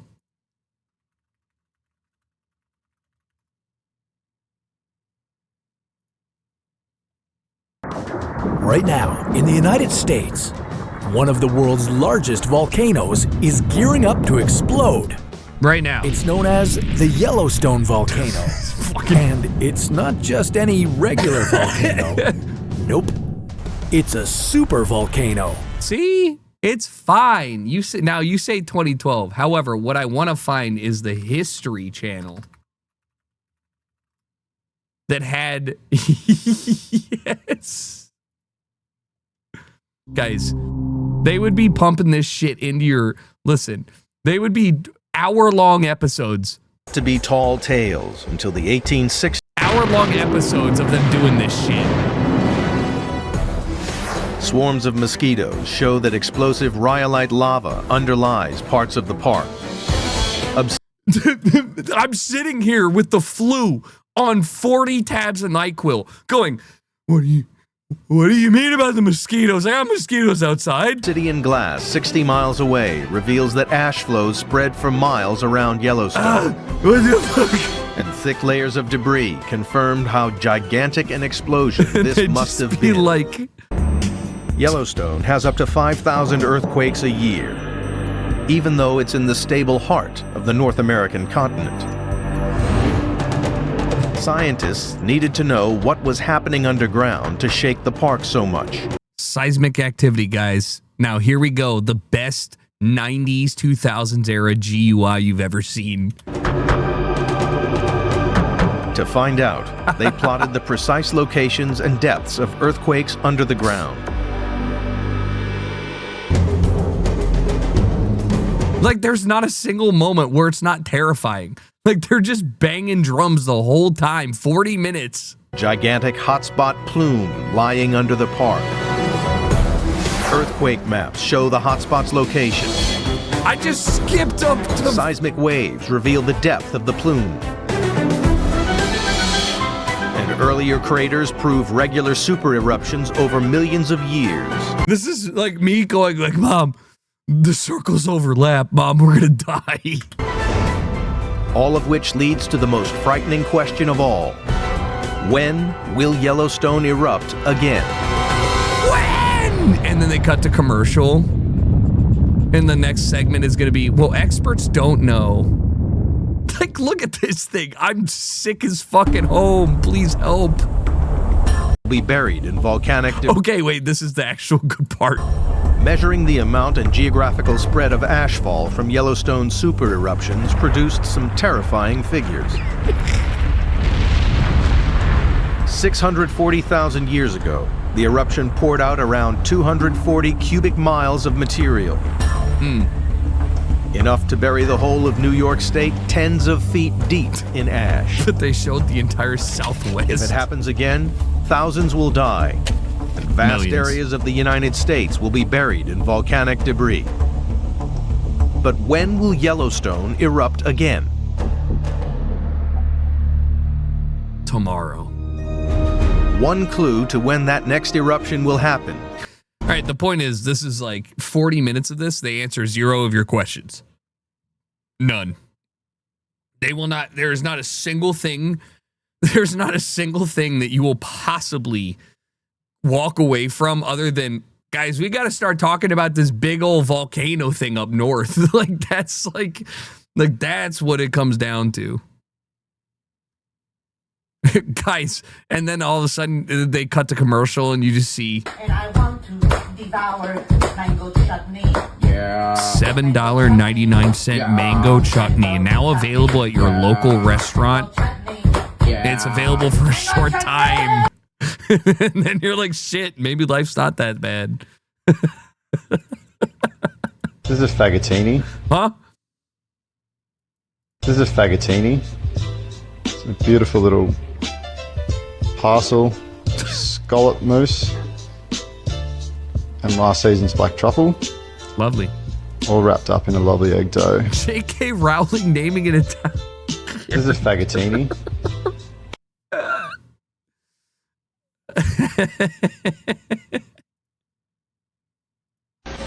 It's like J.K. Rowling has like the naming, the nomenclature of Hideo Kojima, but if you turn it up to racism.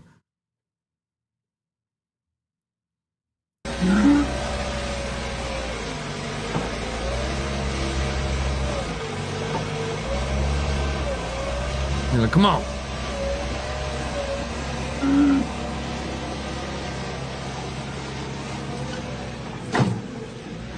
Bro walking on the asphalt?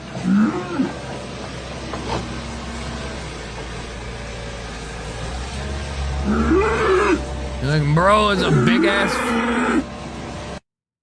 ass fucking pile. Fix it. Wesley Snipes' home? Holy shit. Why does this look almost exactly like I would assume Wesley Snipes' home would look like? Hold on.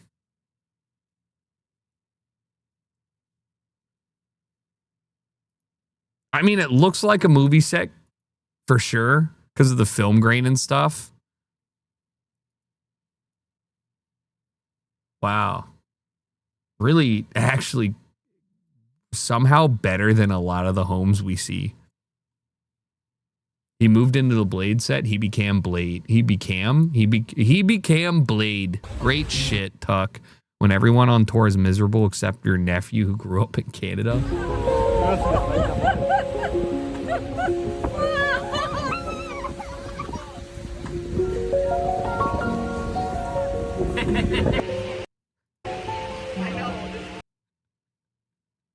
Just getting drenched in some like Kenyan safari.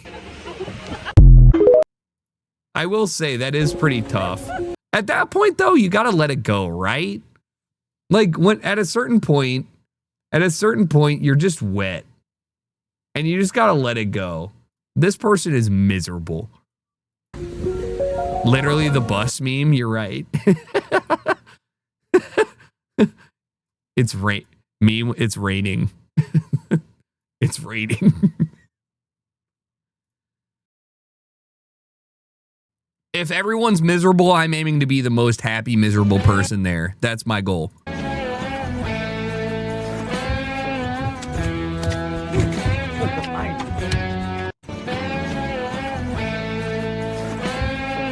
You better feed it. Throw it over. I would not be that close to the bears, man. They can swim real fast.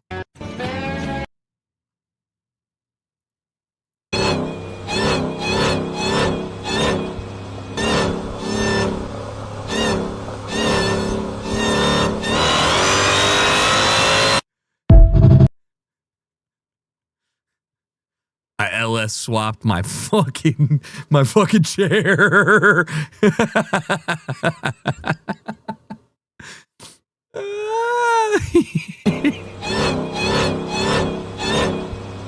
You're not going to hell. That's the whole point of this whole video, everything. You're not going to hell for laughing. That's the point. It's to make you laugh. The Trackhawk wheelchair.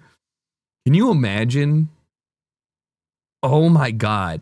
Wide-bodied LS swapped chair rigs. Rear, but throw like a 100 like throw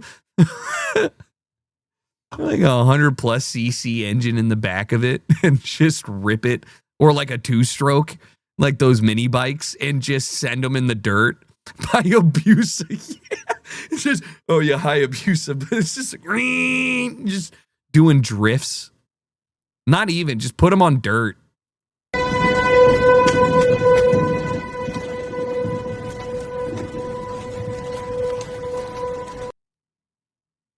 I'm going downstairs.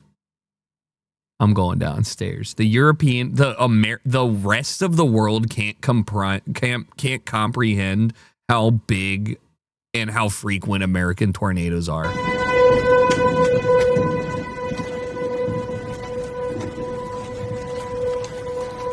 Like, imagine seeing this and go, there's a high likelihood when I come back upstairs, nothing will be here.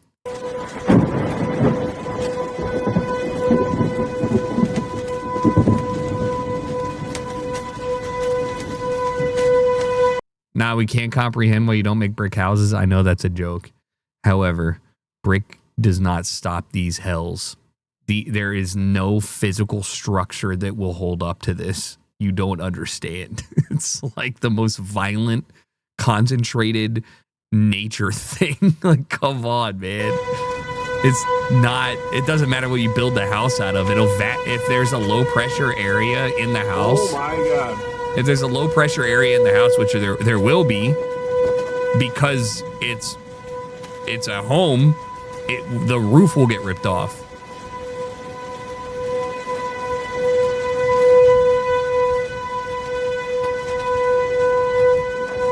Is there anywhere else in North America gets? North America accounts for roughly 75% of the entire tornadoes that happen in the world. And the rest of them are in places that you probably will never hear from, like Cambodia, the flatlands of Cambodia, Thailand, and then some very specific areas of South America. And it's because the nature that you need in order to create a tornado is specifically geared towards that big old plain area in the middle of the U.S. It's not great.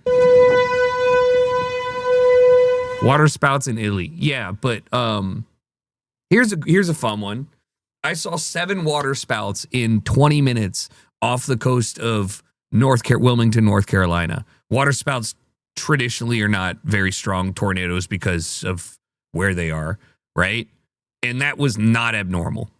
I mean, it was a big water spout oriented thing, but like that's not, nobody wrote in the newspaper about it, right?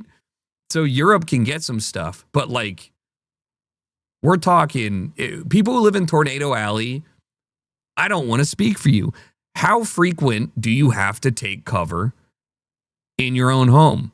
Because the problem is, it's not that like they're wide. Like the biggest ones are what, 1.5 miles, 2 miles wide, and we're talking the freak ones, 5 to 8 times a summer. Yeah, but like The problem is when it is going towards you, right? You got 4 events this last month, right? So the problem is also like where it's going. And that's terrifying to know that you can live in a place where it's like today it will delete you. So definitely a weird, it's kind of like, I would say tornadoes are way more fucked up than earthquakes. You can resist earthquakes. You cannot resist a tornado.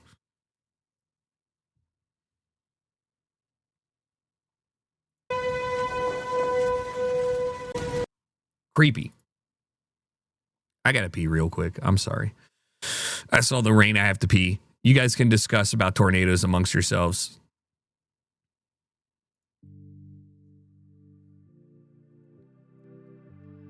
Nuke the tornado. Go look up the largest tornado in the US ever, or any of them, and then go look at the like satellite view and then just be like, okay.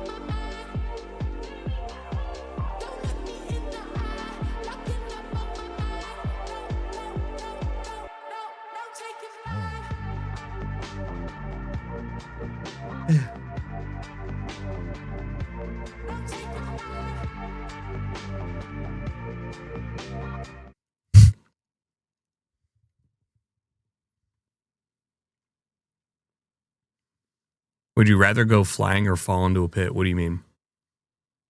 Like launch my ass? If I'm going to die, I'd rather get thrown than fall. I'd rather come back down and die on land than fall into some fucking unseen. I want to know where I'm landing too.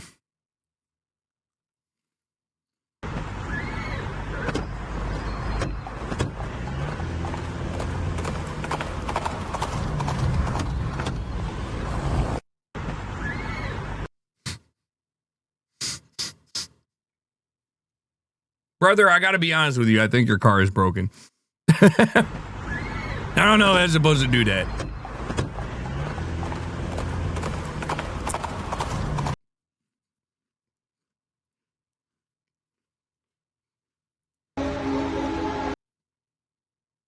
Built in 1941, weighs 1.2 million pounds. 122 foot.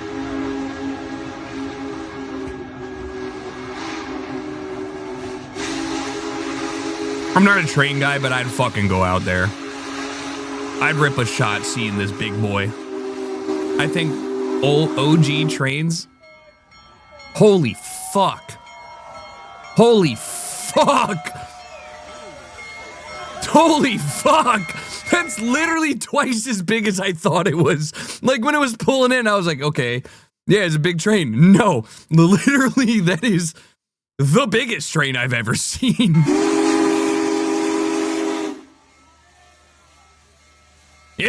Go! Dude, like this is the wheel size of a normal train. Is that like a tug? Gross. Okay, come on. They're not actually literally rolling. I mean, they are because that's how they are powered. But like, come on. Per weight, it's this. cheapest and safest and greenest way to transport goods. It's great. Largest steam train ever built. Oh, it's a steam train too. Hell yeah. That's awesome.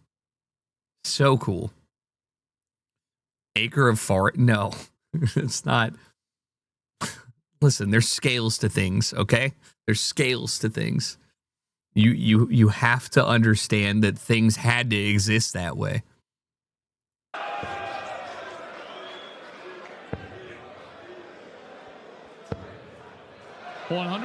Well, actually, you know what? Fuck. Now I actually want to know. What is it called? Who said it was like it's the, I'm just going to search the BBT. Big Steam Train Tour. Big Boy number 4041, 4014. Yo, if it's Union Pacific, it might get, it's coming here, huh? New England, Iowa, Illinois, Chicago. No public access versus access. New York, PA. Holy dude. Colorado, Kansas. No, they're not coming full west. No, that would have been sick. I totally would have.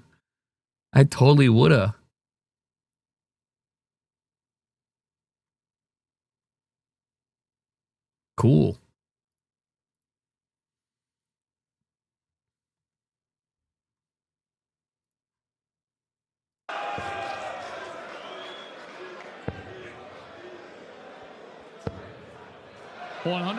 Well, that's what he can do, the Spaniard. We didn't see much. Holy shit. Dog. Look at that. What are we doing? Yo, this is crazy work. If there was a darts movie, like you know how we had like Blades of Fury and what was Balls of Fury and Blades of Glory, and we've had Happy Gilmore. What we're waiting on right now is a darts movie. Like where like, but he can only throw darts when he's literally torched out of his mind. Yesterday, but like you pointed out, the finishing 59. Was sublime against Dave Chisnell. He's scoring better, a lot better against Damon Heta. 108! And he's left himself on 141 after 2 visits. Nah, that's a Happy Madison. 1 out of 9 on the doubles. 97. Surely he's not going to take out a 141 for his third 9-darter. And he's first on a big stage. And he's first for more than a decade! Cristo Reyes! It is magic from the Spaniard!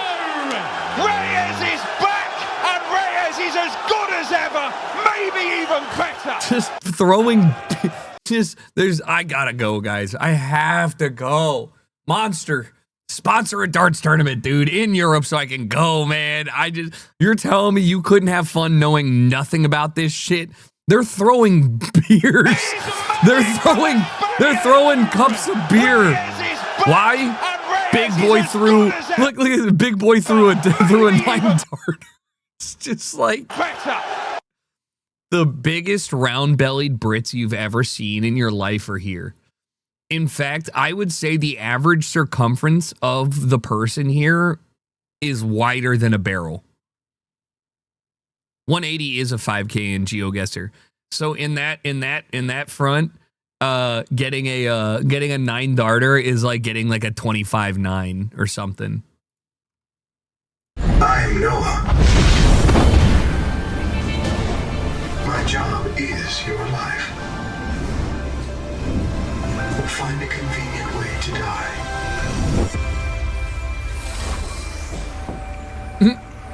Welcome back, Pioneer. For the sake of all our sleeping friends, we have to learn how to survive. Good luck. Oh. No one wants to talk about how we got here. Wait, so we're returning back to the same spot? It's a beautiful place to die over and over again. And we're doing some... I don't know if I ever died. I mean, maybe I did, but... How did they deal with respawning in this? I can't remember. This game was great. We've set up a lab here with a few basic biomods. They're safe. But if you start to hear voices, or if you get the urge to swim to the tree, don't go. Oh, we're doing... Forget Noah, forget Altera, forget the life you imagined. We're doing, It's all gone now. Dead Space? You're going to die here. And that's all right. No, the drama's crazy with this. Interesting thing you can see and explore. Wouldn't that set you free? And I know where this mission will end. You'll join us soon enough. So I'm gonna wait. I'm gonna wait a little bit to see how much is in early access, and I might wait for the full game. Mostly because Subnautica was a fantastic game. However, I don't know how hamstringed they were on development, or I mean, I do know on publication, but they're not. You know, this has been a very interesting saga to follow. If you don't know the owner of Nexon, was it Nexon? Krafton, whatever. The company that owned, the publisher that ran Subnautica, the guy got sued, is being sued because he asked ChatGPT how to figure out a way to void their publisher bonus and stuff like that. 2 to 3 years before 1.0. Oh no. So yeah, I'll probably skip this and wait for later.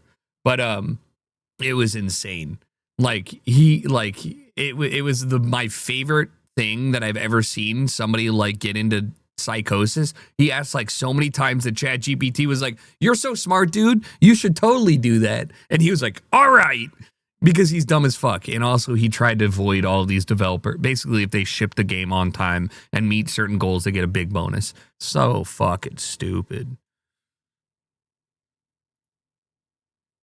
ChatGPT told him he was boned like 4 times in a row and then hallucinated into supporting him, which is so funny. All seen the video of the monk seal that almost got hit by the rock from the tourists who threw it. If you didn't, here it is again. And we've all seen, or some of us have seen, environmental activists, I like to call them, who took matters into his own hands to educate what might happen if you mess with our land or the animals. And our attorney over here wants to make it clear we don't condone violence. But we did make a letter of recognition for Mr. Ambassador of Aloha. I know everybody's trying to keep him anonymous. And I do just want to say that from our caucus, you know, we see this all the time with people with a different type of mentality coming in and destroying our stuff, essentially, in this case, animals.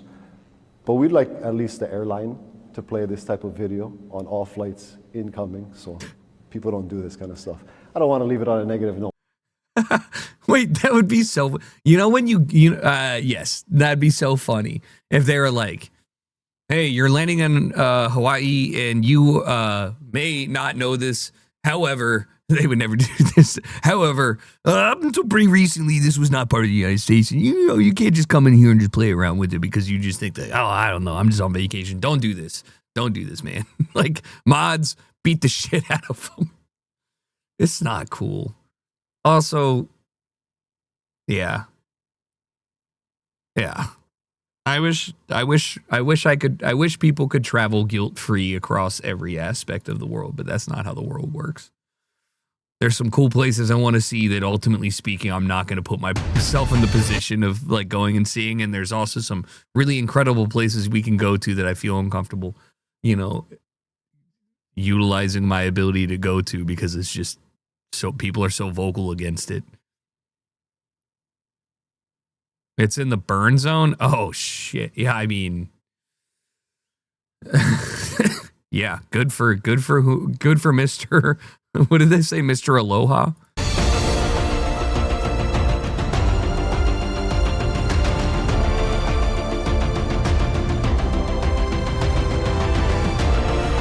I've never seen somebody make a TIFO. This is cool. Ambassador Aloha. I love that. Aloha means if you fuck with the wildlife, I will fuck you up. It's like saying Hakuna Matata. I'm gonna punch you in the face. Don't fuck with anything.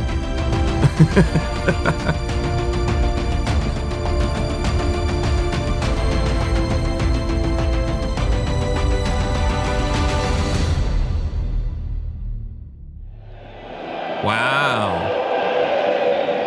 Wow.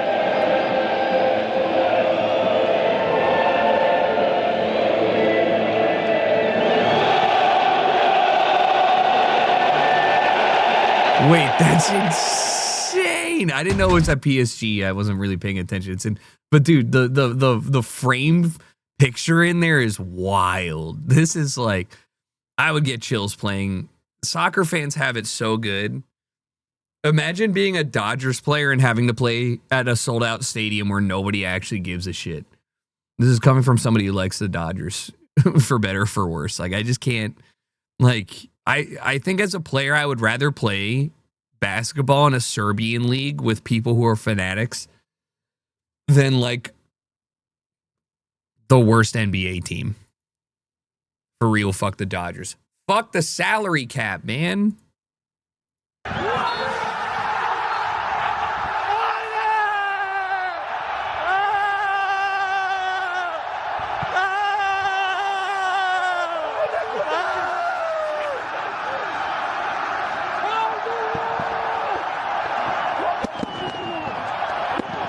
Yeah, you want to play here or you want to play at MLS?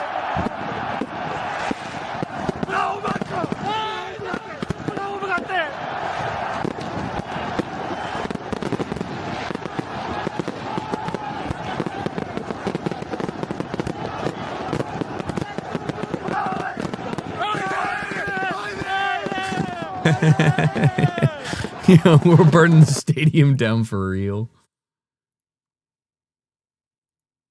What?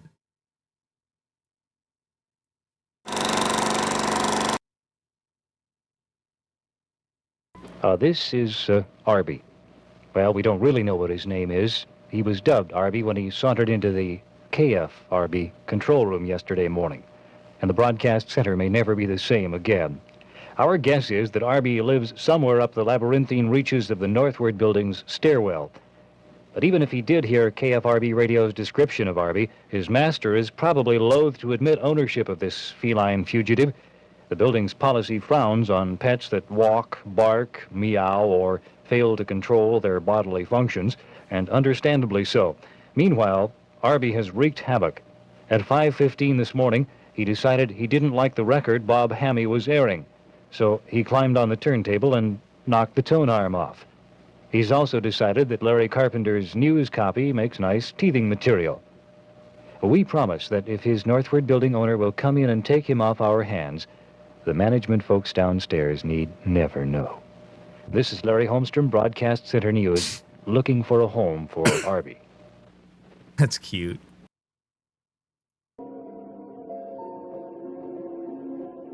This would trip me out too, little guy.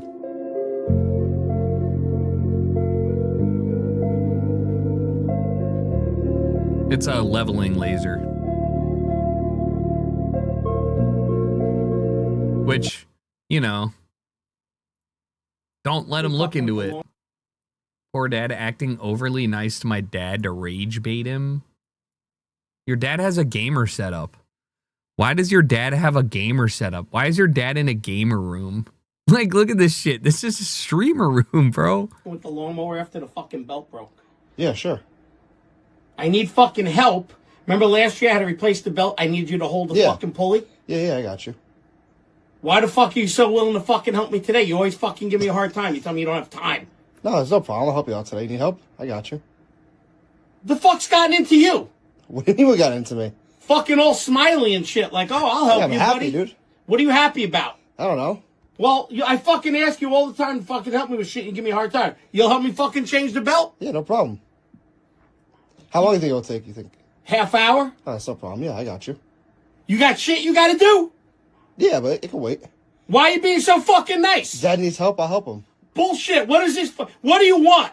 You're fucking trying to I don't set wanna- me up. You're gonna fucking ask me for something. I know what you're fucking No, doing. I'm not. You know what? You're gonna fucking be like, hey, remember I helped you with the lawnmower? No. You can go fuck yourself. I don't need your fucking help. No, because you're gonna fucking turn this into like, I fucking helped you put the belt on, so I guess said I'd what? help you, You dude. can fucking let me stay out till fucking 6 o'clock in the morning. I know you're fucking I said bullshit. I'd help you. You ain't doing it just to be nice. There's something you're fucking working an angle. Dude, I know you. You need help. You're a fucking Let's go. shyster. Let's go. I'll even help you out of your chair. You'll fucking help me today, and then this weekend you'll be like, hey, remember I fucking helped you with the belt? Then fuck. You're gonna hold this over my head. Yes, you're working an angle. Correct. Next time I will hold that over your head. No, this is great because now he's out of it. Now he doesn't need to help. Dad's pissed. Ooh, left.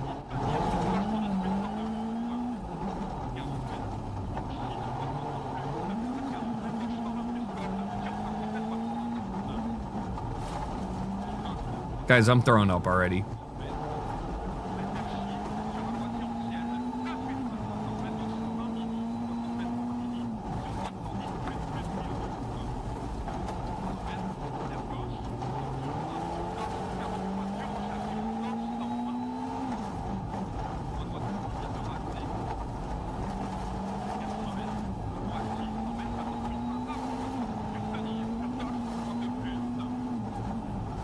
Yeah, I'm good. I couldn't do that.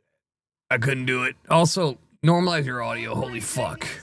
1, 2, 3, Jake needs a CPAP! Jake Good is in the boondocks! Larry Bird! It's my money and I need it now! Your taste in decor is laughable at best! Moderate to severe black psoriasis! Ace of Base! These guys are watching a lot of hotel television. He started the hall! It's my bar mitzvah! Tupac! Nobody believes in you! Give up! On 3, Jake needs a CPAP. 1, 2, 3, Jake needs a CPAP! Now here's a band that's having fun. Introducing the chocolate starfish and the hot dog flavored water. Stop trying to retcon the Red Hat, brother. If you're a Reds fan, that's a terrible day to be a Reds fan. Bring it on! What up, Judas? Thanks to 113. Ancient, appreciate you. Hope you're doing well. Ain't never seen a 113 in my life. Yo, wait, what's the guy's name that he says? Yo, Joey fucking... What does he say?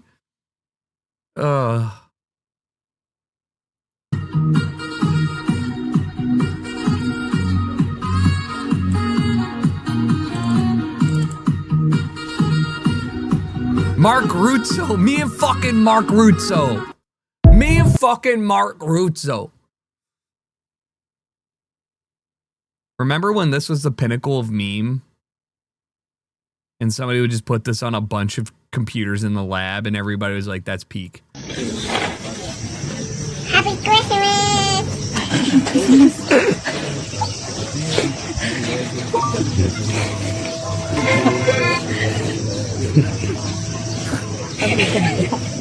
Hey, way to break the ice, kid. We gotta bring her around some more. No, that's what you need. What the fuck? Holy! With the helicopter chase is crazy. Ain't no way they overlaid the race map. 125?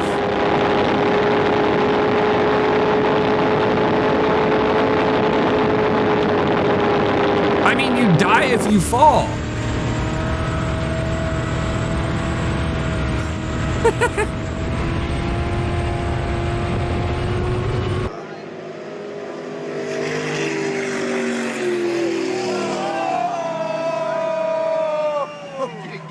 Hey!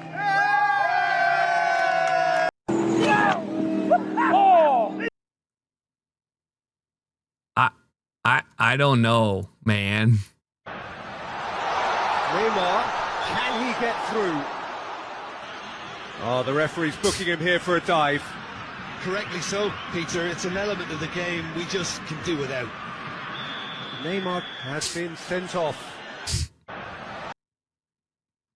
The funniest thing about this is Neymar in CSGO was like silver 4 or something. And this man, or like gold Nova 2. And this man would play and just get rolled by people and be so mad. And you have to just remember that it is really funny to watch 100 millionaire get mad at a video game. And just, you're like one of the greatest people on planet Earth with a football, but you just can't click on heads, man. Like, you just can't do it.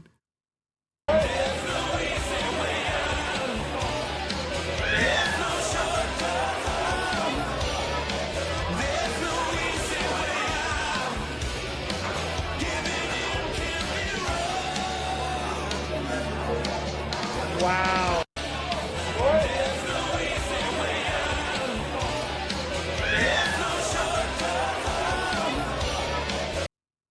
I can't tell if this guy's actually blitz, but his mannerisms look like he's actually serious about it. Like,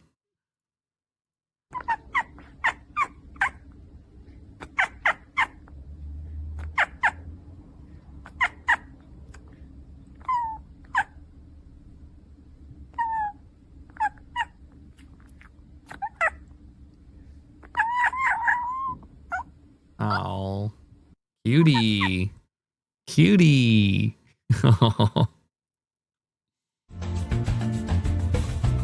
No. Ew! I mean, not really that ew, but that is really weird that they puff up. They got little bristles. They got little car brush, little car wash things. I don't like that.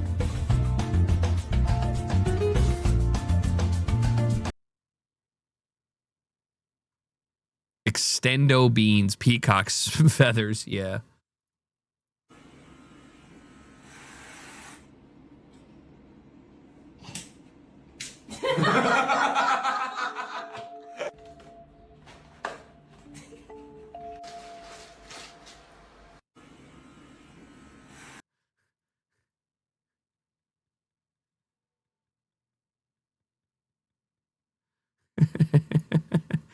What's funny to me is that the hallmark of a real handsome man is this dude just shaved the middle part of his head and it doesn't look that bad.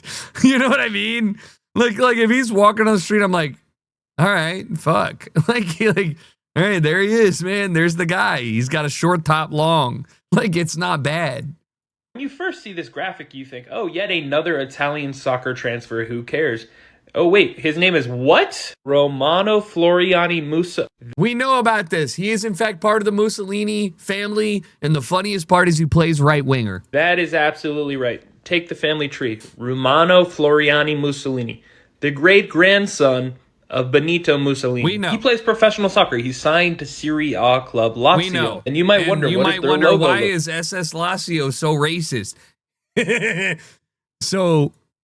Like SS Lazio. Hold up, no. Oh, okay. Sports Society, as in like football club. No, it's SS is in they're racist. It's not so bad. Oh, wait. Their fans went to Germany and did the salute of a former certain Austrian painter. Let's translate that post real quick. What position does Romano play? He plays on the right. On the right wing, one might say. Fortunately for Romano, his name on his jersey is Floriani M. No idea what the M could possibly stand for. And you know, in Italy, it's not very common to have two last names. They literally like changed the rules for him because they didn't want him to be branded as such. No, that's good. He's not his great-grandfather. What's his middle name, though? Hopefully it's not anything. Yeah. And surely when he's on loan and scores a goal, the fans are normal about it and don't do anything wild and put their hands up in such a way. No, I'm not sure how many soccer teams, like supporter sections, have their own Wikipedia page. That says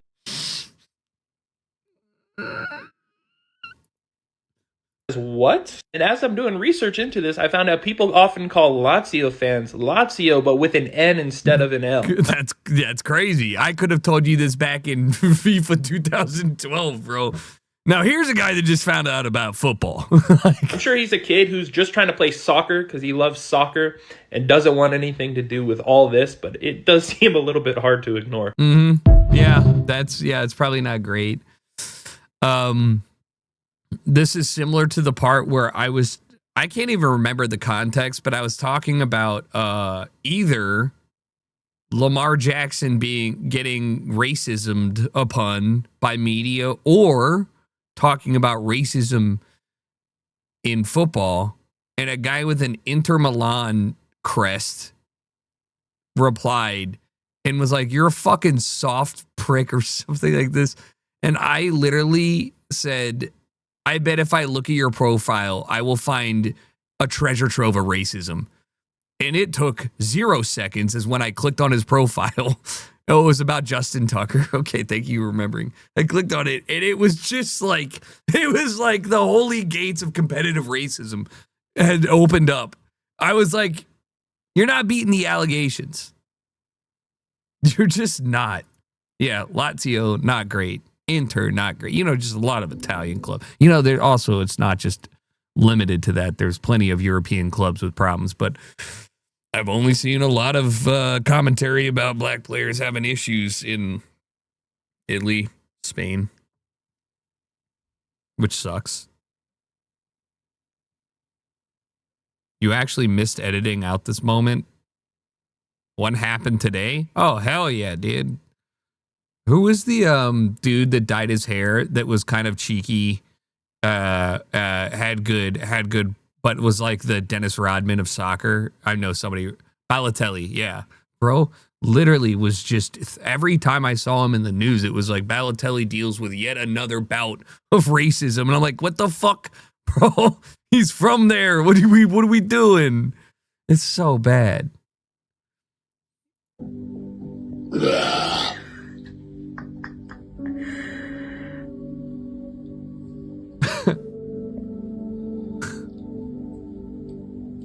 Taking the hands back in front.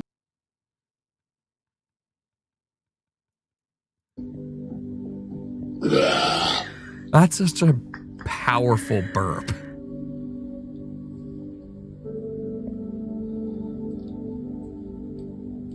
Taking the hands back in front. Flip the toes. Such a powerful burp.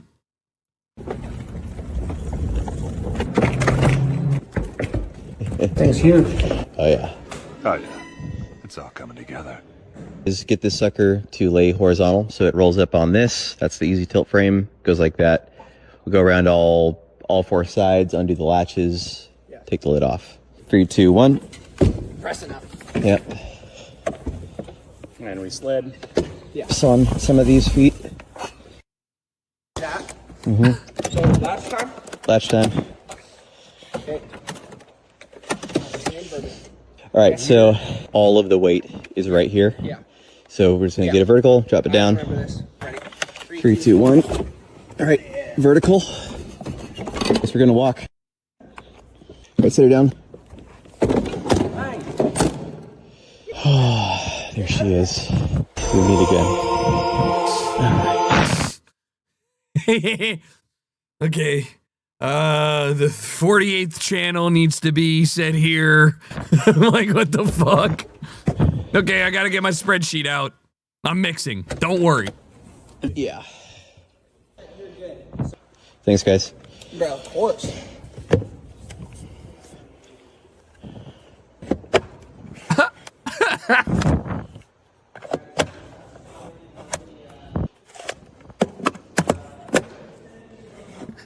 Just, it's fucking absurd. How many XLR inputs do you have? Yeah. Yes. How many you need? Like 40 or 36 or 48 XLR inputs. Wow.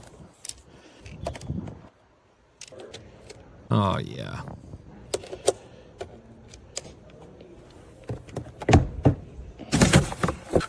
Thank you, man. I appreciate it, Duck.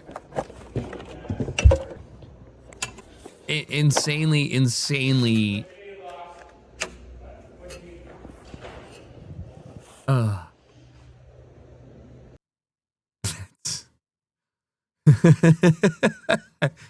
That is just an absurd thing. This doesn't seem like equipment you move. Correct. Which is why it's crazy.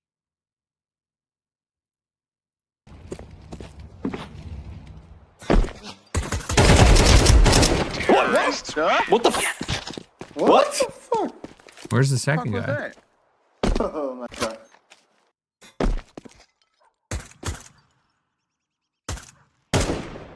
No.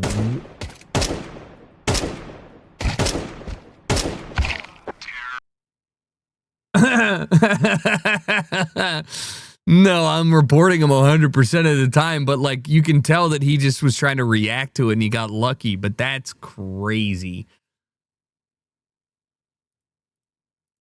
Cologne looking for his first hit of the year. He drives one, deep left field. Back goes Upton, back near the wall. It's out of here. Bartolo has done it. 10 years ago. The impossible has happened. Bartolo Colon, the most unathletic MLB player in history, hit a home run. Look at that boy. That's a Hall of Fame pitcher, by the way. That guy is a menace. That guy literally fucking ruled. The team vacates the dugout as Bartolo takes the long trot. His first career home run. And there'll be nobody in the dugout to greet him. He's so big. This is one of the great moments in the history of baseball. This probably is my favorite baseball moment. I want to say that was one You of thought the fat guys were longest unironically better at hitting I've ever homers? seen, They were. but I think Are that's how fast he 90s baseball is get the Frank the Tank type person and just have him hit the shit out of it. His 226th career at bat. But he's a pitcher. Just the right way. He was How old was he? Oh, I think he was like 38 or something at that time. He's a pitcher. Pitchers don't hit well. Shohei is a freak. Pitchers don't hit well.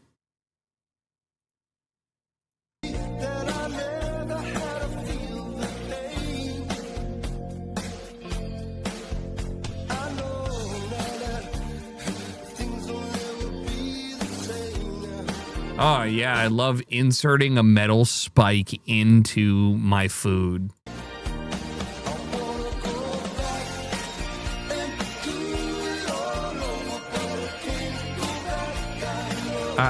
What do we... Yeah, there's a reason we screw it on. Okay, you can still get these. I hate this shit. They're just we did away with so many of these things for a reason. You can buy a Smeg fridge if you want that.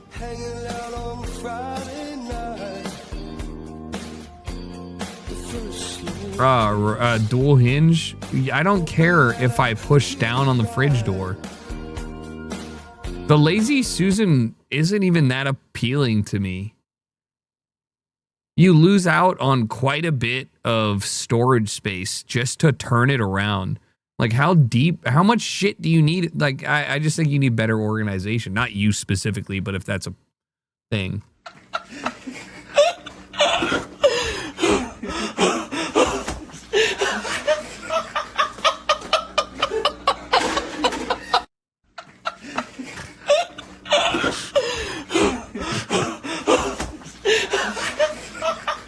Just being ripped with your boy. He's like, yo, you want some hot dogs?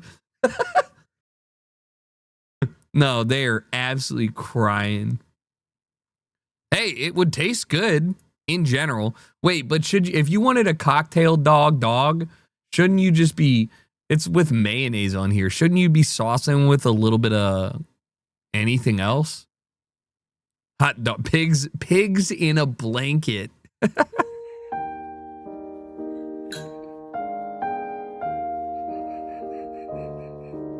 Now here's a chef. Grate it. Grate the face on your...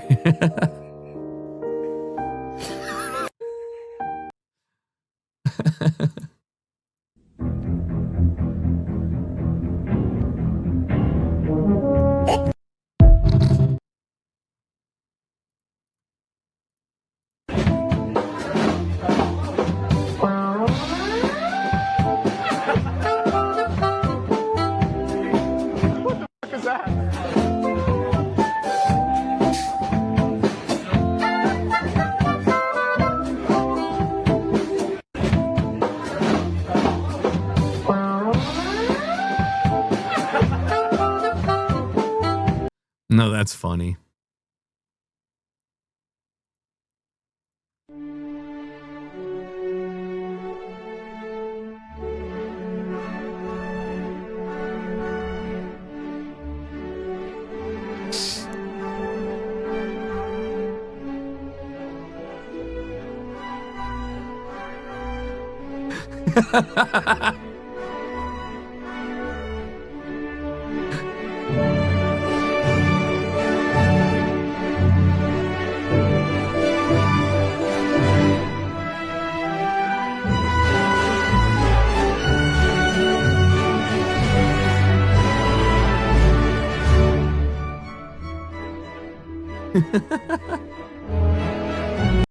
That's art.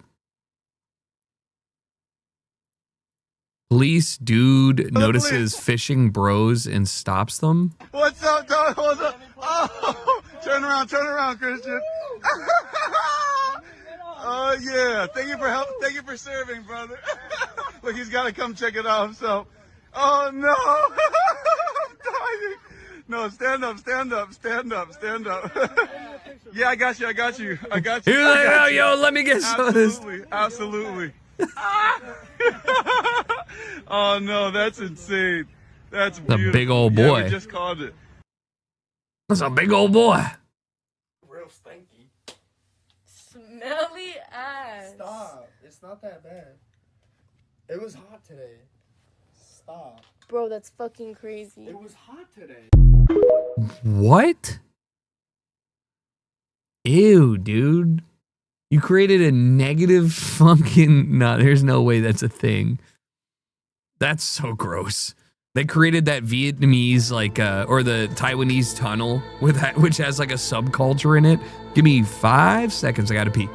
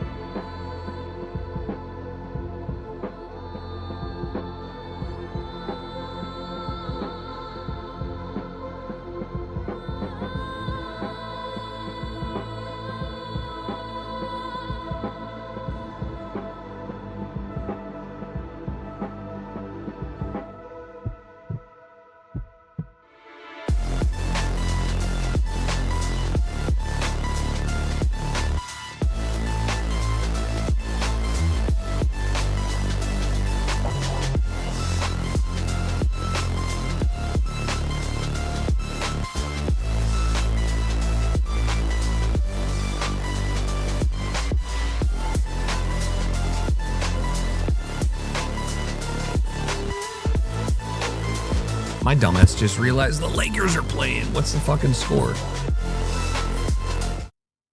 What's the fucking score? Oh, no. Oh, no. I forgot it started. Okay, it's not good. They're going to lose.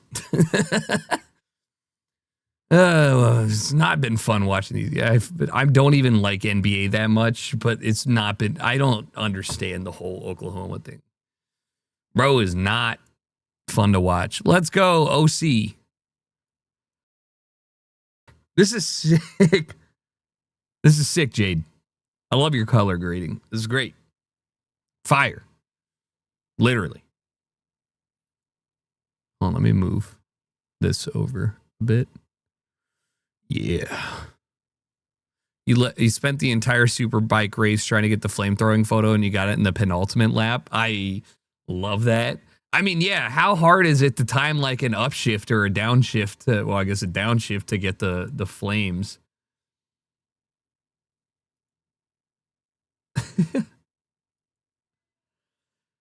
I think it's almost like a more colorful sport. Like I feel like the liveries and everything are noticeably brighter in MotoGP.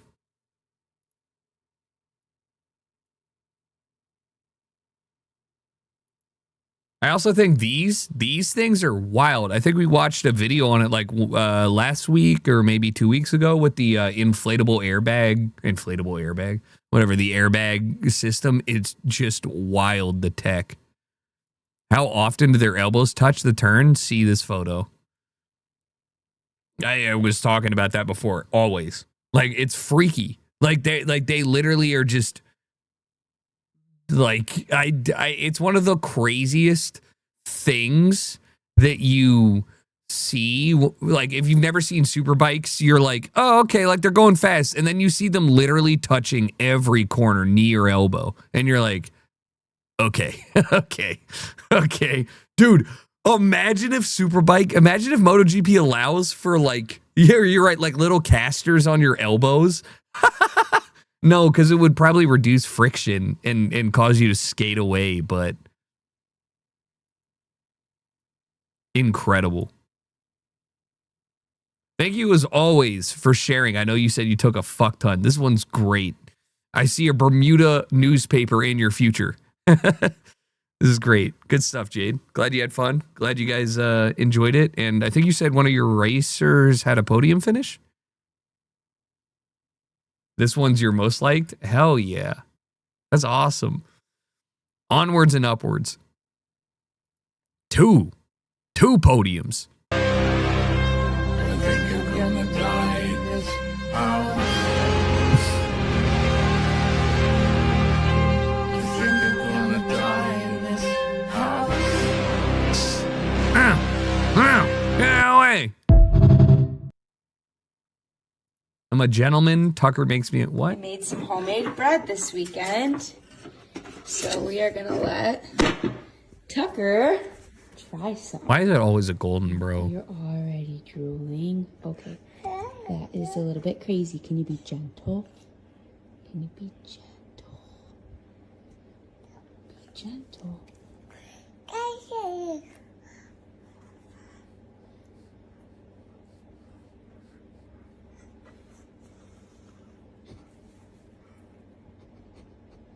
Ew, just let him have it. Tucker, take it. Wow, buddy. Wow, so gentle. Exceptional, my boy. Look at the floor, bro. Look at the floor. Gentle. He's like, wait. Can I get some of that? I made some homemade bread. Wait, what? Something about, I just like feel like I have a stupid question, but we're in Switzerland, and like this is our view. We're kind of in the middle of nowhere. And I look around and I just noticed this guy mowing the grass. Like, I have so many questions about this. When's he gonna stop, you know? That's I fair. hope he's getting paid. He's got a long way to go. That's fair. I don't know though. Probably like tiered. I mean, someone doesn't have to do it though. It's a hiking trail in Switzerland. In my head, I was like, oh yeah, they're gonna mow it for like some sort of event. Making hay.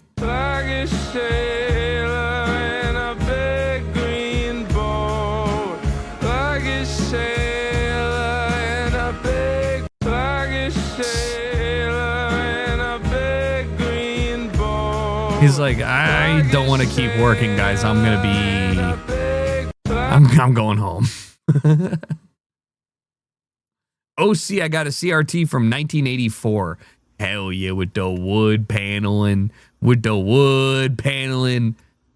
Panasonic wood paneling with the physical dials on it, which is really fun because they're so fucked up. No, that's actually sick. If you had a clicker back then, you were high living. That's sick. Oh.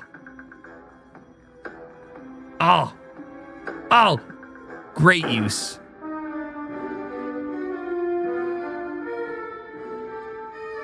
Yeah, no, this is a clicker.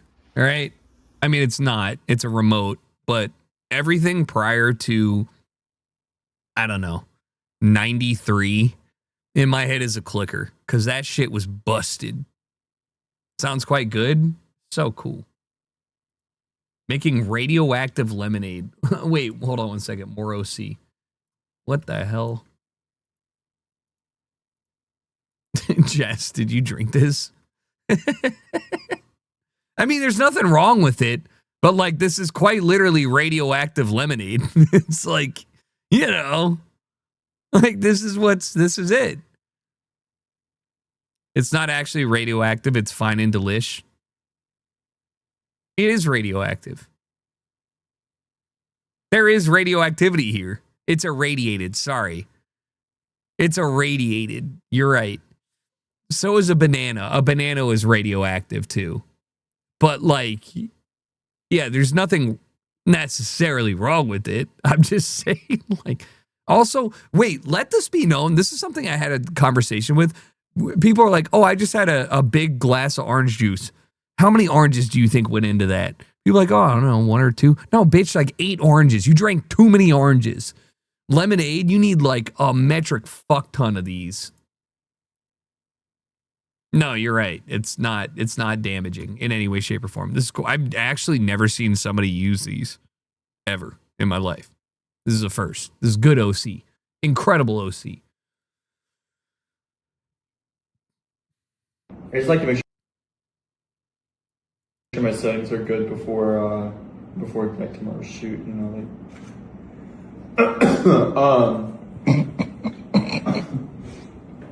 You going to bed? yeah, I'm really tired, bro. I gotta get some rest.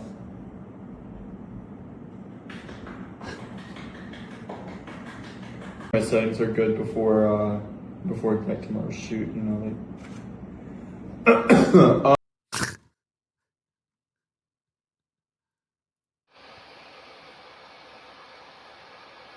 These are sick. Not what I thought it was. Oh yeah, it is. Heated gas. Wait, what?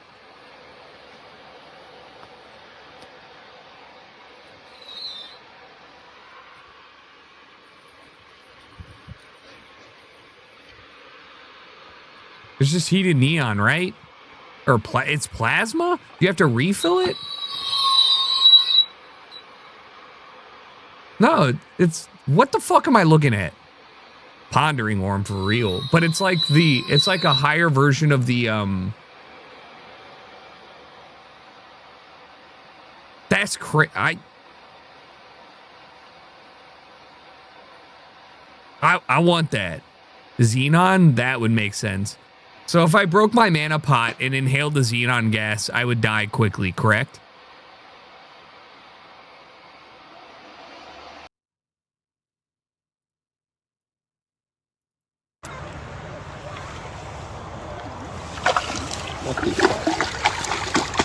Bro, are you kidding me?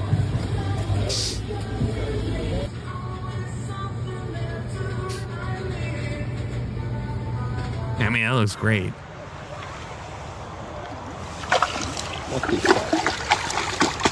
Bro.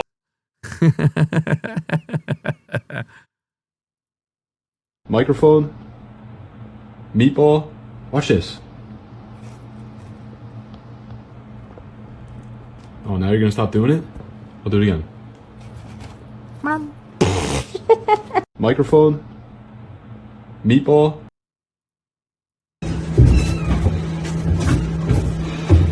No, that's Yoshi.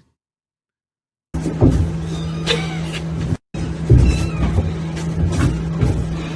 put my kittens in a large bathtub so they can't escape. The fish eating department has proudly unveiled their new industrial fish spank.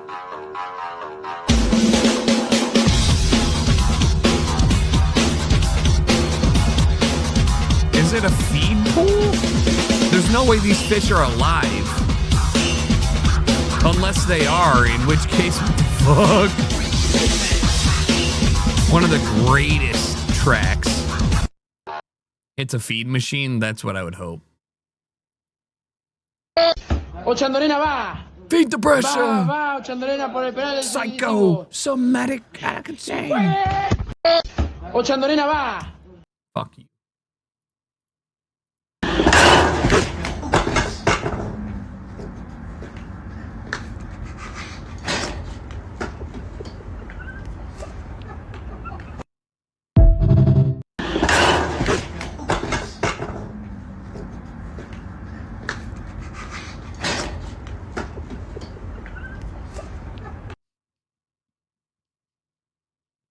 I really hope that these guys are not their friends, and he just said, "Fuck it, I'm sitting." Yeah, you see the game? No, I can't believe they lost. This is some serious ingenuity. Guy needed an elevator, built his own elevator. We're gonna get into it now. I'm gonna show you how this works. No. We're gonna close this door. We got it. Some buttons here, hydraulic. And we're going down. I mean, that works. This is unreal. There's no protection at all. Very smooth. There's no safety devices. There's no... it's just... It looks like a forklift control right here. So we get downstairs. We slide this out of the way. Okay, we're gonna open up this door. We're gonna come out. And we're gonna look at how they built this. It is actually a forklift. It's the front half of a forklift that has been dropped in the basement, and it's actually, he built a room on top of the forks. It's all here, and he just wired it into his household wiring. And I mean, he's a genius, dude. All the Fuck forklift it. components. Like all time. Like, I gotta be honest. Is it safe? No. Is it acceptable? No. But brother, that is impressive. That is impressive. Never seen it. Totally illegal, but I'm not even mad. I'm impressed. Yeah, that's what I'm saying. Like, you know, like you could never make this like for other people, but like, you know, if you cut your own finger off because you don't have like a gate, fuck it. What's a healthy food combo? Looks disgusting, but you swear by? Stop me, turn to stone. You shut me when I'm alone. And so I tell myself that I'll be strong. Let's do it. A little something I prepared earlier. He's got one thing right. It definitely looks like dog food. I don't know whether this is because I'm deep in the cut or because it's actually nice, but I'm not dreading the idea of eating this. In this economy though, a packet of beef and 4 bananas is a heavy price to pay for what could actually taste like shit. So I'll bear the burden. I've cooked this up, I'll give it a try, and I'll let you know whether it's worth your time or money. And if you want to see more of these, as always, consider dropping me a follow. Hold on a second. I really like this. Dude, what? This is delicious. Oh, it's a little bit weird, but the saltiness from the beef, the sweetness from the banana, I will not do and then this. that cinnamon, it actually works. I'm going to give this like a 9.5 out of 10. I'm going to make this again. No, you won't. Fair play to you, bro. No. Fair play. No, you won't. No, you won't. No, you won't. You won't. You won't. Many things don't taste bad. That's what I have to say. Many things don't taste bad. But that doesn't mean they taste good. And here, this is a performative grift filled with regret to make it. Yeah, for sure. Here's the other thing. I've had really bad food. Josh OG famously said that he grew up eating mayonnaise and banana untoasted sandwiches, which I made. Miracle Whip, sliced bananas, white bread. I'll be honest with you, it just tasted fine. Like it really wasn't like absurd, right? And because the answer is if you have sweet, if you have salty, if you have fat, if you have texture, it's gonna be okay. Like it's gonna be okay. Now, the real joy here is understanding there are things that are more than okay. And for a pound of beef and 4 bananas, I can do infinitely better things to that food. Infinitely better. Why'd you use Miracle Whip? He said that. I'm a Kewpie guy, but that's what he did. No. My brother GoPro caught our sister-in-law going by the Alpine coast, and it sounds like Mario passing you.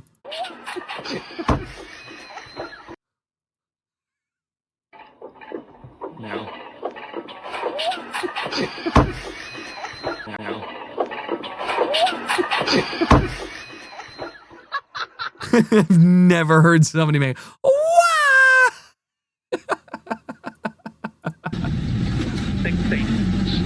left out of a 100 watts by 4 jars. Truck junction. What the fuck is going on here?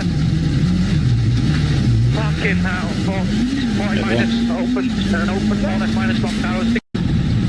60. Slight left out of a 100 watts by 4 jars. Truck junction. What the fuck is going on here? Fucking hell. 4 minus open. That truck is like, what? I took a wrong turn. He's trying to deliver food to the stations. Some of my favorite photos since getting my camera. More OC. Froge. Number 7 was the hardest to get, and I got it after standing for 30 minutes while a tornado was coming at me. Luckily, it missed, but I didn't. Okay, dude. Cold. Bars. Bugs. Frog. That's crazy. Nice. Who doesn't love a good moon? Nice. Who doesn't love the purple of a good lightning strike? It's incredible. Literally like the AWP, is it just called lightning strike? You know, the purple AWP.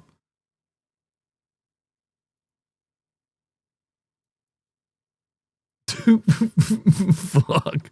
Yeah. I'm going downstairs. Ooh.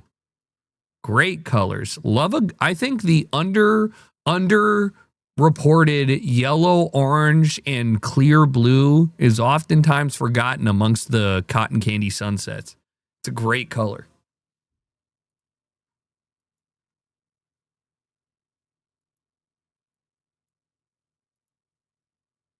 Those are cool. Nice. Great colors. This is in somebody's bathroom, and it has the word faith on it. Also, I love this. You have some mountain or high point that is blocking the sun during sunset, creating this this cone of light versus unlight. This is one of the cooler things to see for me, too. Love that. Nice. Yeah, photog stuff is cool and expensive on film, but great. Continue to share cool photos. You know what I mean? I appreciate that. She turns the caps lock on and off every time she wants to do a caps lock. Everyone does that. Everyone does that. No, everybody uses shift.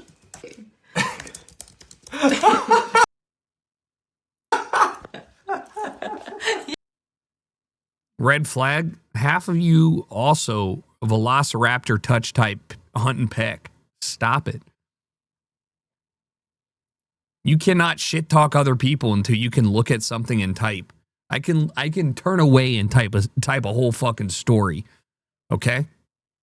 Oh, c'est la meilleure réverb que j'ai entendue de ma life.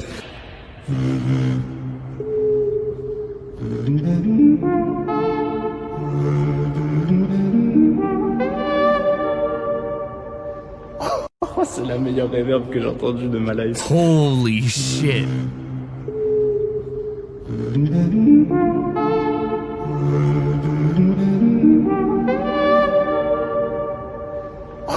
No, that sounded insane. Also, his vocal control is crazy. Like live jazz almost. Really, really cool. Like seeing the people sing Halo in the stairwell. We've got to talk about salt. Huh?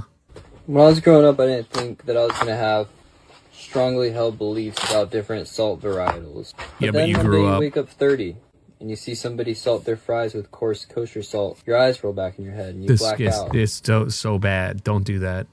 How did we get here? I don't know. You need wanna fine yell at salt. them, but you can't because they don't know. It's just salt. These Yeah. are the two types of salt that I keep with me at all times. Kosher? Obviously, I travel with them. I drove with them across the country. This is Diamond Crystal kosher salt. Okay. Greatest salt This is possible. the Cadillac of salt. Yep. You see how easily that just crumbles out of my fingers? That's that shit you put on Flat, at the end. crushable crystals. So Salt what you get your is a salt steak. that you can easily Oh. sprinkle Oh. And there's no other salt that has the same feeling between your fingers, and it's just the best thing. It is, and this is not like pedantic. Like you don't need to spend $100, but you should. If you care a little bit about cooking, right? If you have 10 to 30 seasonings in your repertoire, right? Fuck the bitch in the umbrella salt. No, Morton's is fine. Morton's is fine. Okay, it's fine. It's everywhere. Their slogan, did you know, I found this out recently. When the reason that their logo is an umbrella is because their slogan is when it rains, Morton pours. And it's because their crystals don't clump in humidity, which is a huge selling point of that specific salt. If you're in the South, or if there's high humidity, or if you're keeping your salt near where you're doing your fucking pasta boil and stuff, like, yeah, it will clump, but theirs won't. So like Morton's is fine for 80% of the time, but you need fine salt. You do. And the smaller the flake of salt, the more salty it tastes. So yeah, popcorn salt, the reason that your popcorn at home sucks is you don't have Flavacol and you don't have popcorn salt. That's it. The reason your fries suck is because, oh, here you go. You know when you go to a fast food place and they give you the 2 like barrels of salt that you tear the top, and it's like 2 little tiny cylinders, and you pour it out and it's like finer than sand. Yeah, that's the salt you need because it clings to everything. For seasoning your food. The next one that we have is Malden. These are flat crystals, but it's a very large crystal structure. When you have a whole piece that's like not completely broken up, you can see that it is actually in the shape of a little pyramid. Big coarse crystals that you just want to use for finishing your food. So you get a little bit of crunch, but again, because they're flat, pyramidal structure, when you bite into it, it's a pleasant mouthfeel. And you don't get this huge salt explosion. You get a lot of crunch. If you put this on, if you all imagine a Auntie Annie's pretzel or even a ballpark pretzel where you imagine it's covered in salt, right? That shit is fucked up. Why? Because that salt is way too salty. If the pretzel is covered in clearly flaky salt, you could coat the whole pretzel in it and it would taste great.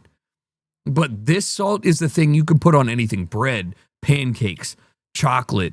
Like it's the thing. It's the thing. So if there's money you should spend, and this is not fuck you money, you can just order it on Amazon. It costs like $1 more than your salt. You should have 2 types of salt, but without a ton of like salt flavor in your mouth. Then we have fine sea salt. These are going to be really fine crystals.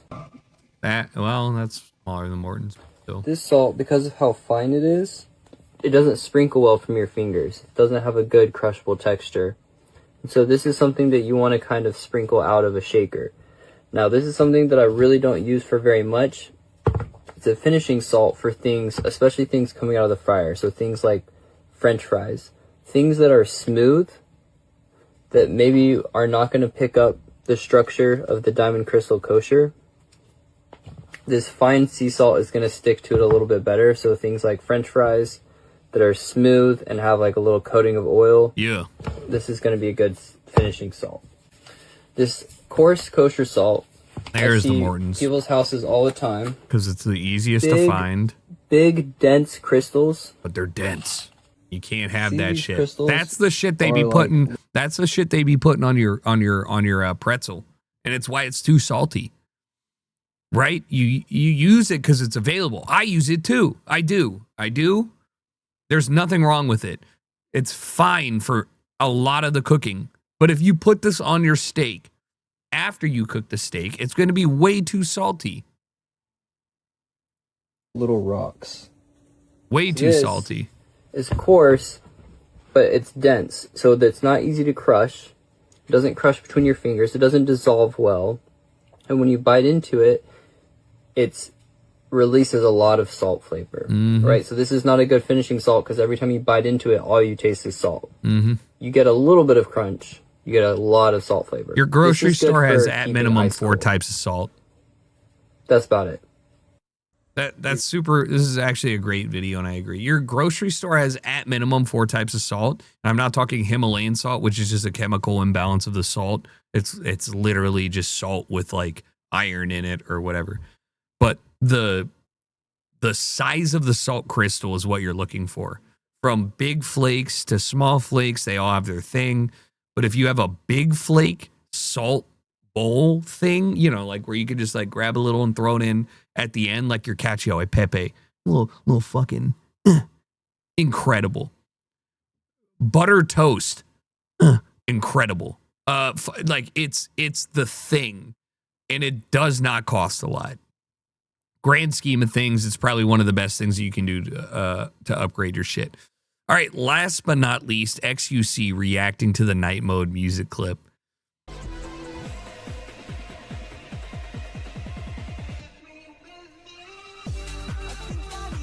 No, stop it. 87 years. Dude. Can I get a welcome to the Just Young stop.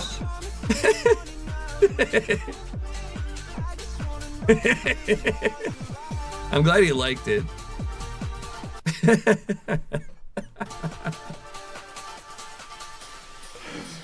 Okay, that's crazy. That video was the most expensive thing I've ever paid for in my entire life. That video cost so much money. You have no idea. I will not talk about it. It was just an irresponsible amount of money. However, I thought it was important to have something like that. And I'm just glad that I don't think he knew what it was for. He probably didn't. He probably was just like, all right, yeah, I don't care, man. It's tight. Who cares? I'm just happy that he didn't hate whatever we were doing. Yeah, it was like $3. It was $3. I had a great time today, and I hope you did too. I ran way late, my bad, but also I gotta go. I'm gonna make guanciale butter butter with some 4 cheese ravioli. That's what I'm gonna do, and little fucking little bread. That's what I'm gonna make tomorrow. Tomorrow we're gonna be doing games with the boys, finally, for the first time. Flam's going to be low on sleep, and we're going to probably sled and do some friendship stuff. So I'll see you there at noon, slightly earlier than we normally do. Go by the Night Mode music kit, any of them. The first one, the second one, whatever. Appreciate you guys. Enjoy the rest of your night. Make good choices. Contribute to society in a meaningful way, and I'll see you tomorrow for some more video games. Peace.